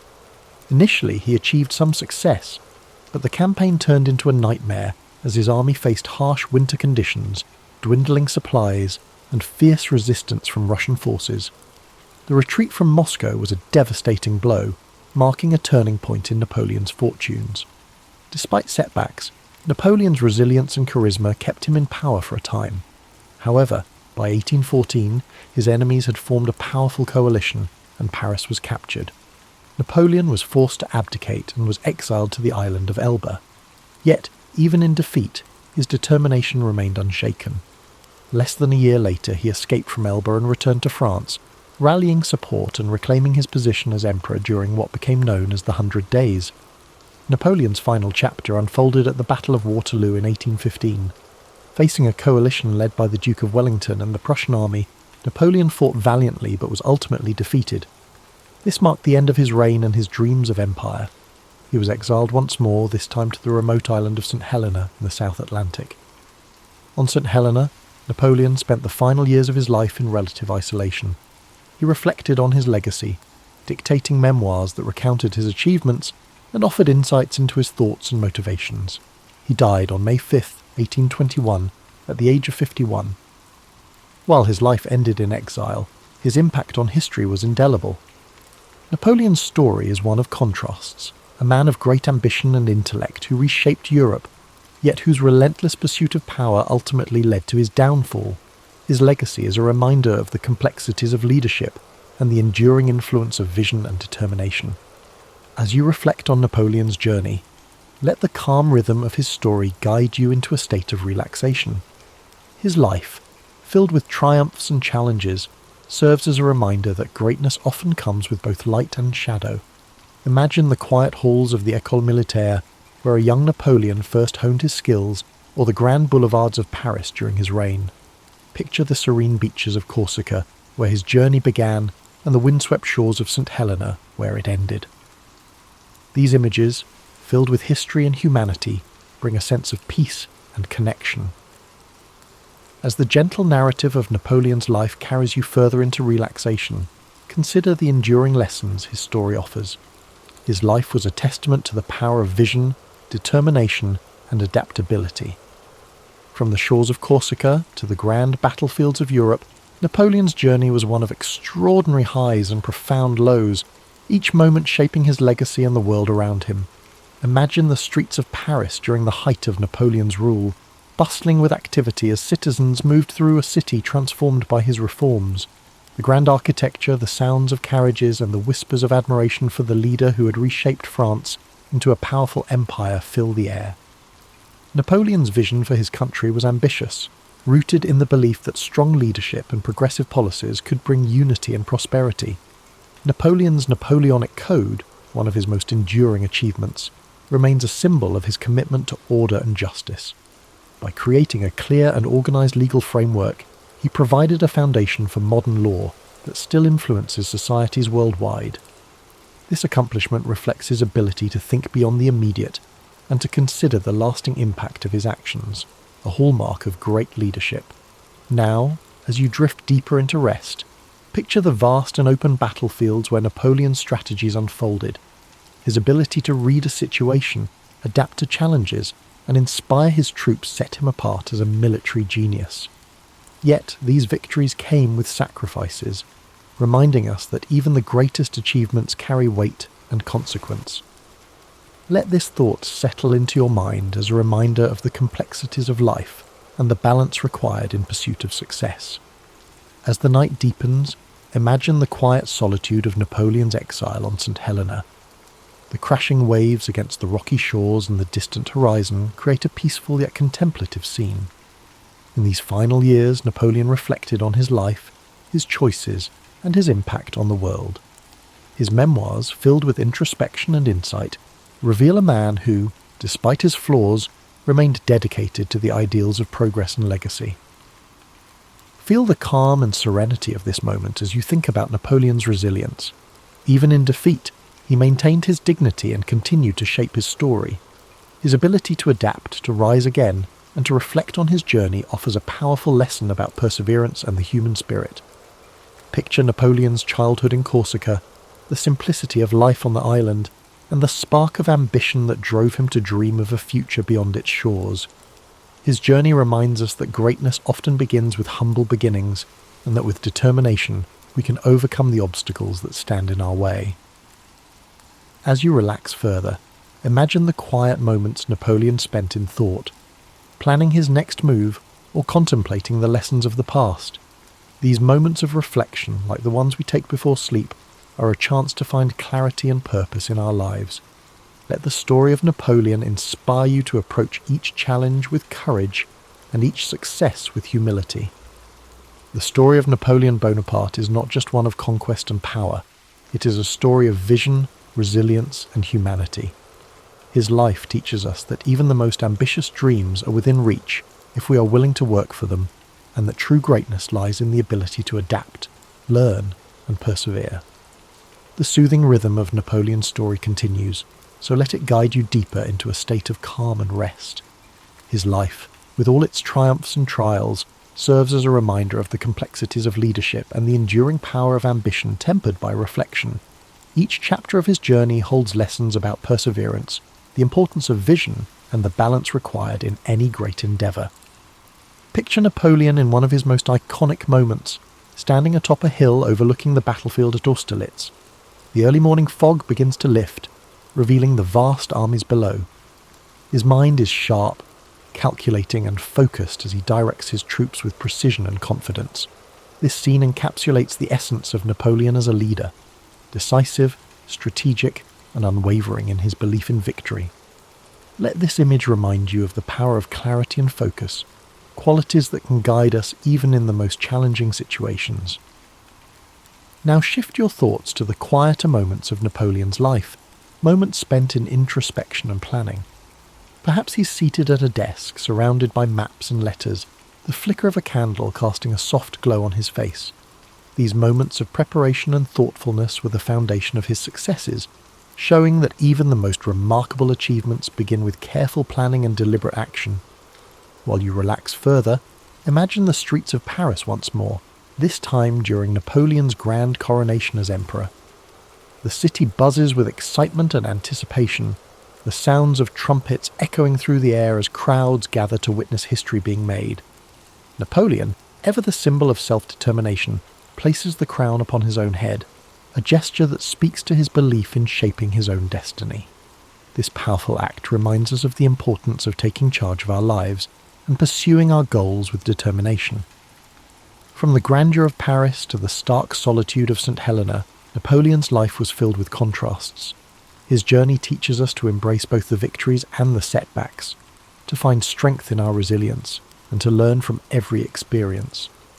The quiet reflection of his later years offers a poignant reminder that even in solitude, there is value in contemplating our legacy and the impact we leave behind. Imagine Napoleon walking along the shores of St. Helena, the waves gently lapping at the rocky coastline. The horizon stretches endlessly before him, a symbol of both the limits of his exile and the boundless scope of his influence. In this serene moment, there is a sense of acceptance and peace, a reminder that even the most ambitious lives eventually find stillness. While you drift further into sleep, let the echoes of Napoleon's life guide your dreams. His journey, marked by extraordinary achievements and profound lessons, is a testament to the power of vision, courage, and reflection. His story reminds us that greatness is not measured solely by success, but by the depth of our character and the impact we have on the world around us. As the narrative of Napoleon's life gently lingers, allow yourself to sink even deeper into relaxation. His story, so full of ambition, brilliance, and humanity, is a powerful reminder of the potential that lies within all of us. Napoleon's determination to rise above his circumstances and his willingness to face challenges head-on show us the value of perseverance and the strength that comes from unwavering resolve. The simplicity of Napoleon's early life on Corsica, an island of rugged beauty and quiet charm. As a young boy, he roamed the hills, his mind already filled with dreams of greatness. The sound of the sea, the scent of the olive trees, and the warmth of the Corsican sun shaped the foundation of the man he would become. These early days remind us of the power of humble beginnings and how even the most unassuming origins can lead to extraordinary paths. As Napoleon grew into a young man, his move to France marked the beginning of his transformation. At the military academy, he honed his skills, his discipline setting him apart. Despite facing prejudice as a Corsican, he remained focused on his goals, showing a resilience that would define his career. These formative years teach us the importance of persistence and the ability to adapt in the face of adversity. Now let your thoughts drift to the grand halls of the French court during Napoleon's rise to power. Imagine the opulence, the polished marble floors, and the chandeliers casting their light across a room filled with dignitaries and leaders. In this environment, Napoleon's intellect and charisma shone brightly, propelling him to heights few could have imagined. His rise reminds us of the importance of self-belief and the courage to seize opportunities. Even in moments of defeat, Napoleon demonstrated a remarkable ability to reflect and regroup. The exile to Elba could have been the end of his story, but instead he used it as a time to plan his return. His resilience during the 100 Days, when he reclaimed his empire, speaks to his determination to fight for what he believed in, even against overwhelming odds. As you relax further, imagine the quiet dignity of Napoleon's final years on St. Helena. The isolation of the island offered him time to reflect on his life, his choices, and his legacy. The crashing waves and the vast expanse of the ocean became the backdrop to his thoughts. In his solitude, he dictated memoirs that revealed not only his strategic mind, but also his humanity. This chapter of his life reminds us of the value of introspection and the importance of finding peace within ourselves. Feel the calm and stillness of this moment as the story of Napoleon carries you into a deep, peaceful sleep. His life, marked by extraordinary achievements and profound lessons, serves as a reminder that greatness lies not just in what we accomplish, but in how we face the challenges along the way. With the night embracing us, let the echoes of Napoleon's journey fill your dreams. Imagine the vast battlefields, the bustling streets of Paris, and the quiet shores of St. Helena, each scene a testament to the resilience and complexity of his life. His story reminds us that every step of the journey, whether triumphant or challenging, shapes who we are and leaves a legacy that endures. The early 17th century, a time when Europe was a patchwork of kingdoms, principalities, and religious divides. At the heart of this patchwork lay the Holy Roman Empire, a vast and fragmented realm that stretched across much of Central Europe. For centuries, tensions simmered beneath the surface, as Catholic and Protestant states vied for power, influence, and the right to practice their faith freely. The spark that ignited this long and devastating conflict came in the form of a defiant act in the city of Prague. In 1618, Protestant nobles in Bohemia, angered by perceived restrictions on their religious freedoms under Emperor Ferdinand II, staged a dramatic rebellion. They stormed Prague Castle, seized 2 imperial officials, and hurled them out of a window in an event known as the Defenestration of Prague. Miraculously, the officials survived the fall, but the act was a clear declaration of defiance. This single moment set off a chain reaction, like ripples spreading across a still pond. Ferdinand II, a staunch Catholic, saw the rebellion as a direct challenge to his authority in the Catholic Church. Determined to restore order and Catholic dominance, he mobilized his forces, while Protestant leaders across the empire began rallying their allies in preparation for a larger struggle. What began as a localized conflict in Bohemia quickly escalated into a broader war, drawing in neighboring regions and foreign powers. Protestant princes sought support from allies in Denmark, Sweden, and beyond, while Catholic states turned to Spain and the powerful Habsburg dynasty for aid. The war was no longer just about Bohemia. It had become a contest of religion, politics, and territorial ambition. As the conflict unfolded, it became clear that this was not a war of quick resolutions. The early battles were fierce yet inconclusive, leaving both sides entrenched in their positions and more determined than ever to secure victory. The countryside began to bear the scars of the war. Villages burned, crops were destroyed, and innocent lives were caught in the crossfire. The 30 Years' War was born out of these divisions, and its origins reveal much about the fragile balance of power and belief in Europe at the time. It was a conflict rooted in faith, but also fueled by ambition and fear, a perfect storm that would rage for decades. Take a moment to absorb this beginning, the first ripples of what would become a vast and relentless storm. As we move forward, the intricate web of alliances, battles, and betrayals will unfold. But for now, let the gravity of this moment settle, a reminder of how one act of defiance can echo across history. As the conflict in Bohemia ignited, the deeper fault lines of Europe's religious divide began to widen, casting a shadow over the entire continent. At its core, the 30 Years' War was fueled by the tensions between Catholics and Protestants, a struggle that had simmered since the Reformation in the 16th century. The Peace of Augsburg in 1555 had attempted to create harmony by allowing rulers within the Holy Roman Empire to determine their state's religion, whether Catholic or Lutheran. Yet this fragile peace left many unresolved issues, particularly with the rise of Calvinism, a branch of Protestantism that had not been recognised in the agreement. As Calvinist states gained influence, the Catholic Habsburg rulers viewed them as a threat. Their growing presence felt like a challenge to the established order. When Ferdinand II ascended to the throne of the Holy Roman Empire, he was determined to restore Catholic dominance. His unwavering faith and aggressive policies further inflamed tensions, especially among Protestant states that viewed him as a tyrant bent on crushing their freedoms. Ferdinand's allies in Spain and the papacy provided him with support, reinforcing the Catholic position with resources and manpower. On the other side, the Protestant Union, a coalition of Protestant princes, mobilized to resist Ferdinand's ambitions. They sought aid from Protestant powers beyond the empire, including Denmark, Sweden, and England. These nations saw the conflict not only as a religious struggle, but also as an opportunity to weaken the Habsburgs and expand their own influence. The war spread beyond Bohemia, spilling into regions such as the Palatinate, Saxony, and Bavaria. Each new front brought devastation to towns and villages, as armies marched across the countryside, leaving destruction in their wake. The brutality of the conflict became evident in battles such as the Battle of White Mountain in 1620, a crushing defeat for the Protestants that marked the beginning of Ferdinand's efforts to reassert Catholic control. But despite Catholic victories in the early years, the war refused to subside.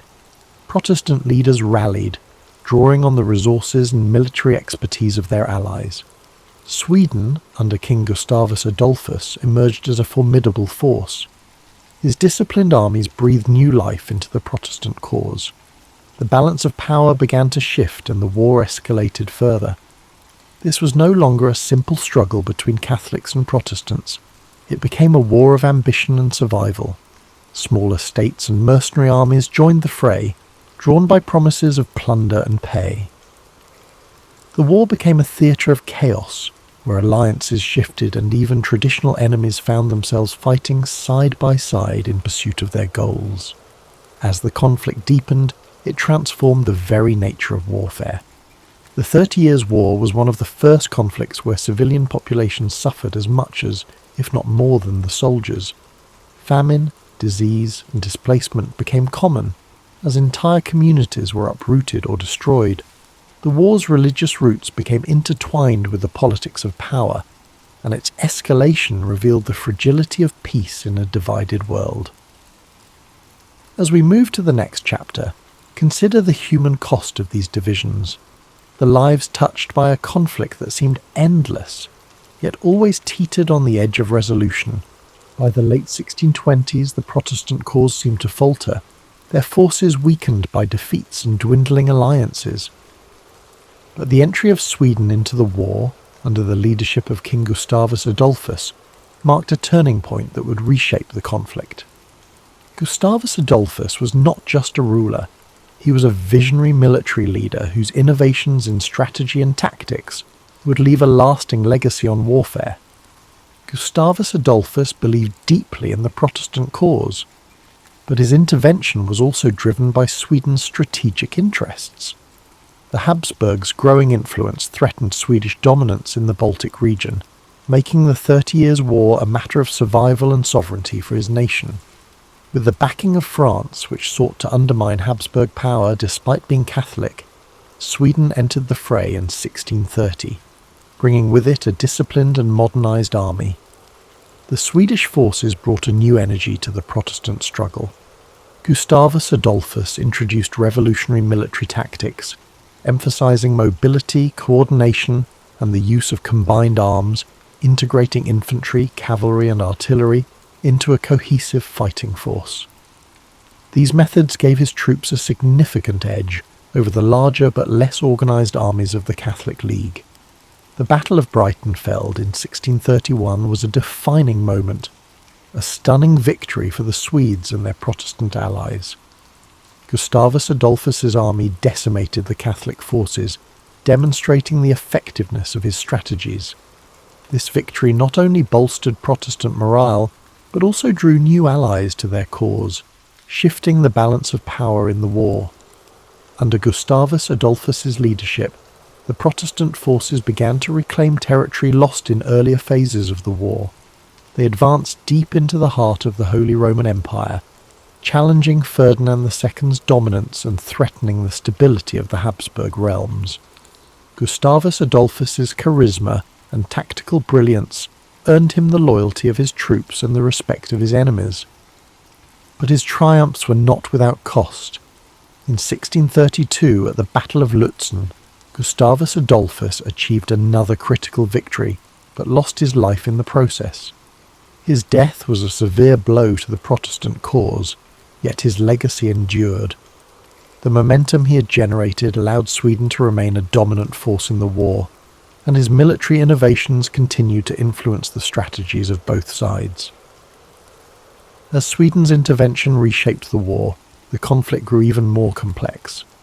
Religious divides began to blur as political ambitions took centre stage, with Catholic France supporting Protestant Sweden to counterbalance Habsburg power. This shifting landscape of alliances revealed the deeper currents driving the war, a struggle not just of faith, but of power and control over Europe's future. Gustavus Adolphus's role in the 30 Years' War is a testament to the transformative power of leadership and innovation. His contributions brought hope to a fractured alliance and altered the course of a seemingly endless conflict. Yet, his death also reminded the world of the fleeting nature of triumph in the face of war's relentless toll. As we prepare to move to the next chapter, take a moment to reflect on the determination and vision it takes to bring change amid chaos. In the darkest times, even a single leader can leave an indelible mark, and yet the storm of history moves forward, carrying all in its wake. As the 30 Years' War stretched into its second decade, the conflict expanded beyond its original boundaries, engulfing nearly all of Europe in its relentless grasp. Nations that had once remained on the sidelines found themselves drawn into the fray, whether by alliances, ambitions, or the sheer inevitability of the war's momentum. The entry of France in 1635 marked a dramatic shift. Though a Catholic nation, France allied with Protestant powers like Sweden to counterbalance the Habsburgs' influence. This decision underscored how the war had evolved from a religious conflict into a broader struggle for political dominance in Europe. The stage was set for what would become one of the most destructive periods of the war. As alliances grew ever more complex and battles became increasingly brutal. Across the continent, the toll of the war was staggering. Cities were besieged and burned. Fields were left barren and lifeless, and villages were emptied as civilians fled the advancing armies. Mercenary forces, often poorly paid and motivated by survival, resorted to pillaging and looting, leaving devastation in their wake. Famine and disease swept through war-torn regions, taking more lives than the battles themselves. As you listen to this story, let the gravity of these events drift gently through your thoughts, but not linger. Imagine the chaos of the time slowly fading into the background, replaced by a sense of quiet reflection. Feel the weight of the war's hardship giving way to an understanding of resilience, a reminder of humanity's enduring strength even in its darkest hours. The conflict's scope seemed endless, with battles erupting in regions as far-reaching as the Rhineland, the Netherlands, and northern Italy. Yet amid the turmoil, moments of diplomacy and negotiation emerged, offering brief glimpses of hope.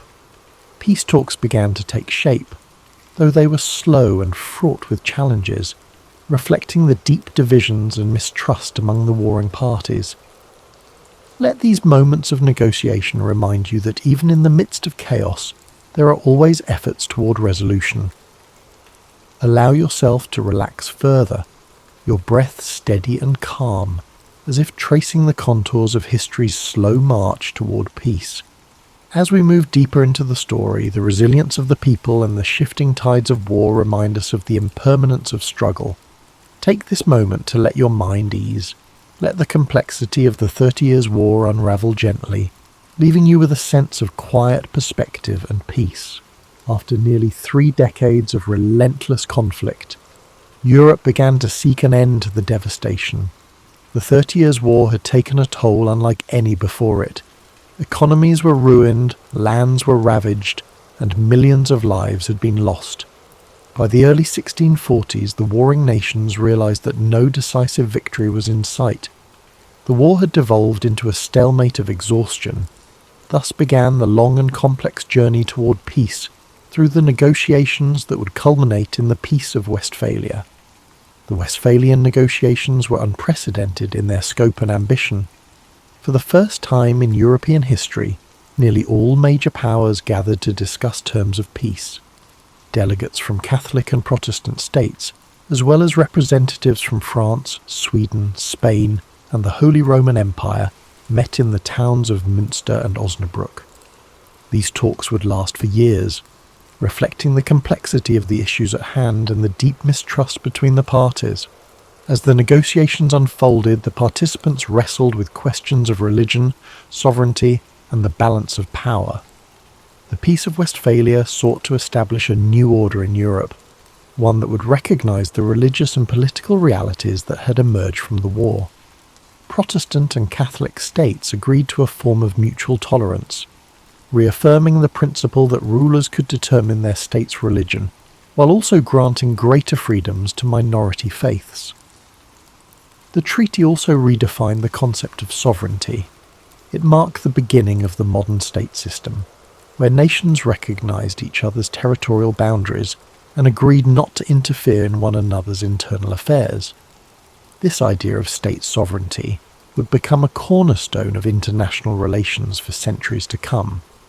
While the Peace of Westphalia brought an end to the 30 Years' War, its provisions were not without compromise. No side emerged as a clear victor, and many of the underlying tensions remained unresolved. Yet, the treaty succeeded in ending the immediate bloodshed and creating a framework for coexistence in a fractured Europe. As you listen to the conclusion of this chapter, let the idea of resolution fill your thoughts. Picture the weary negotiators, coming together after years of strife, finding common ground in the hope of a better future. Let this image remind you that even in the most challenging times, peace is always within reach.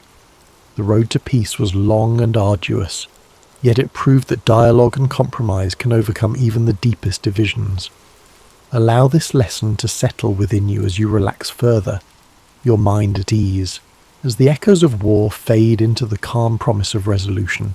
As the Peace of Westphalia brought an end to the 30 Years' War, Europe began to rebuild from the ashes of its most devastating conflict.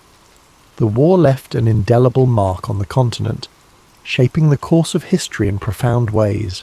Nations that had been battered and broken emerged with new identities, while the concept of sovereignty laid the foundation for the modern nation-state system. The war's legacy extended beyond politics and borders. It changed the way conflicts were waged, highlighting the immense cost of prolonged war and the devastating impact on civilian populations.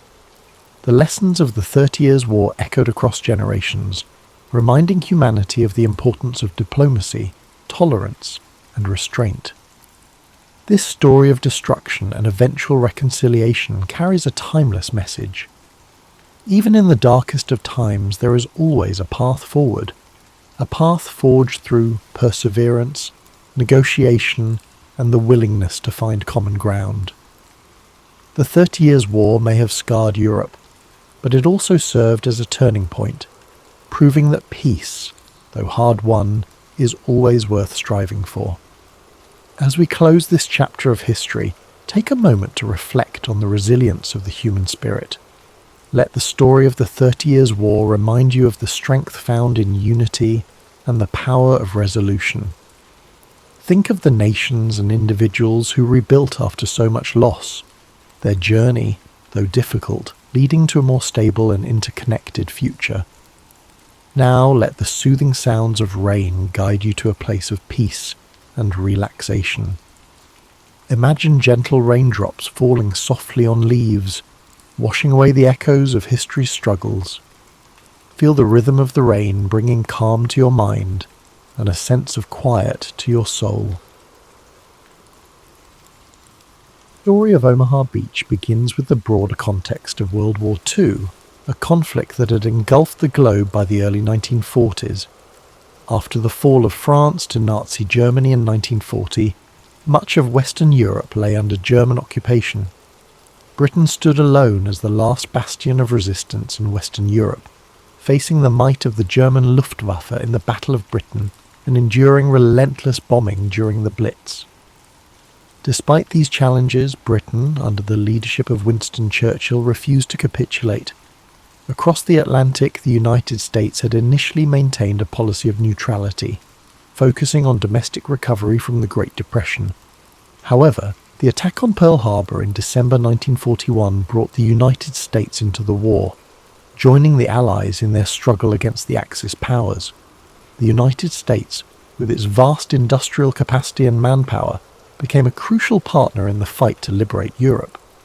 By 1942, the Allies faced the daunting task of planning a full-scale invasion of Nazi-occupied Europe.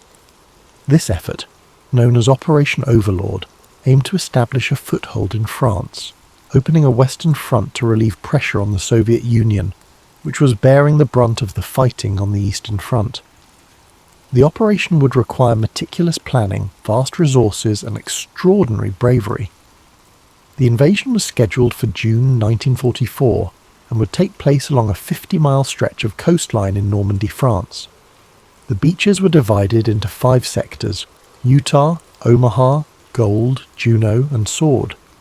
Each sector had its own challenges, but Omaha Beach, assigned to American forces, was considered one of the most heavily defended and treacherous.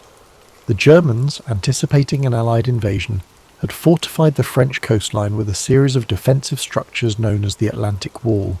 This formidable barrier included concrete bunkers, artillery emplacements, barbed wire, minefields, and anti-tank obstacles.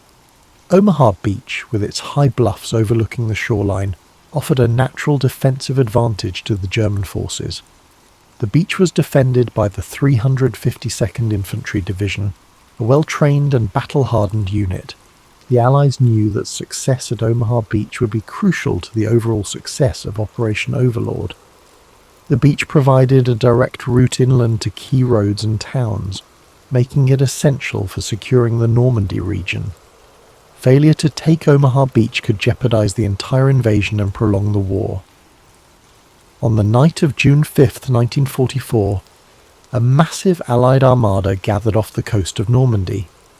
Over 5,000 ships carrying troops, vehicles, and supplies prepared to launch the largest amphibious invasion in history.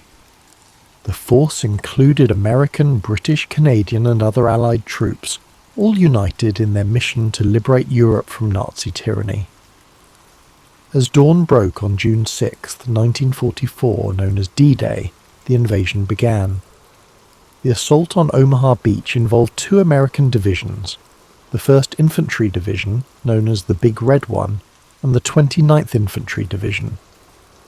These soldiers, many of them young and inexperienced, faced a harrowing task. The first waves of troops landed at Omaha Beach under intense enemy fire. The Germans, positioned in fortified bunkers and machine gun nests, rained bullets and artillery shells on the landing craft and soldiers. Many of the landing craft were destroyed before they reached the shore, and those who made it to the beach faced a deadly gauntlet of obstacles and firepower. The terrain at Omaha Beach added to the challenges. The wide, open beach provided little cover, and the high bluffs allowed German forces to fire down on the exposed American troops. The rising tide threatened to engulf the soldiers and their equipment, adding another layer of urgency to the battle. Despite these overwhelming odds, the American soldiers displayed extraordinary bravery and determination.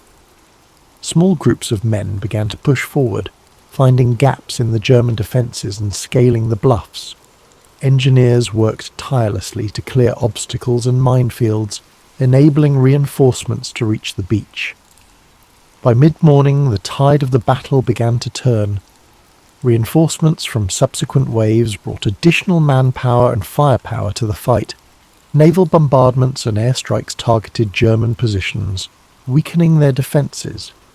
Slowly but steadily, the Americans gained ground, overcoming the formidable obstacles and breaking through the Atlantic Wall. By the end of the day, the American forces had secured a foothold at Omaha Beach, but the cost was staggering. Over 2,000 American soldiers were killed, wounded, or missing, making Omaha Beach the bloodiest of the 5 D-Day beaches. The sacrifices of these men were not in vain, as their efforts paved the way for the liberation of Normandy and, ultimately, the defeat of Nazi Germany. The success at Omaha Beach and the broader D-Day invasion marked a turning point in World War II. The Allies established a strong presence in Normandy, which allowed them to launch further offensives into France and beyond. Within weeks, Paris was liberated, and the momentum of the war shifted decisively in favour of the Allies.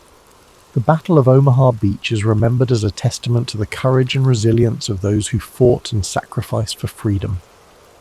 The stories of individual heroism and collective determination continue to inspire generations, reminding us of the cost of war and the enduring value of liberty. Today, the beaches of Normandy are peaceful, their sands washed clean by the tides of time. Memorials and cemeteries stand as solemn reminders of the events of June 6, 1944, honouring the men who gave their lives in the name of freedom. The legacy of Omaha Beach lives on, a symbol of unity, sacrifice, and the indomitable human spirit. As you reflect on this story, imagine the quiet shores of Normandy under a starlit sky, the waves gently lapping at the sands that once bore witness to such bravery. Let the memory of those who fought and fell remind you of the strength and resilience within us all.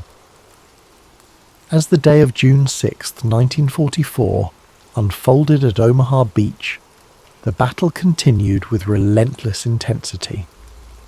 The early waves of American troops had endured devastating losses. Many soldiers never even made it off their landing craft, while others were cut down as they stepped onto the beach.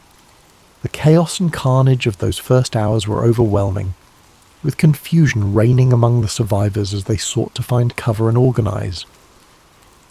The German defenders, positioned in fortified bunkers and pillboxes, maintained a near-constant stream of fire. Machine guns swept the open sands, mortars exploded among the soldiers, and artillery from the high bluffs pounded the beachhead. These fortifications had been meticulously planned, with interlocking fields of fire and overlapping lines of defence, making it nearly impossible for large groups of soldiers to advance without suffering heavy casualties. The Americans faced logistical challenges as well. Many of the tanks and heavy equipment intended to support the landing were lost at sea due to rough waters and enemy fire. The soldiers were left with little more than their rifles, grenades, and sheer determination to overcome the formidable obstacles ahead. The landing beach itself was littered with debris, destroyed landing craft, abandoned equipment, and the bodies of fallen comrades, creating a scene of utter devastation. Yet, amidst this chaos, small pockets of resistance began to form. Groups of soldiers, often led by junior officers or non-commissioned officers, rallied together and started pushing forward. These men displayed extraordinary courage, braving machine gun fire and mortar shells to advance toward the German positions. Engineers worked tirelessly to clear paths through the beach obstacles, blowing gaps in the barbed wire and clearing mines under heavy fire. One of the pivotal moments of the battle came when soldiers began scaling the bluffs that loomed over the beach. Using ropes, ladders, and sheer grit, they climbed the steep slopes to reach the German positions at the top. The fighting here was brutal and close quarters, with soldiers engaging the enemy in hand-to-hand combat. Slowly but surely, the Americans began to neutralize the German bunkers and gun emplacements, thus weakening the enemy's defensive hold on the beach. The turning point at Omaha Beach was also aided by naval support. Realizing the dire situation on the beach, American naval commanders ordered their ships to move closer to shore, despite the risk of running aground. From these positions, the ships unleashed a barrage of firepower, targeting the German fortifications with their heavy guns. These naval bombardments played a crucial role in suppressing the enemy defences, allowing the soldiers on the ground to advance. By the afternoon, the tide of the battle had shifted. Reinforcements from later waves brought fresh troops and supplies to the beach, bolstering the American effort. The German defenders, though still fighting fiercely, began to falter under the relentless pressure. The combination of infantry assaults, naval bombardments, and air support gradually broke the German lines. By nightfall, the Americans had established a tenuous foothold at Omaha Beach. The high bluffs, once a symbol of the German dominance, were now under American control. From this vantage point, the troops could push inland, linking up with forces from the other landing beaches and beginning the liberation of Normandy. The cost of victory at Omaha Beach was staggering.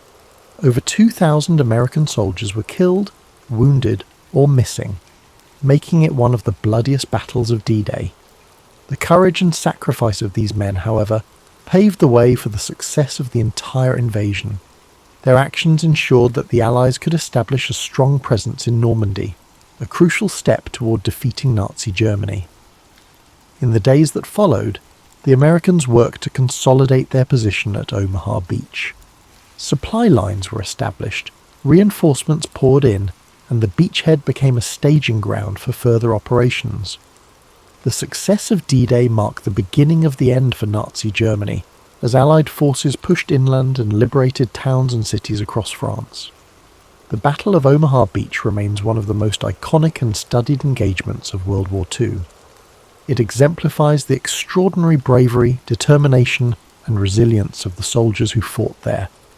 Their sacrifices remind us of the cost of freedom and the enduring power of unity in the face of adversity. Today, Omaha Beach is a place of reflection and remembrance. The sands that once bore witness to such intense combat are now quiet, visited by people from around the world who come to pay their respects. The Normandy American Cemetery, overlooking the beach, stands as a solemn tribute to the thousands of soldiers who gave their lives on D-Day. As you think about the events of Omaha Beach, imagine the courage it took for those soldiers to face such overwhelming odds. Picture the determination of the men scaling the bluffs, the resolve of the engineers clearing obstacles, and the bravery of the naval crews providing support. Let their sacrifices fill you with a sense of gratitude and inspiration. The story of Omaha Beach is not just one of extraordinary bravery and resilience. It is also a tale of lessons learned and strategies developed that would influence the remainder of World War II. The success of D-Day, including the hard-fought victory at Omaha Beach, gave the Allies a critical foothold in Western Europe, but it also came with a significant cost, offering lessons in leadership, logistics, and the nature of modern warfare. In the days and weeks following June 6, 1944, the Allies worked tirelessly to solidify their positions in Normandy. Omaha Beach, alongside the other 4 landing beaches, became a vital supply hub for the Allied forces. Engineers constructed artificial harbours, known as mulberry harbours, to facilitate the unloading of troops, vehicles and supplies. These floating piers were a marvel of engineering and a testament to the ingenuity and determination of the Allied effort. With the beachhead secured, the Allies pushed inland, encountering fierce resistance from German forces. The bocage, the dense hedgerows that characterized the Normandy countryside, proved to be a significant obstacle, offering German defenders natural cover and making it difficult for Allied tanks and infantry to advance. Despite these challenges, the Allies pressed forward, liberating towns and villages one by one. Omaha Beach's role in the larger Normandy campaign cannot be overstated. It served as a crucial link between the various sectors of the invasion, allowing the Allies to coordinate their movements and reinforce their lines. The capture of Omaha Beach also enabled the Allies to connect with the airborne divisions that had landed further inland, creating a unified front that could push the Germans back. The success of the Normandy campaign eventually led to the liberation of Paris in August 1944. The victory at Omaha Beach and the other landing sites had set the stage for this momentous achievement, giving the Allies the momentum they needed to continue their advance across France and into Germany. By opening a western front, the Allies forced the Germans to fight on multiple fronts, stretching their resources and hastening the collapse of the Nazi regime. For the soldiers who fought at Omaha Beach, the experience left an indelible mark. Many of the survivors carried the memories of that harrowing day for the rest of their lives. Their stories, filled with moments of terror, heroism, and camaraderie, provide invaluable insights into the human cost of war. These first-hand accounts have been passed down through generations, ensuring that the sacrifices made on that stretch of sand are never forgotten. The legacy of Omaha Beach extends beyond the battlefield. It serves as a reminder of the importance of unity and collaboration in overcoming seemingly insurmountable challenges. The D-Day invasion was a joint effort involving not just American forces but also British, Canadian and other Allied troops. Their collective determination and shared purpose exemplify the power of working together for a common goal. In the years following World War II, Omaha Beach became a symbol of remembrance and reconciliation. Memorials and cemeteries were established to honour the fallen, and annual commemorations bring together veterans, their families, and people from around the world to reflect on the events of June 6, 1944. The beach itself, now peaceful and serene, offers a stark contrast to the chaos and violence of that day, serving as a poignant reminder of the sacrifices made for freedom. The Battle of Omaha Beach also holds important lessons for future generations. It underscores the importance of preparation, adaptability, and resolve in the face of adversity. The soldiers who fought there demonstrated extraordinary courage, refusing to give up despite overwhelming odds. Their example inspires us to persevere through challenges and to value the freedoms and opportunities that others have fought to secure. As you reflect on the story of Omaha Beach, imagine the waves gently lapping against the shore, the sands now quiet and still. Think of the soldiers who stepped onto that beach, knowing the dangers that awaited them, yet pressing forward with unwavering determination. Let their bravery and sacrifice remind you of the strength and resilience within us all. The legacy of Omaha Beach continues to resonate far beyond the shores of Normandy. It stands as a testament to the bravery and sacrifice of those who fought, and as a reminder of the profound impact of collective action in the pursuit of freedom. While the battle itself ended on June 6, 1944, its implications echoed throughout the remainder of the war and the decades that followed. In the immediate aftermath of the D-Day invasion, the Allies faced the monumental task of consolidating their gains and pushing further into German-occupied territory. The soldiers at Omaha Beach were soon joined by reinforcements, swelling the ranks and ensuring that the beachhead could serve as a staging ground for subsequent offensives. Supplies poured in through makeshift ports and logistical hubs, enabling the Allied forces to maintain their momentum. The capture of Omaha Beach, alongside the other landing sites, directly contributed to the liberation of Normandy. The fighting that followed was grueling, with both sides suffering heavy losses as they contested every inch of ground. The hedgerows of the bocage proved to be as challenging as the bluffs of Omaha Beach, with their dense vegetation providing ample cover for German defenders. Despite this, the Allies persevered, employing innovative tactics and overwhelming firepower to overcome the obstacles. One of the critical outcomes of the battle was the establishment of a Western Front. This forced Germany to split its resources, fighting the Allies in the west while continuing to battle the Soviet Union in the east. The strain of this two-front war proved too much for the Nazi regime, hastening its eventual collapse. The victory at Omaha Beach also had a profound psychological impact. For the Allied forces, it was a demonstration of their ability to achieve what many had thought impossible. The success of the invasion bolstered morale and provided a sense of hope for a future free from tyranny. For the German forces, it marked the beginning of the end, as the once impregnable Atlantic Wall had been breached, and the tide of the war was turning decisively against them. As the Allies advanced across France, the significance of Omaha Beach became even more apparent. It was not just a battle, but a gateway, an entry point for liberation.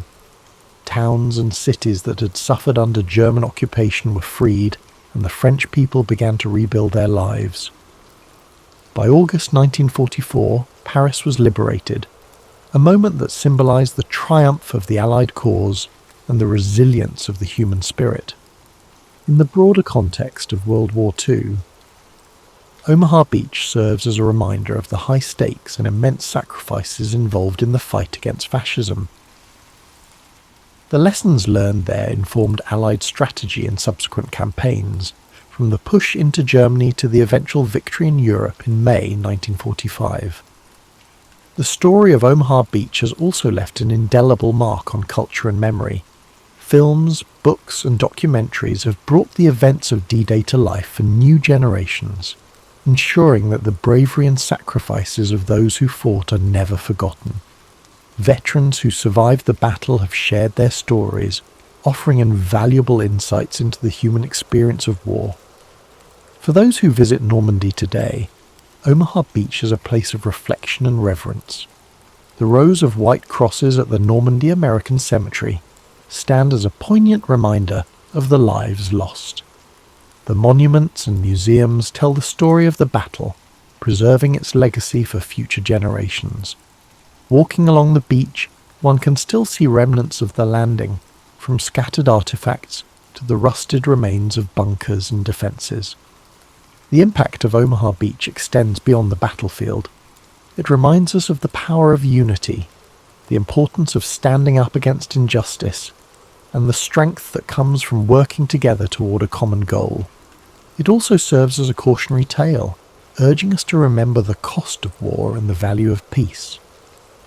As we close this chapter of history, take a moment to reflect on the bravery of those who fought at Omaha Beach. Imagine the waves gently washing over the sands, erasing the scars of battle, but never the memory of what took place there. Let their sacrifices inspire you to cherish the freedoms we enjoy today, and to strive for a future where such sacrifices are no longer necessary. Born on January 4th, 1643, in Woolsthorpe, Lincolnshire, England, Isaac Newton arrived into the world during a time of great upheaval. The English Civil War was in full swing, and the country was caught between monarchies, republics, and revolution. But Newton's arrival wasn't anything extraordinary. He was born prematurely and was so small and fragile that his mother reportedly said he could have fit inside a small mug. In fact, it's said that Newton was not expected to survive his early days, yet he defied those odds, growing up to become one of the most influential figures in science and mathematics. As a child, Newton's family life was complicated. His father, also named Isaac Newton, passed away 3 months before he was born, leaving his mother, Hannah A. Scow, to raise him alone. Hannah remarried when Newton was 3 years old, and he was sent to live with his maternal grandmother, while his mother moved away with her new husband. This early separation from his mother would have a lasting impact on Newton's emotional development, leading to periods of intense loneliness throughout his life. Despite his emotional struggles, Newton's intellectual gifts began to shine early on. As a young boy, he attended the King's School in Grantham, where he was known for being solitary and deeply engrossed in his studies. In fact, he was not much of a socializer, preferring to read and experiment on his own. It was during these early school years that Newton began to show an aptitude for invention. One of his most famous childhood experiments was creating a small water clock using a round-bottomed flask, which was one of the earliest signs of his curiosity about the physical world. At the age of 12, Newton's mother brought him back to live with her and her new husband in Woolsthorpe.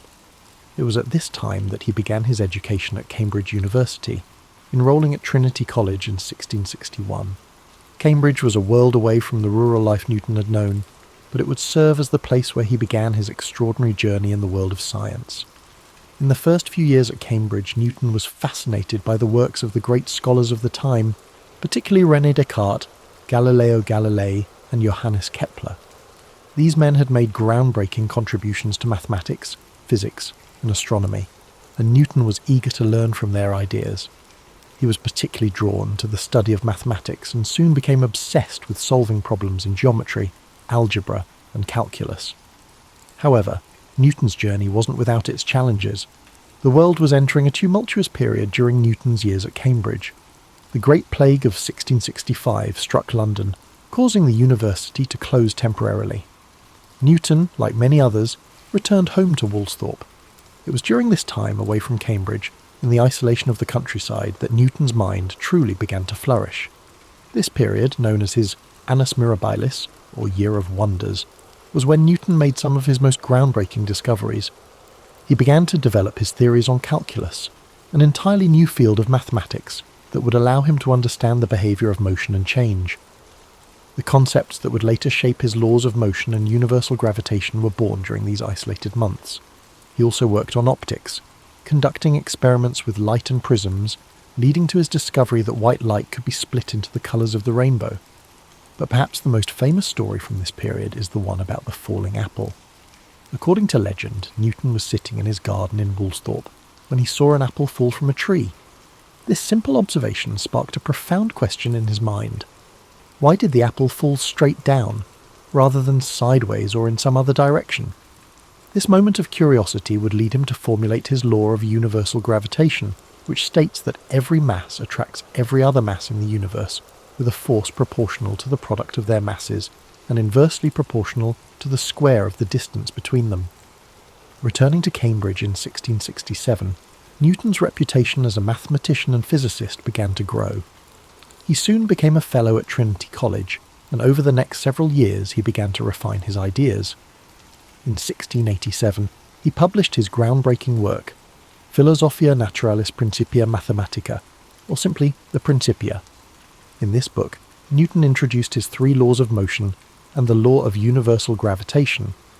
These laws laid the foundation for classical mechanics and transformed the understanding of how the universe works.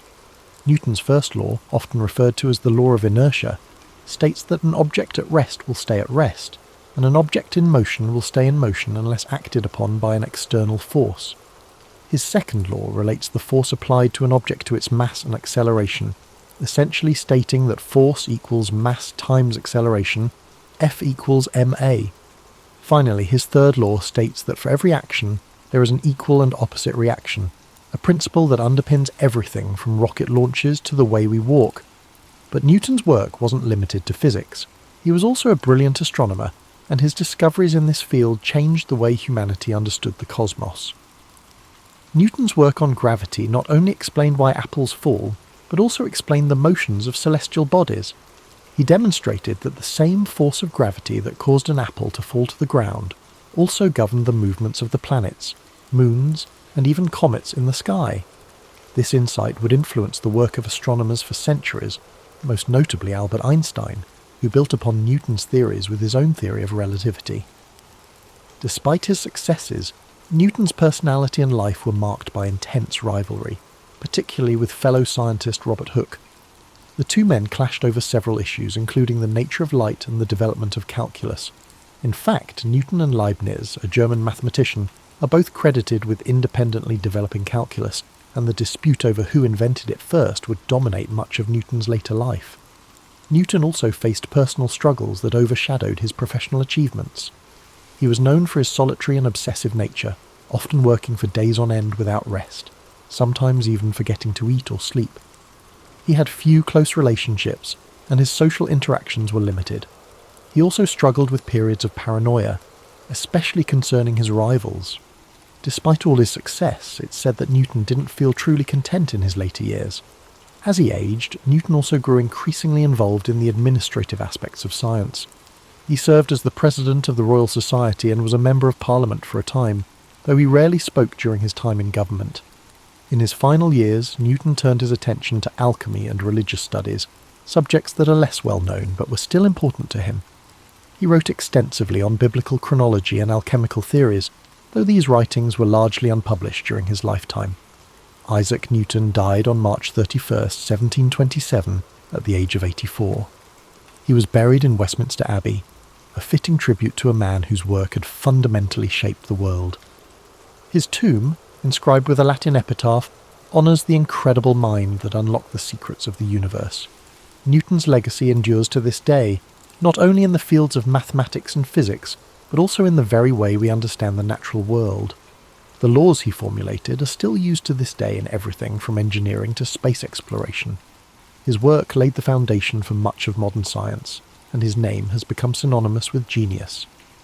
As we reflect on Newton's life, it's clear that his work didn't just influence his own time, but it has rippled through history, shaping the way we understand the universe.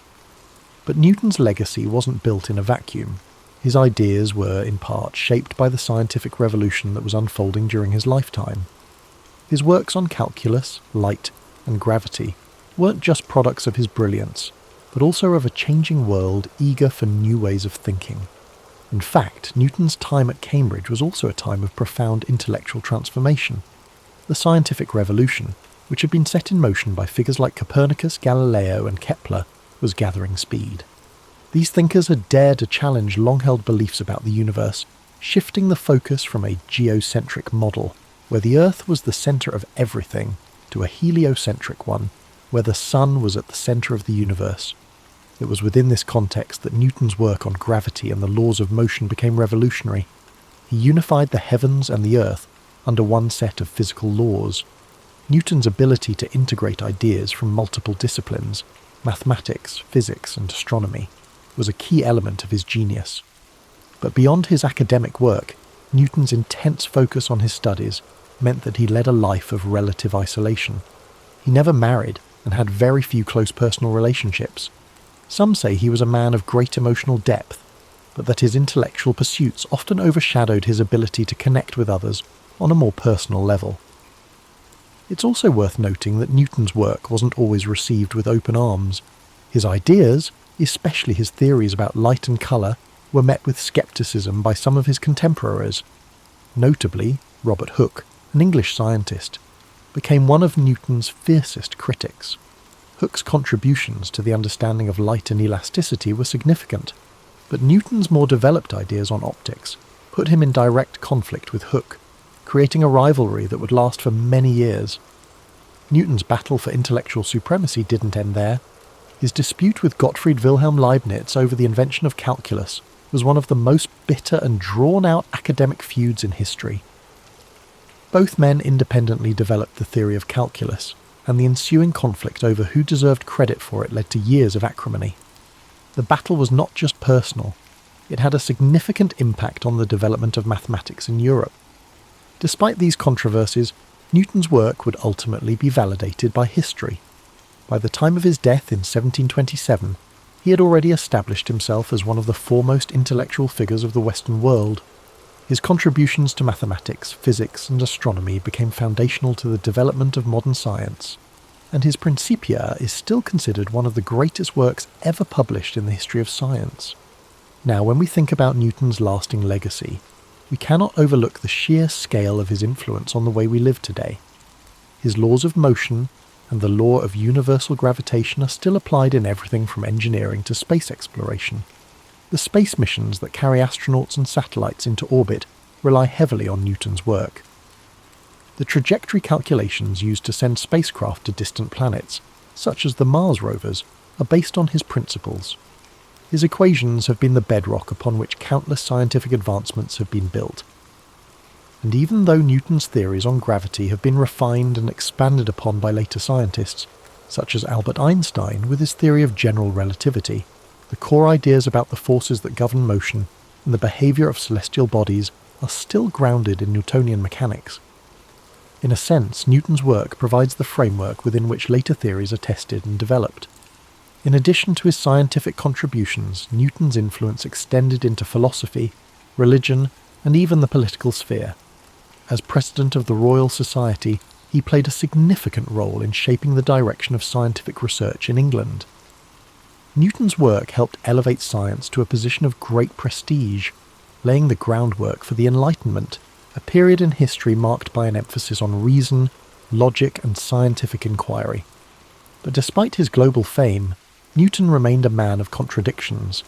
He was intensely private and could be quite bitter towards those who challenged his ideas. He was known to be secretive, often withholding his work until he felt it was perfect, and sometimes even to the point of being paranoid about rivals. There are stories of him working for days on end without sleep, consumed by his theories, losing touch with reality.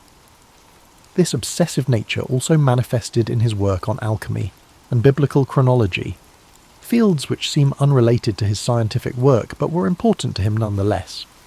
His pursuit of alchemy, for instance, is one of the lesser-known aspects of his life.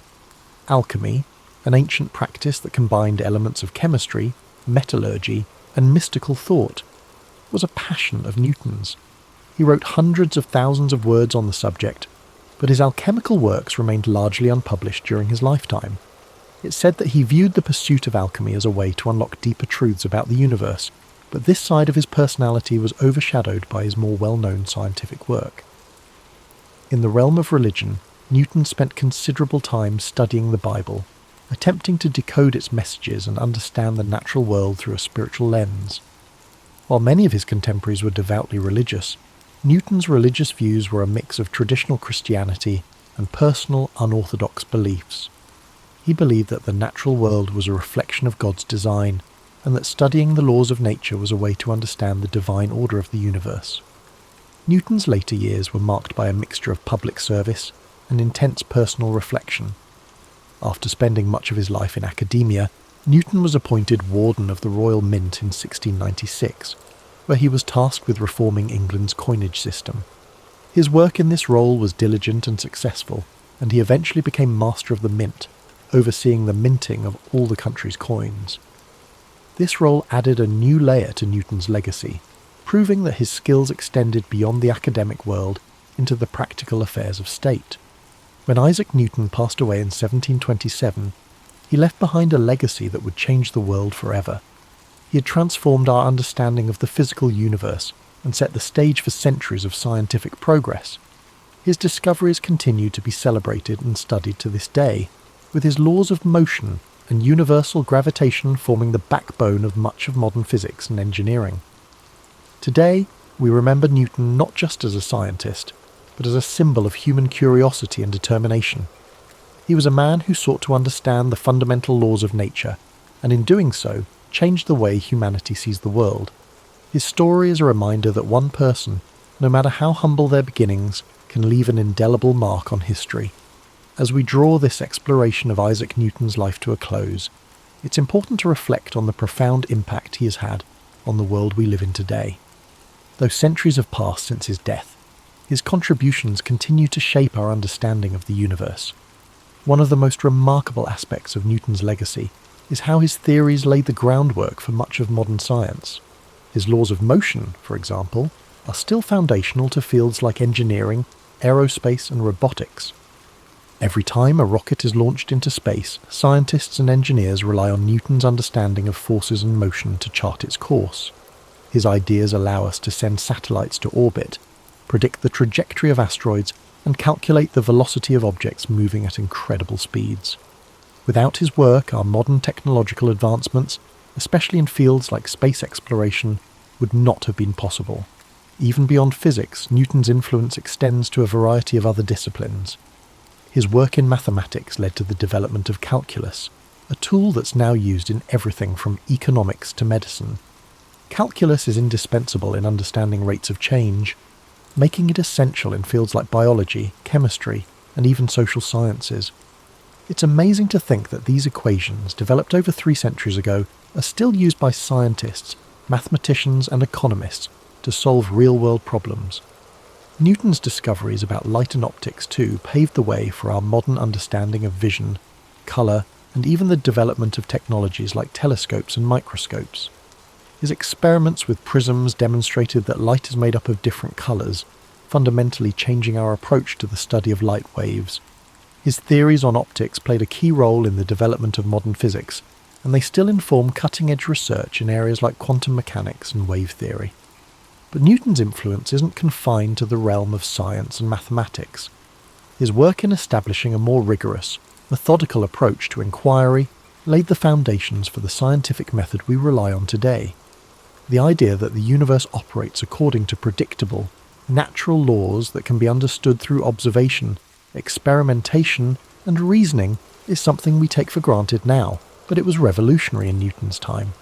We can also see Newton's impact in the way we approach intellectual problems.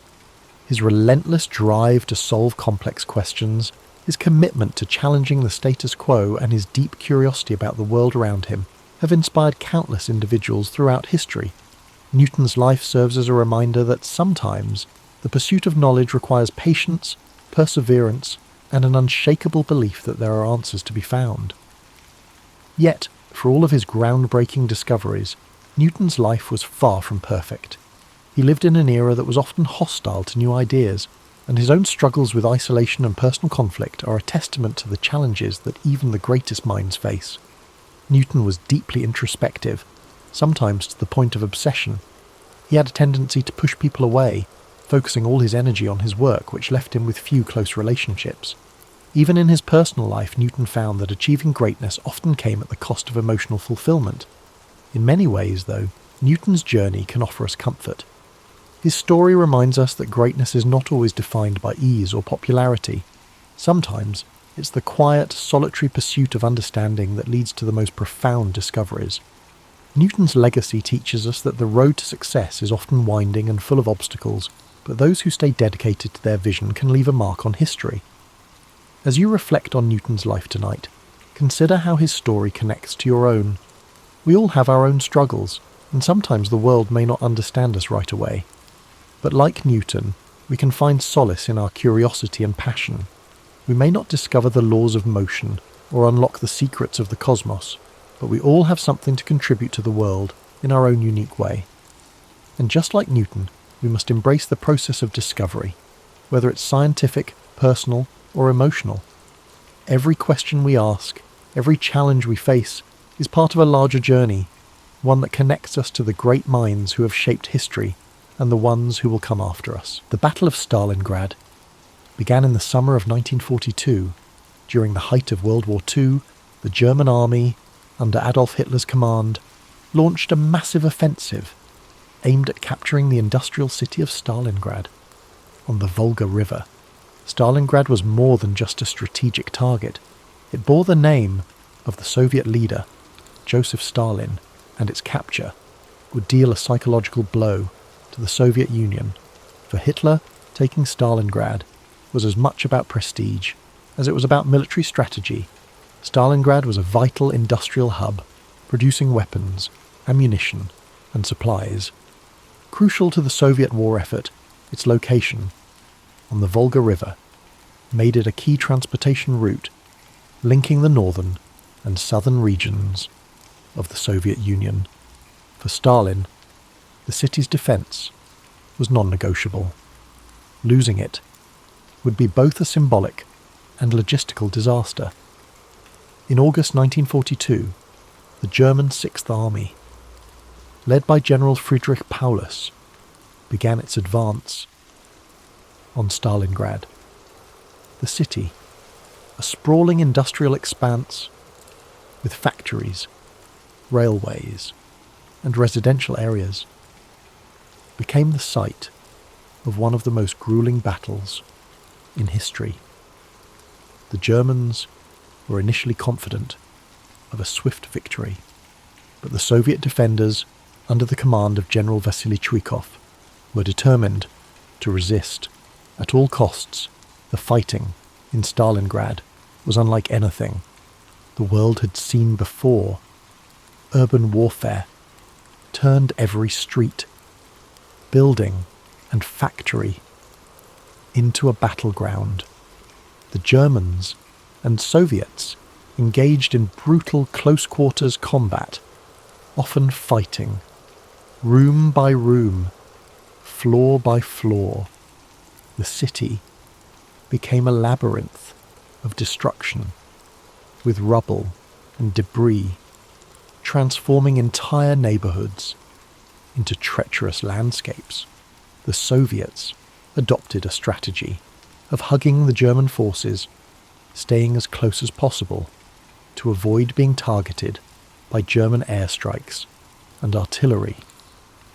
This forced the Germans into relentless hand-to-hand combat, draining their resources and morale. Soviet snipers, hidden in the ruins, became a deadly force, picking off German soldiers with precision. One of the most famous snipers, Vasily Zaitsev, became a symbol of Soviet resilience, his actions inspiring defenders across the city. As the weeks turned into months, the harsh Russian winter set in, adding another layer of misery to the already dire conditions. Temperatures plummeted, and both sides struggled to survive in the freezing cold. Supplies dwindled, and hunger and disease took their toll. Yet, despite the suffering, the Soviets held firm. Reinforcements and supplies continued to trickle into the city across the frozen Volga River, ensuring that the defenders could maintain their resistance. The turning point in the Battle of Stalingrad came in November 1942 with the launch of Operation Uranus. The Soviet High Command, led by General Georgy Zhukov, devised a bold counteroffensive to encircle the German Sixth Army. While the Germans were focused on their assault within the city, the Soviets launched massive attacks on the weaker flanks of the German forces held by Romanian and Italian troops. The plan was a success. Within days, the Soviet pincers closed around Stalingrad, trapping the German Sixth Army inside the city. What followed was a desperate struggle for survival. The encircled German forces, numbering over 300,000 men, were cut off from supplies and reinforcements. Hitler, refusing to allow a retreat, ordered Paulus to hold the city at all costs. The Luftwaffe attempted to airlift supplies to the encircled troops, but the efforts were insufficient. The soldiers inside the pocket faced starvation, freezing temperatures, and relentless Soviet attacks. The Soviets tightened their grip on the city, systematically destroying the remaining German positions. The defenders' situation became increasingly hopeless, and morale plummeted. In January 1943, the Soviets launched their final assault to crush the pocket. By this time, Paulus and his men were exhausted, demoralized, and out of options. On February 2nd, 1943, Paulus surrendered, marking the end of the Battle of Stalingrad. The Soviet victory was a turning point in the war, shattering the myth of German invincibility and shifting the momentum in favor of the Allies. It was a devastating blow to Hitler's ambitions, and the loss of the Sixth Army was a humiliation from which Germany would never fully recover. The cost of the battle, however, was staggering. Over 2 million soldiers and civilians were killed, wounded, or captured. During the 5 months of fighting, Stalingrad itself was left in ruins, its streets and buildings reduced to rubble. The human suffering on both sides was immense, with countless families forever altered by the loss of loved ones. Despite the devastation, the Soviet victory at Stalingrad became a symbol of resilience and determination. It demonstrated the power of unity and the will to endure, even the most harrowing of circumstances.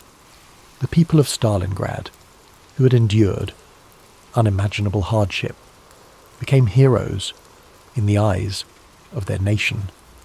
In the years following the war, Stalingrad was rebuilt, its scars serving as a reminder of the sacrifices made to defend it, monuments and memorials were erected to honour the fallen, including the iconic Mamayev Kurgan, a hill that saw some of the fiercest fighting during the battle.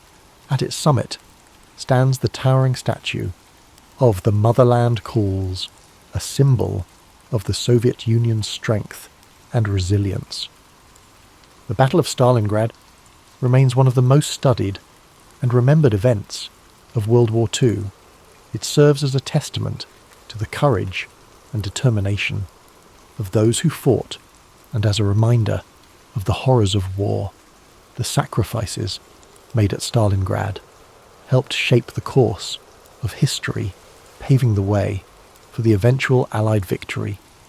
As you drift into sleep tonight, let the story of Stalingrad remind you of the strength of the human spirit and the resilience that emerges in the face of adversity. Imagine the quiet, snow-covered streets of the rebuilt city, the echoes of history carried gently on the wind. Let the bravery and sacrifice of those who endured inspire a sense of gratitude and peace within you. The story of the Battle of Stalingrad did not end with the surrender of the German Sixth Army. Its aftermath rippled far beyond the frozen streets of the ruined city, shaping the course of World War II and the history of the 20th century. The Soviet victory was a turning point, not just for the Eastern Front, but for the entire Allied effort.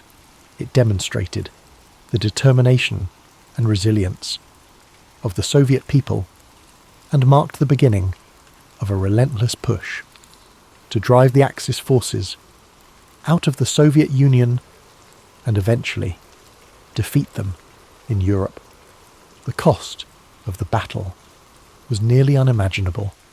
The casualty figures are staggering, with estimates placing the total number of dead, wounded, or missing on both sides at over 2 million.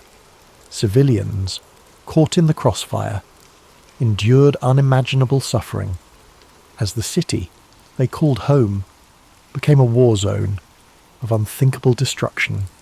Homes were destroyed, families torn apart, and lives forever altered by the relentless tide of war.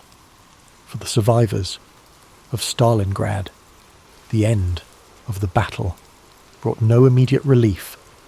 The city, once a thriving industrial centre, lay in ruins.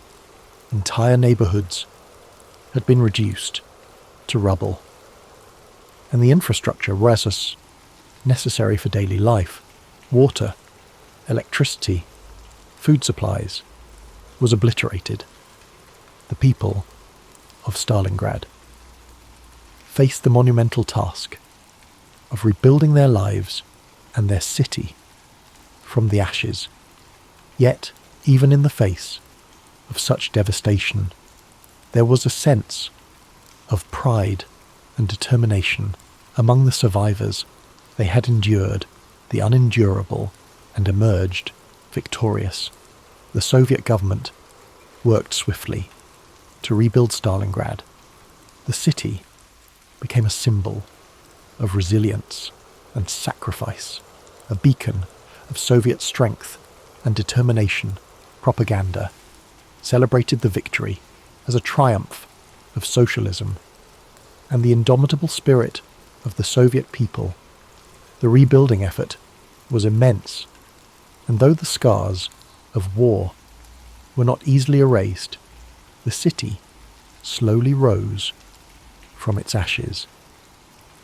For the German army, the defeat at Stalingrad was a catastrophe from which it would never fully recover. The loss of the Sixth Army, one of Germany's most experienced and well-equipped fighting forces, was a devastating blow.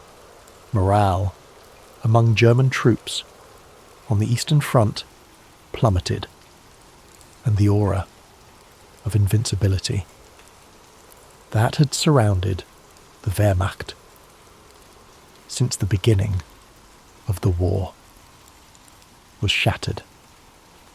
Hitler's refusal to allow a retreat, his insistence on holding Stalingrad at all costs, and the ultimate surrender of Paulus and his forces exposed the flaws in Germany's military strategy and leadership.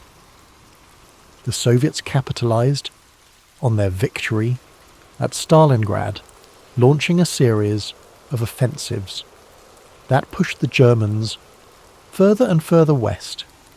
The Red Army's momentum, gained at such great cost in Stalingrad, carried them all the way to Berlin by the spring of 1945. The victory at Stalingrad was the foundation upon which the eventual Soviet triumph in World War II was built.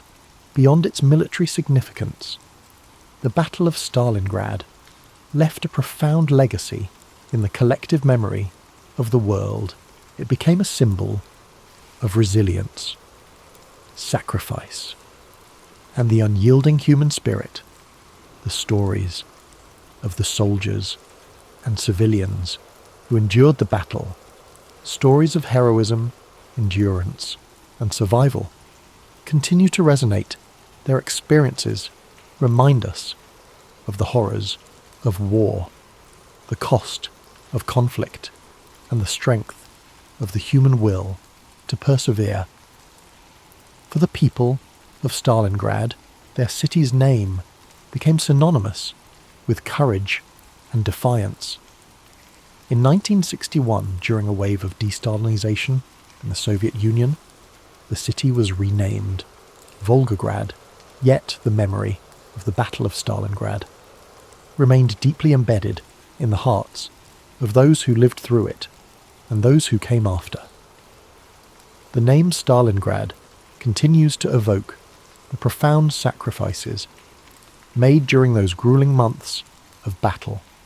The battlefields of Stalingrad have since been preserved as places of remembrance and reflection.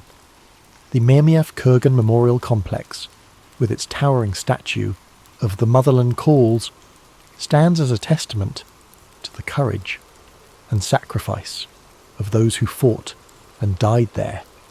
Visitors from around the world come to walk the hallowed ground, to honour the memory of the fallen, and to reflect on the lessons of history. As we look back on the Battle of Stalingrad, it serves as a reminder of the resilience of the human spirit in the face of unimaginable adversity.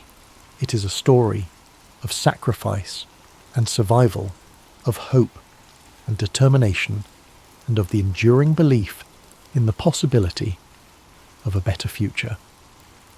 As you rest tonight, let the story of Stalingrad remind you of the strength that lies within us all. Imagine the quiet streets of the rebuilt city, the soft whispers of the Volga River, and the stillness that now blankets a place once filled with chaos. Let the courage and sacrifice of those who endured inspire peace and gratitude in your heart. The legacy of the Battle of Stalingrad extends beyond its historical and military significance. It has become a symbol of human endurance, the cost of war, and the hope for reconciliation. The rebuilding of Stalingrad, later renamed Volgograd, was not merely a physical endeavour, but an emotional and cultural journey. Every stone laid, every home rebuilt, was a testament to the resilience of the people who survived the horrors of war. In the aftermath of the battle, the city became a focal point for the Soviet Union's narrative of victory and sacrifice. Monuments were erected to commemorate the bravery of those who fought, such as the eternal flame that burns in memory of the fallen. The massive statue of the motherland calls, one of the tallest statues in the world, towers over the landscape as a powerful reminder of the battle's significance. It is not just a symbol of victory, but a tribute to the unbreakable will of the defenders and the civilians who endured unimaginable suffering. For decades, the memory of Stalingrad shaped the Soviet Union's identity, and its portrayal on the global stage. The battle was celebrated in films, literature, and art, each retelling emphasizing the unity and determination of the Soviet people. The city became a pilgrimage site for veterans, their families, and historians seeking to understand the profound impact of this defining moment in history on a more personal level. The stories of those who fought and survived the battle have been passed down through generations. Veterans shared their experiences with their children and grandchildren, ensuring that the sacrifices made at Stalingrad would never be forgotten. These personal accounts, filled with both sorrow and pride, add depth to the historical narrative and remind us of the humanity behind the statistics. Globally, Stalingrad has become a symbol of resistance and perseverance. Its name is invoked in discussions of strategy, endurance, and the high cost of war for historians and military scholars. The battle offers countless lessons on tactics, leadership, and the interplay of morale and logistics for ordinary people. It stands as a reminder of what can be achieved when the human spirit refuses to yield. In recent years, efforts have been made to preserve the memory of Stalingrad, while fostering a spirit of reconciliation. Memorials and museums now serve not only as places of remembrance, but also as venues for dialogue and education. They encourage visitors to reflect on the consequences of war and the importance of working toward peace. The city of Volgograd, while forever tied to its past, is also a thriving modern metropolis. Its people have rebuilt their lives and created a vibrant community that honors its history while looking to the future. The scars of the battle remain in some places, but they serve as reminders of resilience rather than destruction. The lessons of Stalingrad resonate today, reminding us of the importance of unity in the face of adversity, the necessity of standing firm for what is right, and the value of seeking peace, even in the darkest times. It teaches us that the human spirit, when fueled by determination and hope, can endure even the greatest challenges. As you settle into rest, let the story of Stalingrad fill you with a sense of reflection and gratitude. Picture the calm, serene city of Volgograd today, its streets filled with life, its people moving forward while carrying the memory of their past. Imagine the stillness of the fields and the gentle flow of the Volga River now a place of peace and renewal. The story of the Battle of Stalingrad is rich with details and facts that help us understand the scale of the conflict and the impact it had on the course of World War II. As we reflect further on this pivotal event, let's explore some key facts that bring its history into sharper focus. The Battle of Stalingrad lasted for 200 days, from August 23rd, 1942 to February 2nd, 1943. It is considered one of the longest and bloodiest battles in the history of warfare. The total number of casualties is estimated at over 2 million, making it one of the deadliest battles in human history. These figures include soldiers from both sides, as well as countless civilians caught in the crossfire. The German Sixth Army, led by General Friedrich Paulus, was one of the most formidable forces in Hitler's military. At its peak, the Sixth Army was comprised of over 300,000 soldiers. By the end of the battle, nearly 91,000 German soldiers were taken prisoner, including General Paulus himself. The Soviet strategy of hugging the enemy, staying in close combat to neutralize the Germans' artillery and air superiority, played a critical role in the city's defense. This tactic turned the urban ruins of Stalingrad into a deadly maze for the German forces. Vasily Zaitsev, a Soviet sniper, became a symbol of the defenders' resilience. During the battle, he is credited with killing over 225 German soldiers, including enemy snipers, which boosted the morale of his comrades. Operation Uranus, a Soviet counteroffensive launched in November 1942, was a brilliantly executed maneuver. By attacking the weaker flanks of the German forces held by Romanian and Italian troops, the Soviets were able to encircle and trap the German Sixth Army within the city. The German soldiers trapped in the encirclement known as the Kessel, or cauldron, endured horrific conditions. They faced starvation, freezing temperatures, and relentless Soviet assaults. Supplies delivered by air were woefully inadequate, leading to widespread suffering and death. One of the defining moments of the battle was Hitler's refusal to allow Paulus to retreat or break out of the encirclement. This decision sealed the fate of the Sixth Army and marked a significant turning point within the war. When General Paulus surrendered on February 2nd, 1943, it was the first time in history that a German field marshal had been captured alive. This was a major humiliation for Hitler and a symbolic victory for the Allies. The Soviet victory at Stalingrad marked the beginning of a series of offensives that pushed the German forces back across Eastern Europe. It was a critical turning point that shifted the momentum of the war in favour of the Allies. The city of Stalingrad, renamed Volgograd in 1961, has become a place of remembrance.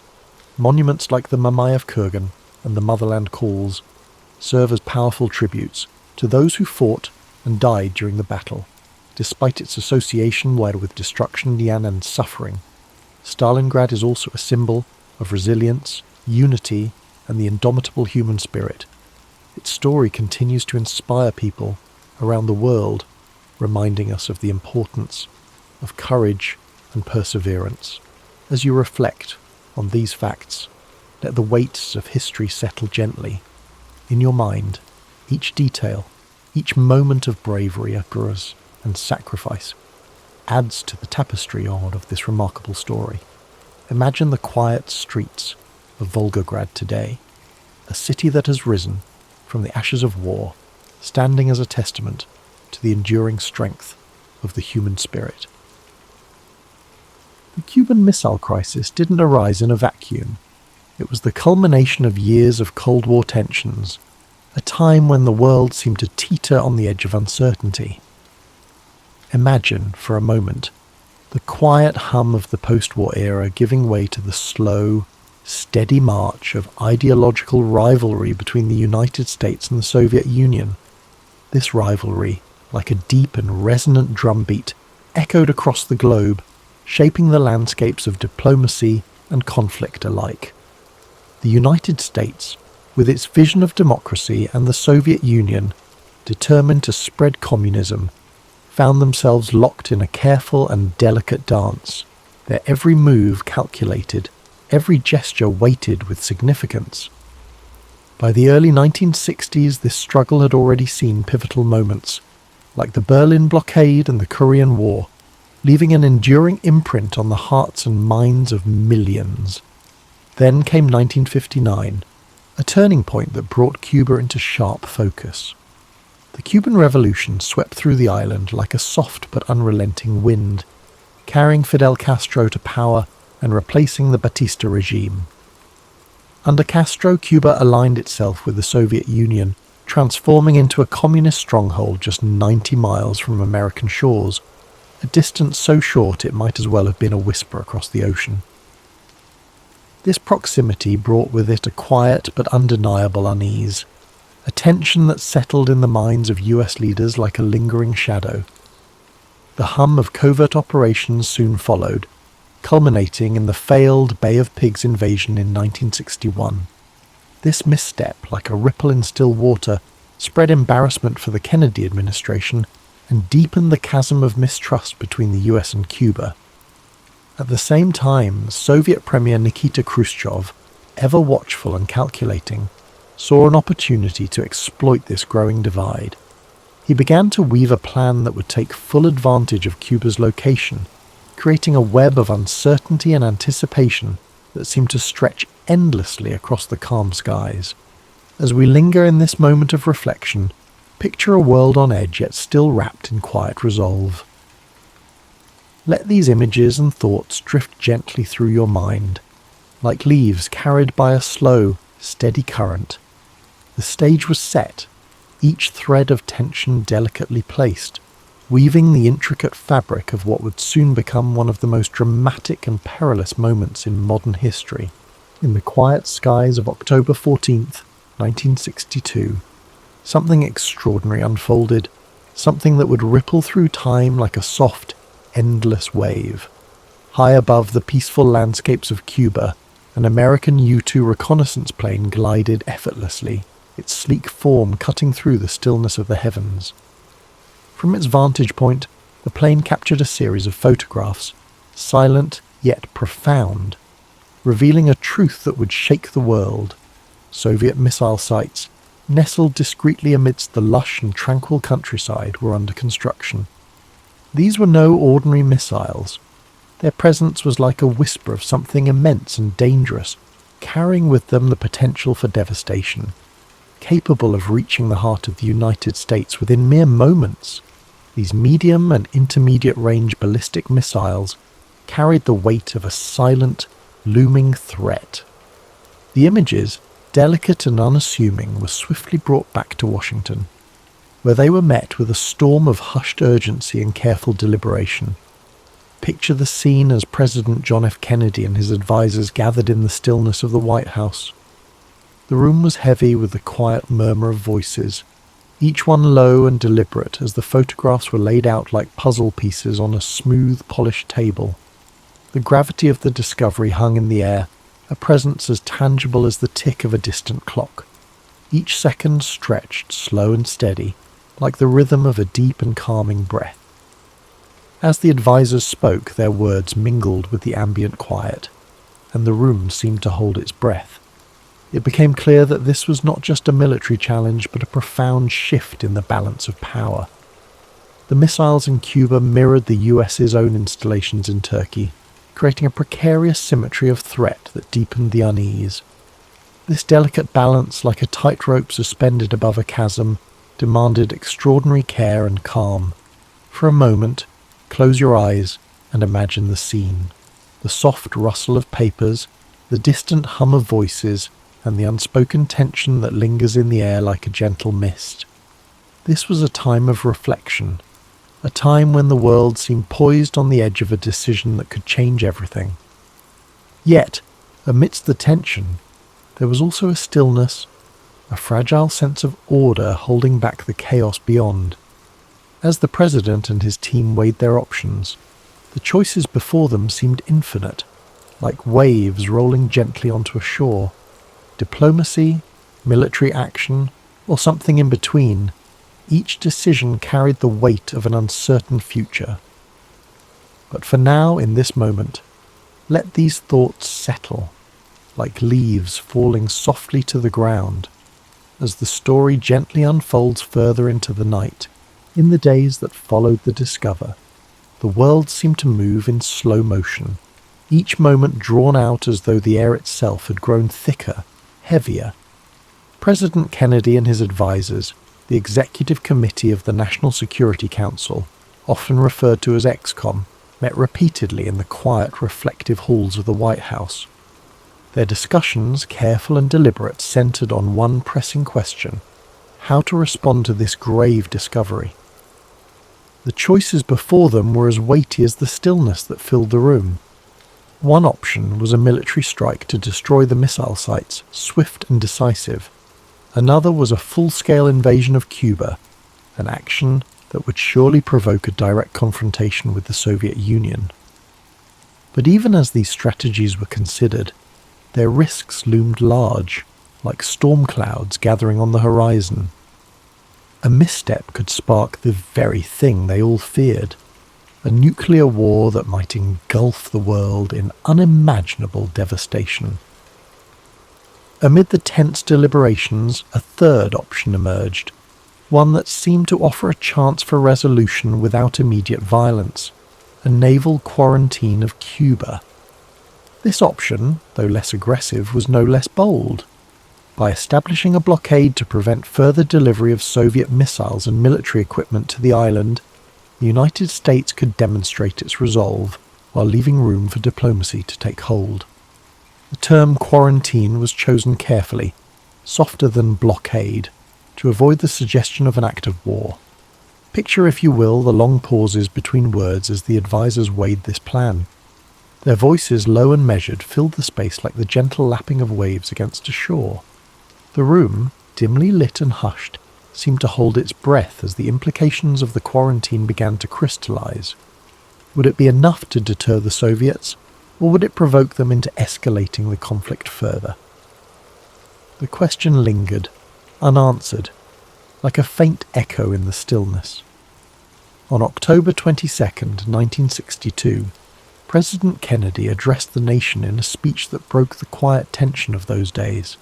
His calm and steady voice carried across the airwaves, explaining the situation and announcing the quarantine. He described the missiles in Cuba as a secret, swift, and extraordinary build-up, and made it clear that the United States would not tolerate this threat so close to its shores. Yet, even in this moment of firm resolve, there was an undercurrent of hope, a hope that reason might prevail, that diplomacy might yet find a path through the shadows of uncertainty. Imagine the millions of listeners across the world, leaning closer to their radios, their breaths slowing as the words sank in. The quarantine was now in place, a quiet but firm line drawn in the waters around Cuba. The decision was made, yet the outcome remained unknown, hanging in the air like a gentle mist at dawn. As we move forward, let these thoughts rest gently in your mind, like whispers carried on a cool, soothing breeze as we drift deeper into this unfolding story. Take a moment, breathe deeply, slowly, and imagine the calm before a storm, the kind of quiet that hums with anticipation when time seems to stretch and every second feels longer than the last. This was the atmosphere as the United States naval quarantine of Cuba went into effect on October 24th, 1962. The blockade was not just a line drawn in the water, it was a test of wills between two superpowers. American warships moved into position, forming a silent, steady wall in the ocean, ready to intercept any Soviet vessels attempting to deliver more missiles or military supplies to Cuba. These ships, though distant from the shorelines, carried with them the weight of a global audience's gaze as the world watched and waited, holding its collective breath. Far away in the stillness of the Kremlin, Premier Khrushchev faced his own moment of reflection. Soviet ships were already en route to Cuba, some carrying cargo that would challenge the blockade directly. Would they stop or press on? To retreat might signal weakness, to advance might spark open conflict. The tension was palpable, an invisible thread pulling tighter with each passing hour. Imagine the seas, vast and unyielding, their surface calm but concealing a profound sense of unease beneath. The American ships floated silently, their crews ready but motionless, listening to the soft rhythm of the waves and the low hum of the engines.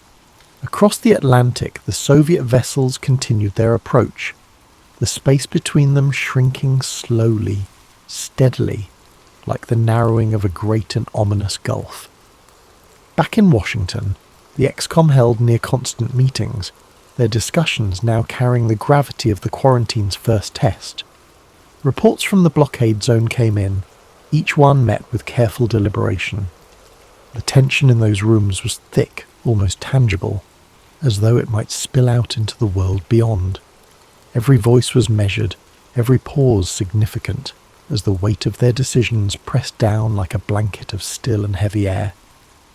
Then, on October the 25th, an eerie moment of calm arrived. The Soviet ships stopped just short of the blockade line. This pause, this single moment of restraint, was both a relief and a reminder of how precariously balanced the situation remained. Khrushchev sent a message proposing negotiations, a glimmer of light breaking through the clouds of uncertainty. For a moment, let your mind linger on this fragile quiet. Imagine the stillness of the ocean, the distant shapes of the ships, and the muffled sounds of calm activity on deck. It was a pause, but not yet a resolution, like the faintest hint of dawn before the sun begins to rise. As the world held its breath, the next moves remained uncertain, waiting to unfold with the slow and deliberate pace of history itself. Pause for a moment. Let the tension of the previous days fade, and allow yourself to sink into this pivotal chapter, a time when words, not weapons, became the instruments of a potential resolution. As the blockade held firm and Soviet ships paused in their advance, the crisis shifted from the oceans to the realm of communication. It was now a battle of letters and messages, where every word carried the weight of the world. On October 26th, Premier Khrushchev sent the first of 2 letters to President Kennedy. It was a message of emotion and urgency, filled with words that seemed almost pleading, like whispers carried on a breeze. Khrushchev proposed a resolution. The Soviet Union would withdraw its missiles from Cuba if the United States would promise not to invade the island. The tone was personal, almost vulnerable, as if Khrushchev sought to reach Kennedy not as an adversary, but as a fellow human standing on the precipice of disaster. The next day, however, brought a second letter, different in tone, harsher, more calculated. This one demanded that the United States also remove its Jupiter missiles from Turkey, an escalation that added a new layer of complexity to the already delicate negotiations. These letters, arriving like waves in succession, left Kennedy and his advisers navigating treacherous waters. Which message represented Khrushchev's true intent? Was this a sincere offer or a ploy to gain an upper hand?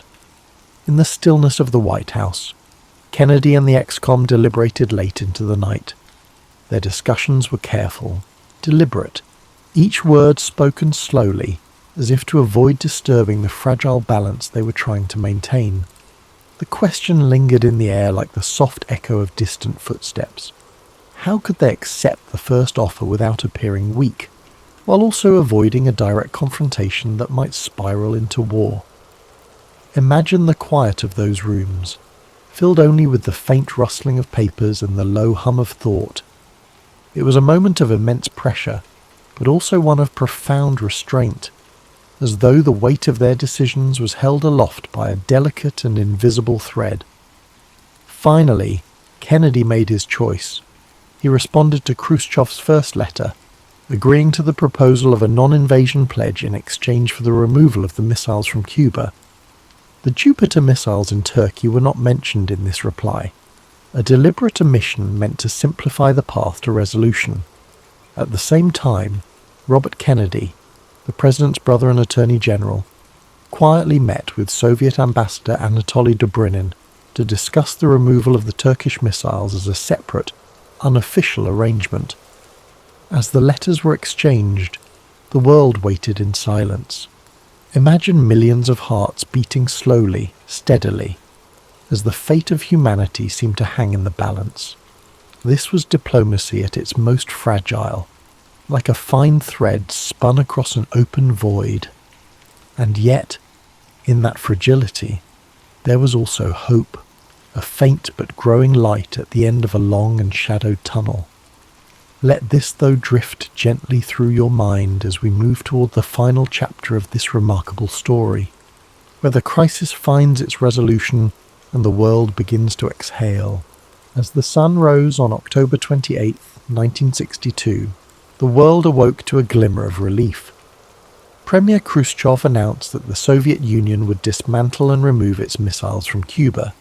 His decision, conveyed in a public radio broadcast, marked the end of the 13-day standoff that had brought humanity to the brink of nuclear war.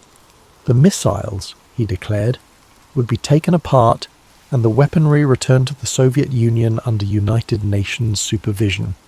For President Kennedy, this was a moment of cautious triumph. The US quarantine had succeeded in forcing a peaceful resolution without resorting to violence. The secret agreement to remove the American Jupiter missiles from Turkey added a layer of complexity but remained undisclosed to the public, allowing both nations to save face in the eyes of the world. In the following days, work began to de-escalate the situation. Soviet personnel in Cuba started dismantling the missile sites, and American reconnaissance planes confirmed the progress. Meanwhile, the US ships maintained their positions until the removal was complete, standing as quiet sentinels of the fragile peace that now settled over the Caribbean. The resolution of the Cuban Missile Crisis was hailed as a victory for diplomacy, but it left an enduring impact on both nations. In the United States, Kennedy emerged as a skilled leader who had successfully navigated the most dangerous crisis of the Cold War. For Khrushchev, the crisis was a humbling moment that exposed the limits of Soviet power and, in part, contributed to his eventual removal from office. Yet, the aftermath also brought reflection. The sheer proximity to disaster prompted both superpowers to reconsider their approach to conflict and diplomacy. In 1963, the two nations established the Moscow-Washington Hotline, a direct communication link designed to prevent misunderstandings and delays in future crises.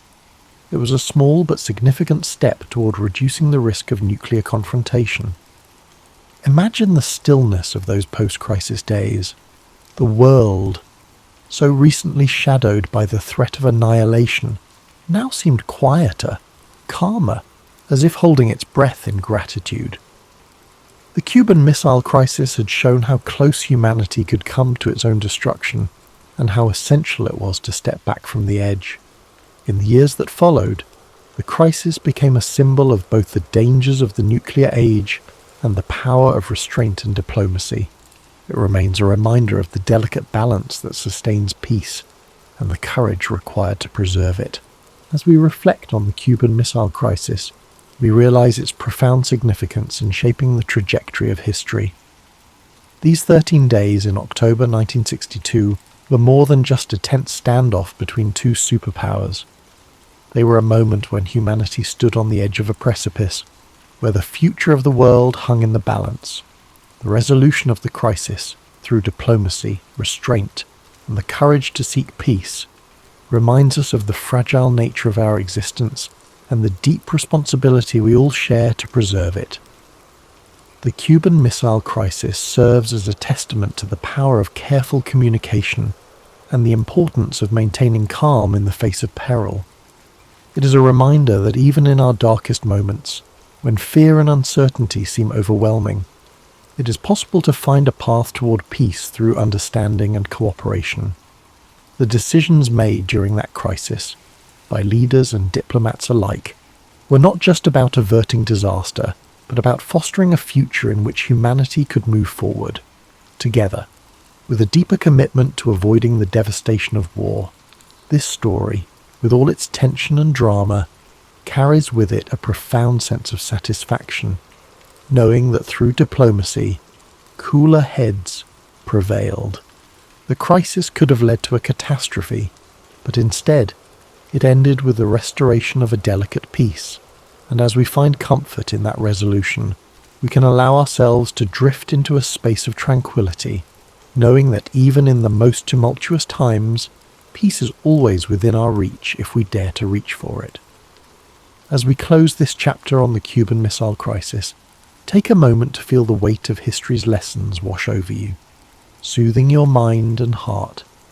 The story, though intense, carries with it a sense of relief and calm, a reminder that peace, like the most gentle rain, can cleanse even the deepest tensions. Now, as we begin to let go of these thoughts, allow the soft sound of rain in the background to fill your senses. Let the music gently carry you, like a breeze through the trees, into a state of deep relaxation. The calm, steady rhythm of the rain, with its soothing patter and the quiet hum of the night, will help you unwind fully, offering a peaceful escape as you settle into a restful sleep. In the city of Genoa, Christopher Columbus entered the world under a roof that smelled of salt air and fish scales. His father, a wool weaver by trade, held lofty aspirations that his son might avoid the repetitive, grinding tasks of carding, spinning, and weaving, the bustle of people coming to trade in the harbour, yelling over each other in half a dozen dialects, made an indelible impression on young Christopher.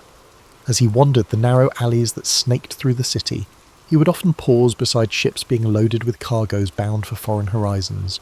No matter the dampness or the fierce winds rolling in from the Ligurian Sea, he remained entranced by the idea of distant lands. This fascination set him apart from others his age. He was far less interested in the local gossip about the new bishop or who would marry into which family. Instead, he chased fleeting rumours about gold-laden shores, where people spoke in languages sounding like music. When he was old enough to leave home, Columbus began to sail modestly, short voyages in which he served as a messenger or a humble hand, making sure to note every detail.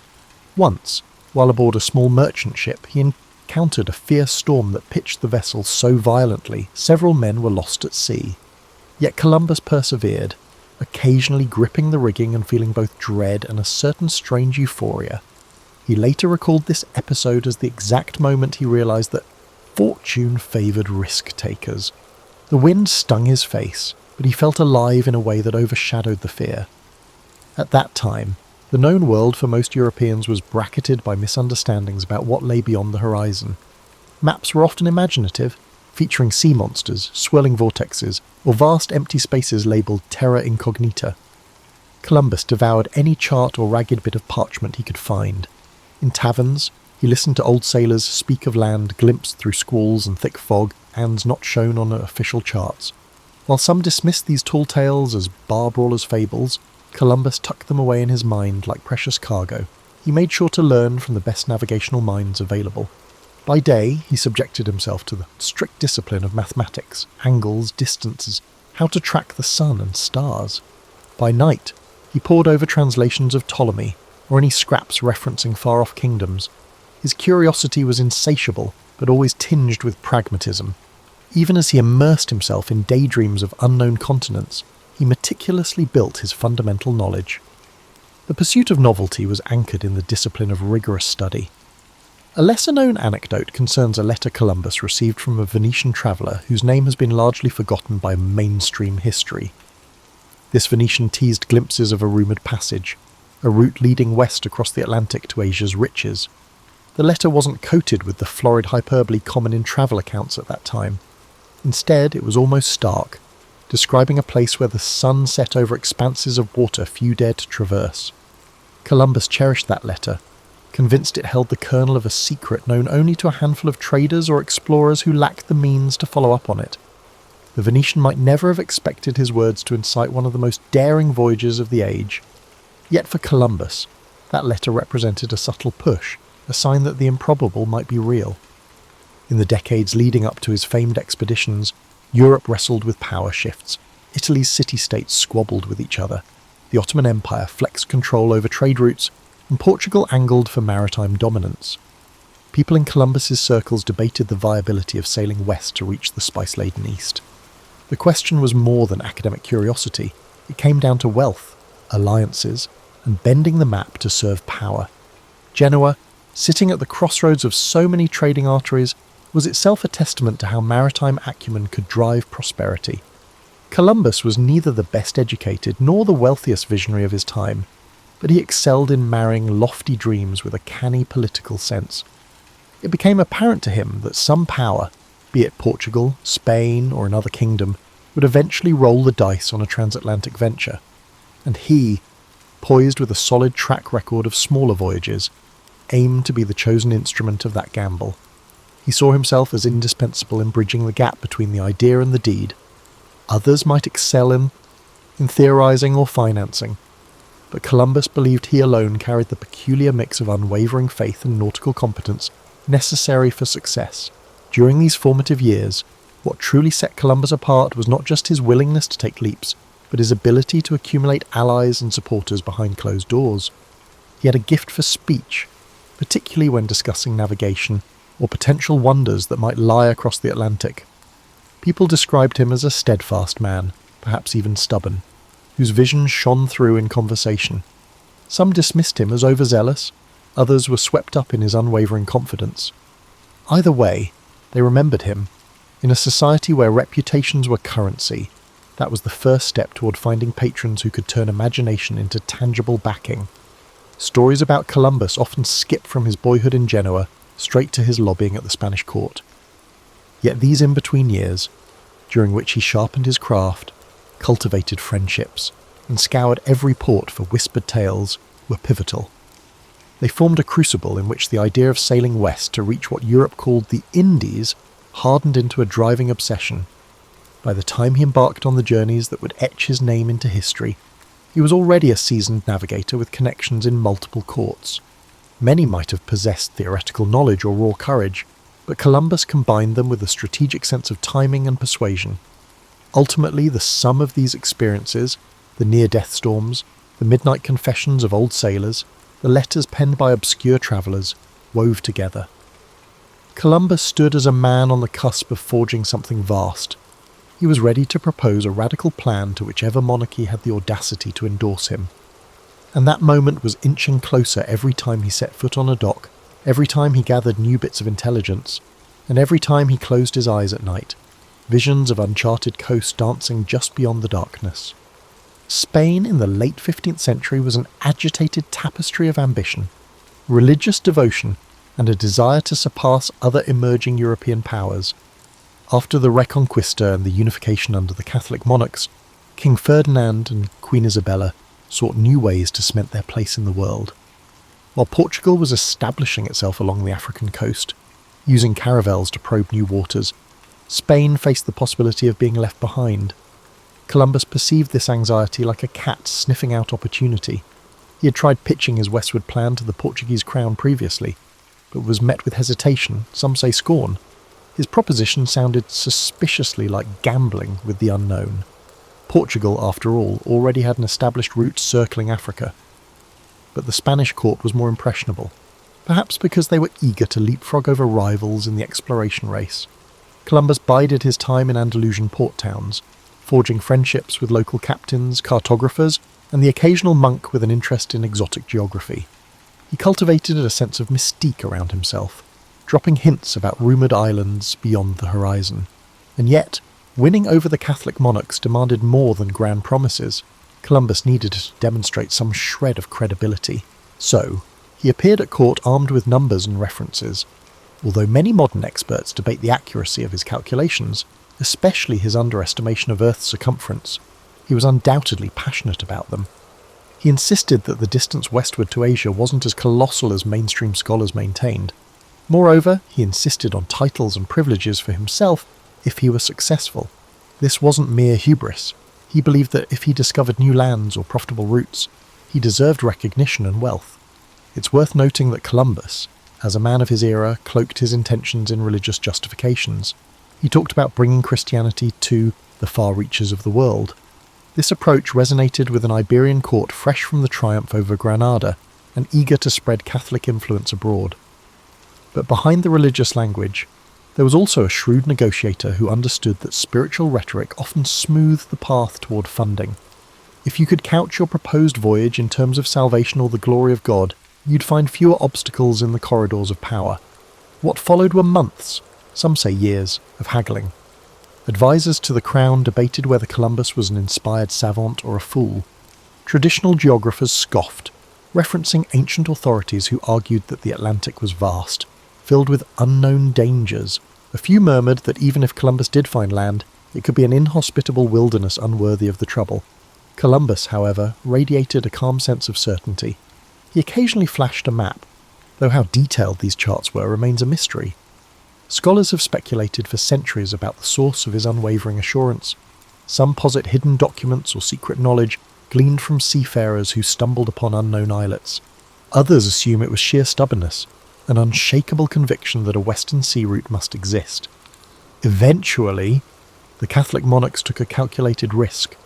They granted Columbus the funds for 3 ships, a modest investment from their perspective.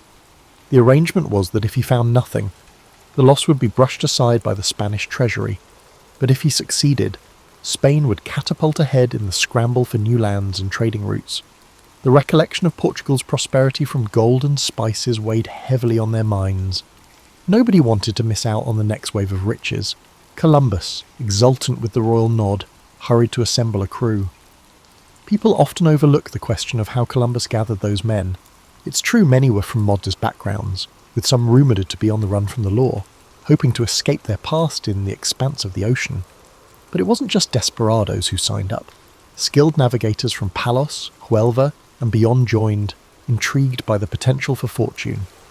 The ships, commonly referred to in simplified form as the Niña, the Pinta, and the Santa Maria, were repurposed commercial vessels, not the grand, specialised craft of some modern imagination. In those final days before departure, Columbus prayed publicly at small monasteries and confided in a handful of confidants. The air crackled with anticipation. Coastal communities whispered about the boldness of it all. Some saw it as an act of madness or vanity. Others felt the giddiness of perhaps witnessing the dawn of a new era, though they likely didn't phrase it that way. For his part, Columbus maintained a controlled composure, but one can imagine the swirl of thoughts in his head. What if the critics were right, and Asia lay much farther than he had predicted? What if the currents were too treacherous, or the men mutinied out of fear? Despite the swirling uncertainty, Columbus pressed on. In the context of the times, caution often yielded smaller gains, while boldness, especially in exploration, could reshape kingdoms and redefine maps. And so, in August of 1492, with the last fleeting gusts of summer wind, he led his ragtag armada out of Palos de la Frontera. Spain's coastline faded behind them under a brilliant sky, and all that remained was the emptiness of the Atlantic.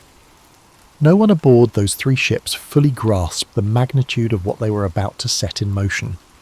Columbus was convinced that on the other side of that endless horizon lay a gateway to Asia.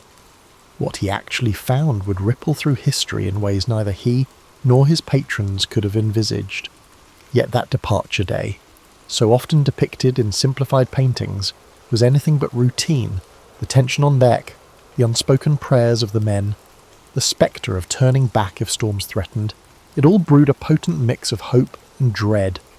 Columbus, unwavering, stood near the ship's helm, mentally rehearsing his route, likely feeling the weight of his deal with Spain's monarchy on his shoulders. But as a faint breeze pushed them out to open sea, he also might have felt an intoxicating rush of possibility. Sailing into the unknown demanded more than bravado. It demanded an unspoken agreement among the crew that they would trust Columbus's instincts, for better or worse. For weeks, the men heard nothing but the wind snapping the sails and the hull creaking under the pressure of the open sea. Fears of sea monsters and bottomless whirlpools circulated in hushed conversations. Each day, Columbus measured the sun's position with the astrolabe, jotting figures in a logbook he kept hidden from prying eyes. Rumour has it he maintained 2 sets of records, one genuine, one skewed to soothe anxious sailors. As time wore on, their diet, initially bread, onions, salted meat, became stale and monotonous. Water turned brackish, tempers flared as frustrations boiled over. The sense of distance from any known shore was paralysing for some. A few men muttered that they should force Columbus to reverse course. Yet each evening, Columbus delivered a kind of pep talk, reminding them of the wealth rumoured to be waiting just beyond the horizon, of the possibility that each day's sail brought them closer to Asia's spice markets. From a modern perspective, such promises might seem manipulative, but within their historical context, Columbus was playing the necessary role of morale builder. Along the voyage, certain signs stirred fleeting moments of optimism, floating clusters of seaweed, stray birds overhead, even the faint smell of unfamiliar vegetation on the breeze. Sailors latched onto these clues like lifelines, interpreting them as evidence that land must be near. Some historians argue that these were the crucial threads holding the expedition together when minds threatened to unravel. Columbus, however, rarely displayed his own doubts. His journals hint at the internal turmoil he felt when days stretched into weeks and no solid coastline materialised. But to the men, he projected unwavering determination. Then came a fateful night in October, when the cry of "Tierra, Tierra" finally broke the silence. The men scrambled to the sides of the ship, eyes scanning the dark horizon. Shrouded in moonlight was a low, dark outline that could only be land. Relief, excitement, and a twinge of disbelief shot through the crew. They had survived the dreaded emptiness. When morning came, they saw a lush island, beaches gleaming under the sun. Columbus, convinced he was near Asia, unfurled the Spanish flag and claimed the land for the crown. In his diary, he described the island's inhabitants as friendly, curious, and naive about European ways, though he likely wrote with the tinted lens of an outsider imposing his own worldview. The early interactions between Columbus and the indigenous people, often referred to as the Taino, began with gestures of goodwill. Small gifts of glass beads and trinkets were exchanged for parrots, cotton, and rudimentary gold ornaments. Columbus interpreted these gestures in a context shaped by centuries of European feudal and mercantile culture. He wrote excitedly about the potential for future riches and the ease with which Spain might extend its reach across these lands. That initial moment of wonder, 2 distinct worlds meeting for the first time, held a fragile promise of mutual discovery. Yet history shows us how illusions can fracture under the weight of greed and cultural misunderstanding. Columbus recorded that some of the islanders directed him farther to the south and west, mentioning places with greater wealth. So, he pressed on, navigating among the islands of what we now call the Caribbean. The further he travelled, the more he convinced himself that the Grand Khan's palaces might lie just around the next coastline. He heard stories, interpreted them through his own lens, and wrote letters back to Spain brimming with excitement. However, the land was not the Asia of silks and spices he had imagined. The mistake was largely geographical. The world was far bigger than he had presumed. Unwittingly, Columbus had stumbled upon a separate continent that was new only to Europeans, though not to the millions who already lived there. The seeds of future conflict were sown in these early encounters. The Spanish crown's policy was expansionist, steeped in an ideology of superiority, and Columbus's reports about malleable islanders only fueled the monarch's ambitions. He built a makeshift fort on Hispaniola, leaving some men behind while he returned to Spain with captured islanders as evidence of his discoveries. In modern eyes, that action signals a grim foreshadowing of how the New World's inhabitants would be treated, as curiosities, labour sources, or impediments to colonial aims. But in Columbus's time, such manoeuvres were considered strategic. He wanted to ensure further funding by demonstrating tangible results. Returning with natives, though entirely unethical by contemporary standards, served as proof that he wasn't just spinning tall tales. As he sailed back, Columbus already envisioned subsequent expeditions, likely anticipated wealth, honours, and a permanent place in the aristocracy. He had entered the islands as an emissary of a new empire in the making. Much like a businessman presenting a prototype to investors, he came back with enough evidence to secure additional patronage from Spain. Royal receptions greeted him upon his return, and he responded by describing the islands as paradises brimming with potential for Christian conversion and resource extraction. The tale of first contact is often romanticised, but the reality was more complex and ominous. Suspicion lurked beneath the surface, both from the Spanish who found less gold than rumoured, and from the indigenous peoples who now witnessed the arrival of more foreigners seeking land and labour. Columbus's navigational victory had unknowingly unlocked a door that would soon see waves of conquistadors, missionaries and fortune seekers flood these shores. For now, though, in the immediate aftermath of that first voyage, Europe saw Columbus as a triumphant discoverer who validated the westward route. The next chapters would unveil the consequences of that discovery. For a brief flickering moment, there existed an in-between time when Europeans and native landers engaged without fully understanding what was at stake. The aura of curiosity pervaded their interactions, but behind the curiosity lay a chasm of cultural difference and the looming possibility of violence. Columbus, for all his zeal and cunning, remained somewhat oblivious to the Pandora's box he had pried open. His mind was fixed on proving to the Spanish crown that he was the man to lead the next wave of expeditions into these unfamiliar waters, confident that wealth and glory lay just over the horizon. Not long after Columbus's celebrated return to Spain, word spread throughout Europe about the new lands. The name Indies stuck, reflecting Columbus's ongoing misbelief that he had neared the outskirts of Asia. In response, the Spanish crown organised a second expedition on a much grander scale. Columbus would no longer command a modest trio of ships, but rather a flotilla aimed at establishing a permanent foothold. Soldiers, settlers, and clergy accompanied him, each with their own agenda. What was the ultimate objective? Transform these islands into profitable colonies for the Spanish realm. The spectacle of this second voyage contrasted sharply with the tentative nature of the first. Resources flowed in: cannons, livestock, seeds for European crops. The monarchy envisioned these distant shores as an extension of Spanish civilization. In Columbus's eyes, the project was both an opportunity and a test. He welcomed the chance to govern as a viceroy of sorts, but the weight of responsibility also rested heavily on his shoulders. He had to turn uncharted islands into functioning colonies, maintain favour with the crown, and keep the natives from slipping out of Spanish control. Upon arrival back in Hispaniola, the atmosphere was palpably different. Where before there had been curiosity, now there was tension. The men Columbus had left behind in the makeshift fort had engaged in violent conflicts with locals, straining relations. The Taino were not a monolithic group. They had their own leadership, alliances, and internal politics, but collectively, they recognised that these foreigners sought to claim land and resources as their own, ignoring existing structures. Discontent and confusion spread on both sides, often fueled by the language gap. Columbus tried to govern, but the role required more than just navigation skills. Administering a settlement demanded diplomacy, patience, and foresight. Pressed by the Spanish crown for gold, he imposed demands on the Taino for tribute. This policy alienated them, transforming a guarded tolerance into outright hostility. Rebellions flared, and the Spanish met them with harsh reprisals.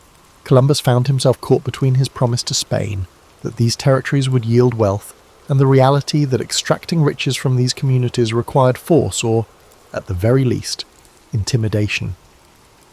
Meanwhile, friction also arose among the Spanish settlers themselves. Not everyone respected Columbus.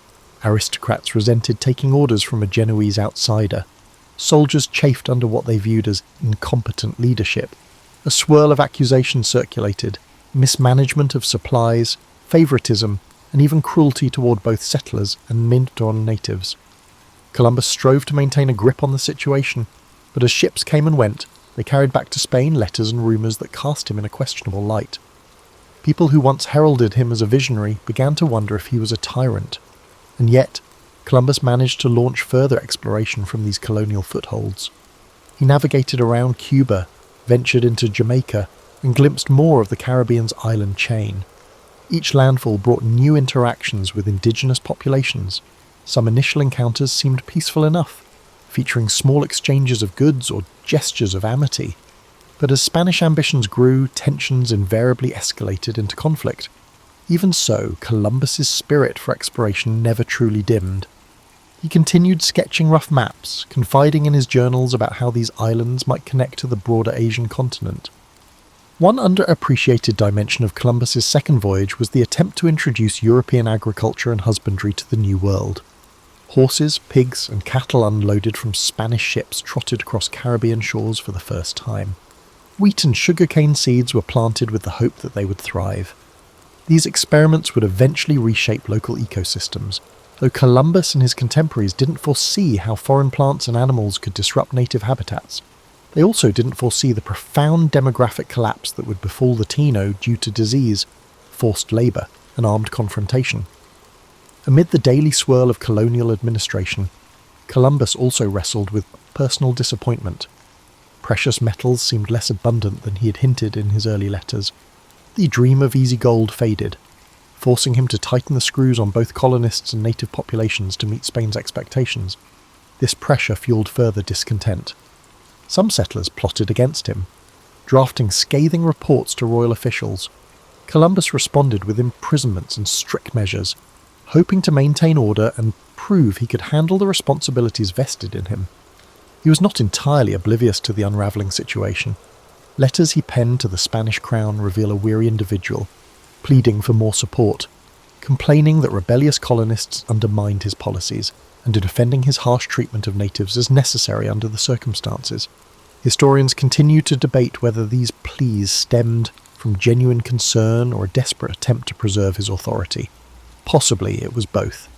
By this stage, Columbus was no longer just the triumphant mariner who had revealed unknown islands to Europe. He was an embattled governor, pinned between colonial demands, rebellious factions, and indigenous resistance.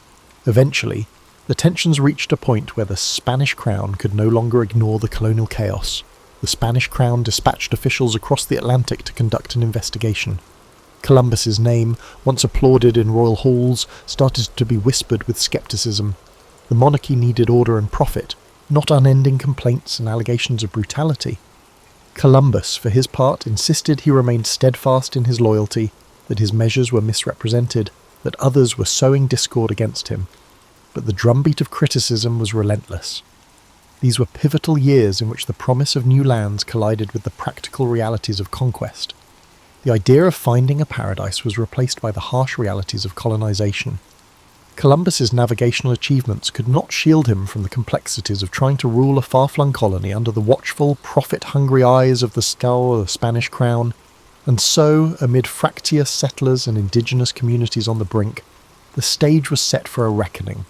The once celebrated admiral, whose unwavering conviction had brought him so far, found himself ensnared in the bureaucracy and violence of empire building, an empire that demanded more than a dreamer's spirit could easily deliver. When people talk about Christopher Columbus today, they often reduce him to a single act, that of discovering America. In that narrative, the nuance of his multiple voyages and the complexities of his tenure as a colonial administrator often vanish. Yet it's precisely in the aftermath of these voyages that the full dimensions of his influence and his failures come into stark relief. As Columbus initiated further journeys, some leading him toward the coasts of Central and South America, he found himself increasingly marginalized by Spanish bureaucracy. This shift manifested most dramatically in the arrival of Francisco de Bobadilla, a royal commissioner tasked with investigating complaints about Columbus's governorship. The new bureaucrat, carrying the weight of royal authority, wasted little time in gathering testimony. Both Spaniards and local islanders recounted episodes of cruelty, nepotism, and questionable decisions. Bobadilla was apparently so appalled that he arrested Columbus and his brothers, sending them back to Spain in chains. Legend has it that Columbus wore his shackles defiantly, even when given the chance to remove them on the ship. He saw them as a symbol of injustice, proof that his loyalty and service were being repaid with humiliation. It was a potent image for someone who once stood triumphant before the same crown that now authorized his imprisonment. The question of guilt remains tangled in historical debate. Some accounts suggest that Columbus, overwhelmed by the labyrinth of colonial politics and the pressure for gold, resorted to extreme measures. Others argue Bobadilla's actions were also politically motivated, using Columbus as a scapegoat to appease the crown's dissatisfaction with the colony's performance. Upon returning to Spain in disgrace, Columbus managed to secure an audience with Queen Isabella. Accounts from the time suggest that he pleaded his case with tears in his eyes, lamenting how he had been treated. The Queen, who once supported him so fervently, was moved enough to release him. However, his authority over the New World territories would never be fully restored. The monarchy recognised his contributions as an explorer, but deemed his administrative methods unacceptable, or at least too fraught with controversy to continue under his leadership. Despite these setbacks, Columbus managed to mount a fourth voyage, albeit with far fewer resources and a more modest mission, to find a passage to the Indian Ocean. He skirted the coasts of Central America, enduring hurricanes, shipwrecks, and near mutinies. This journey carried a distinct sense of desperation. Columbus remained convinced he could unstumble upon a maritime strait that would vindicate his original thesis, that these lands were indeed part of Asia's outskirts. He found no such passage, of course, and ended up stranded in Jamaica for a time, relying on the uneasy goodwill of local communities to survive. During that ordeal, Columbus famously exploited his knowledge of an upcoming lunar eclipse to secure provisions from the indigenous people. By predicting the moon would turn dark as a sign of divine displeasure if they withheld supplies, he manipulated the local population. This episode underscores the lengths he would go to maintain authority in precarious circumstances, and it also points to the lopsided power dynamics at play. Even when cut off from Spanish support, Columbus found ways to leverage advanced European knowledge like astronomy for short-term advantage. Eventually he managed to return to Spain in failing health, battered by the years at sea. The illusions that he might still be recognised as the viceroy of a new empire, or that he might uncover the golden cities of Asia, had diminished. Queen Isabella's death in 1504 further eroded his political support. King Ferdinand was far more pragmatic and less inclined to indulge Columbus's petitions for power or wealth. Over time, other explorers, such as Amerigo Vespucci, began to map the contours of the so-called New World, inadvertently challenging Columbus's fixation on Asia. In his later years, Columbus lived in semi-retirement, dogged by lawsuits over revenues he believed were owed to him based on his original contract with the Crown. The once bold dreamer was reduced to lodging legal complaints. He penned letters that oscillated between self-justification and appeals to higher Christian purposes. Even on his deathbed in 1506, he seemed unwilling to let go of the conviction that he had indeed found a western route to Asia. From a purely human perspective, these final chapters present a poignant figure, a man once lauded as an unrivaled pioneer, brought low by the machinery of the empire he helped expand. It's tempting to cast him as either victim or villain. He was, in truth, a complex amalgamation of ambition, faith, calculation, and tunnel vision. His voyages unleashed colossal consequences for countless indigenous peoples who bore the brunt of colonization's brutality, disease, and cultural upheaval, and yet, from a European standpoint, he undeniably altered the map and opened an era of unprecedented maritime expansion. One might argue that his ultimate downfall was that he neither adapted nor let go of his initial misconceptions. Had he recognised these territories as a separate landmass, he might have adjusted his strategies, perhaps forging alliances or seeking more sustainable ways to govern. Instead, he persisted, year after year, in claiming that Asia was just around the corner, that a strait or a city of gold would validate his calculations. This inflexibility collided with the messy reality of empire building. The monarchy demanded tangible riches and stability, not unending quests based on outdated assumptions. By the time Columbus died, he had seen only fragments of his grand vision realised. The world had indeed changed, but largely beyond his personal control. Ships from other European nations would soon arrive, each with their own agendas, as the scramble to exploit the newly unveiled continents gained momentum. Columbus's name would echo through centuries, but his latter days were marked by a troubled sense of having been eclipsed. The shimmering illusions that guided him across unknown waters faded into a legacy far more complicated and far more transformative than even he could have imagined. The ramifications of Columbus's journeys extended far beyond the man himself, unleashing a chain of events that would reshape the globe. With each subsequent ship sailing westward, more European settlers landed on Caribbean shores and, eventually, the mainland. While the Spanish crown extracted gold and silver from mines carved out of the soil, indigenous societies buckled under forced labour and diseases like smallpox, measles, and influenza.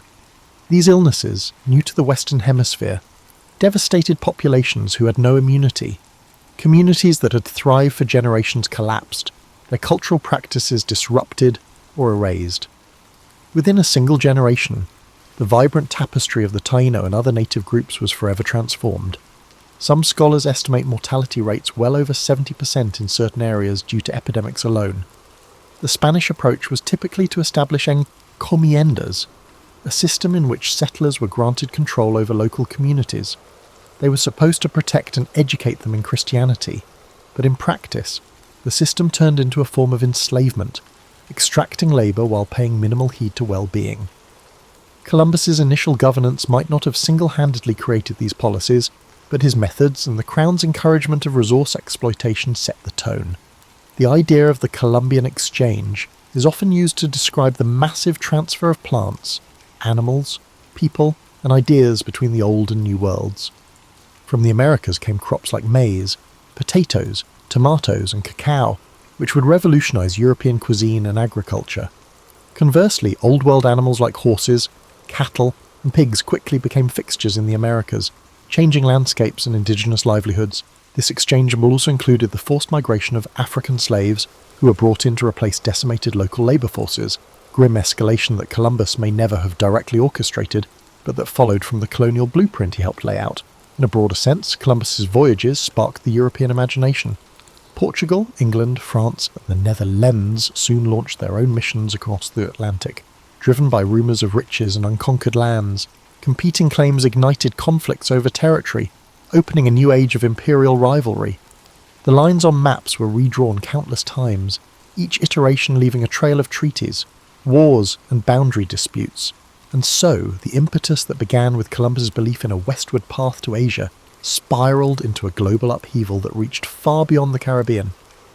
As these powers jostled for control, indigenous nations across two continents faced waves of new arrivals. Some groups formed alliances with Europeans, leveraging firearms and trade relationships to gain regional advantages. Others resisted colonization with every means at their disposal, whether through warfare or diplomatic negotiation. In that unfolding drama, Columbus's role was recast, overshadowed by conquerors like Cortés and Pizarro, whose direct subjugation of massive civilizations, Aztec and Inca, dwarfed the smaller-scale conquests of the first islands. Yet the initial spark, the template for claiming land under royal charters, traced back to Columbus's insistence that these lands belonged to Spain. Over the centuries, his reputation waxed and waned. In Spain, he was intermittently lionized as a national hero, though he was Italian-born. In the emerging United States, Columbus was mythologized as an emblem of pioneering spirit, particularly during the 19th century, when a young nation sought founding myths disconnected from British colonial rule. Monuments sprouted in his name. Poets and chroniclers polished away the unseemly details, painting him as a visionary chosen by fate. But as the modern era approached, historians began to piece together the darker facets, the enslavement of native peoples, the ruthless tactics to extract tribute, and the catastrophic demographic collapse that accompanied European arrival. Within academic circles, Columbus's identity has been dissected with increasing rigour. Was he a brilliant, if flawed, mariner caught in the unstoppable tide of empire? A cunning opportunist who used royal favour to pursue his quest for personal glory? Or a tragic figure who stumbled into a continent he never understood, living long enough to see his illusion crumble? The man's diaries, the letters he exchanged with monarchs, and the records of those who travelled with him reveal contradictions and complexities that defy easy categorization.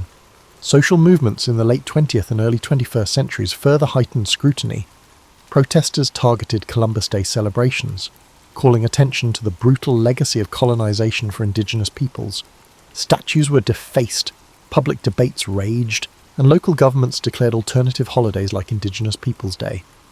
The conversation shifted from glorifying Columbus's navigational triumphs to examining the price others paid for his endeavours.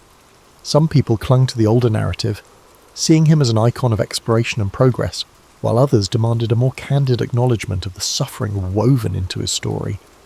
In many ways, Columbus embodies the paradox of exploration, a thirst for new knowledge and wealth, coupled with the violent imposition of power over those encountered. Modern sentiments often try to reduce historical figures to moral absolutes, hero or villain, but people, and particularly those who lived centuries ago, exist in moral shades shaped by the context of their times. Columbus was no exception. He followed the traditions of his society: exploitation, religious zeal, hierarchical rule, while also forging new paths that irrevocably altered the world's trajectory. Reflecting on this, one sees that the significance of Columbus's voyages cannot be understated. Regardless of how one judges his personal character, entire continents were thrust into a new era of connectivity and strife. Commodities, pathogens, and cultural practices mingled in a transoceanic dance, with consequences that continue to unfold. That global transformation can be traced to this determined navigator who, despite incorrect assumptions and an inflexible mindset, was the catalyst for an epical shift. History, for all its tumult and tragedy, hinged on that moment he and his crew sighted land in 1492. With the benefit of hindsight, we might picture Columbus standing at a symbolic crossroads, holding the map of his flawed calculations in one hand and a fervent sense of destiny in the other. To some, he remains an adventurer who proved the feasibility of crossing the Atlantic, bridging worlds that for thousands of years had developed independently. To others, he represents the darkest impulses of colonial ambition, unleashing oppression and subjugation on societies that neither desired nor invited his arrival. Through the prism of 5 centuries, perhaps both views hold merit, intertwined in the complexities of historical momentum. In contemporary times, the story of Columbus resonates differently depending on cultural, educational, and national perspectives. For those whose ancestors hailed from Europe, his voyages might be hailed as the dawn of a new chapter in global affairs, an invitation to expand horizons and share in cultural exchanges.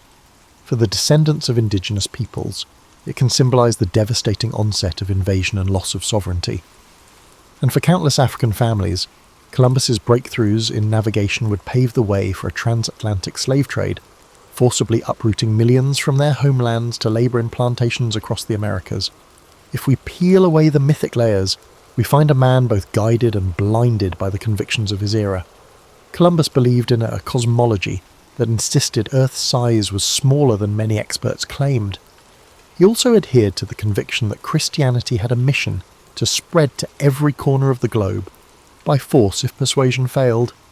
Even as a young boy, haunted by the brine-scented air of Genoa's docks, he likely never pictured how far-reaching the consequences of his ambitions would be. If anything, his early dream was to find a direct route to Asia's wealth, not to become the instigator of a massive reordering of human societies. His navigational prowess remains undeniable.